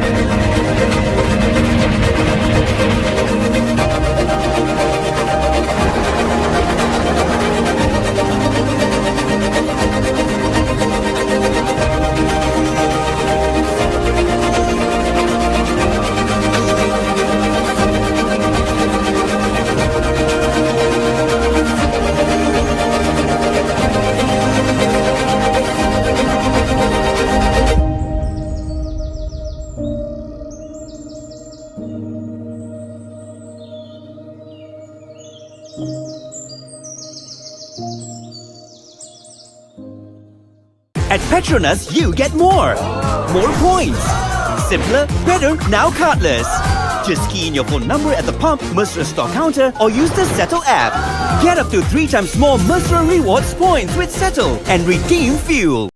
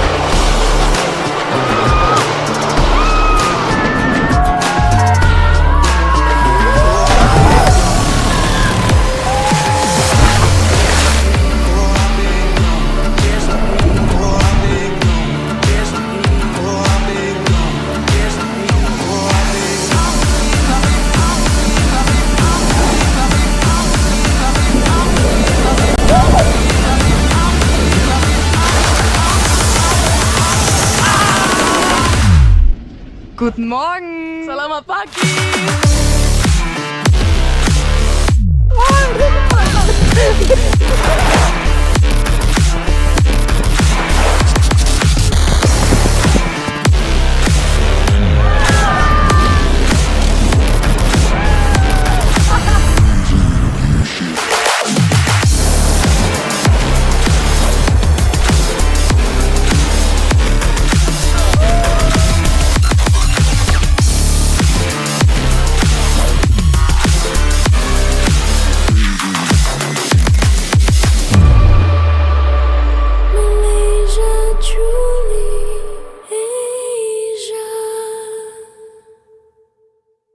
At PETRONAS, earning and redeeming Mesra Rewards points is now cardless. Really? Just key in your phone number at the pump, at the Mercer store counter or use the Settle app. Get up to 3 times more Mercer Rewards points with Settle and redeem fuel. Simpler, better and more rewarding.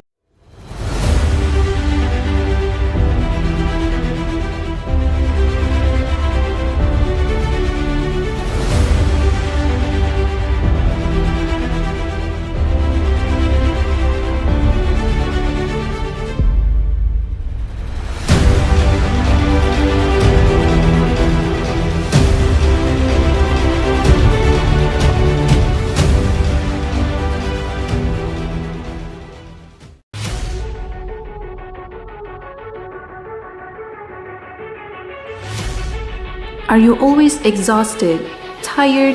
All of that can change with Bubbles O2, Malaysia's only naturally oxygenated mineral water.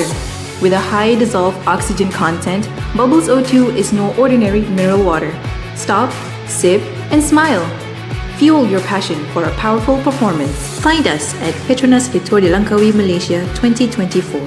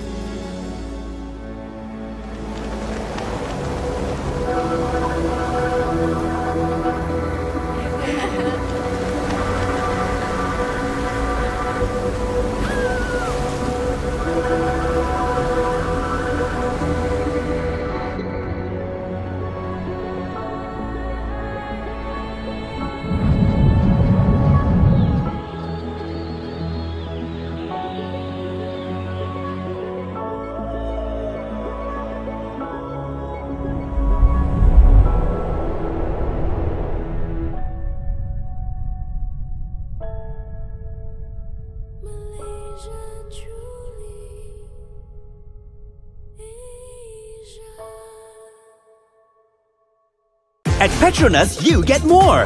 More points. Simpler, better, now cardless.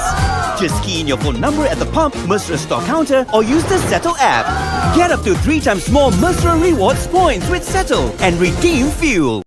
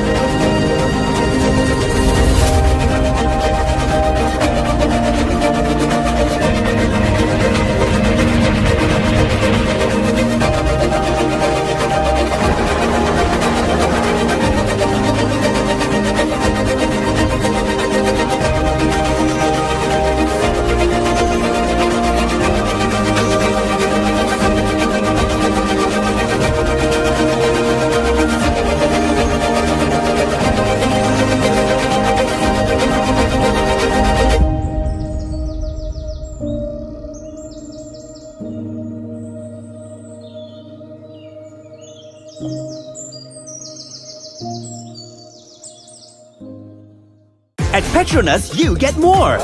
More points. Simpler, better, now cardless. Just key in your phone number at the pump, Mesra store counter, or use the Settle app. Get up to 3 times more Mesra rewards points with Settle and redeem fuel.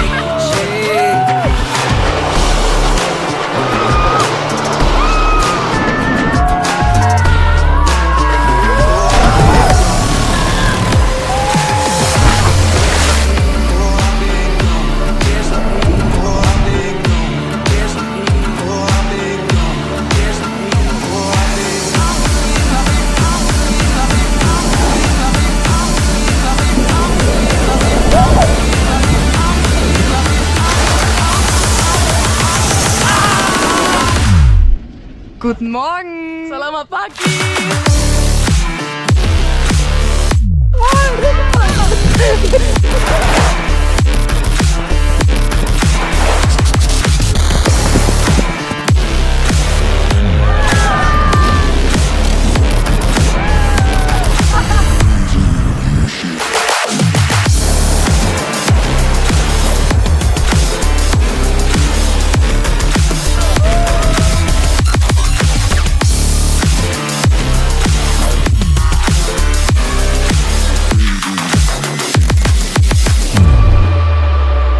Malaysia truly Asia.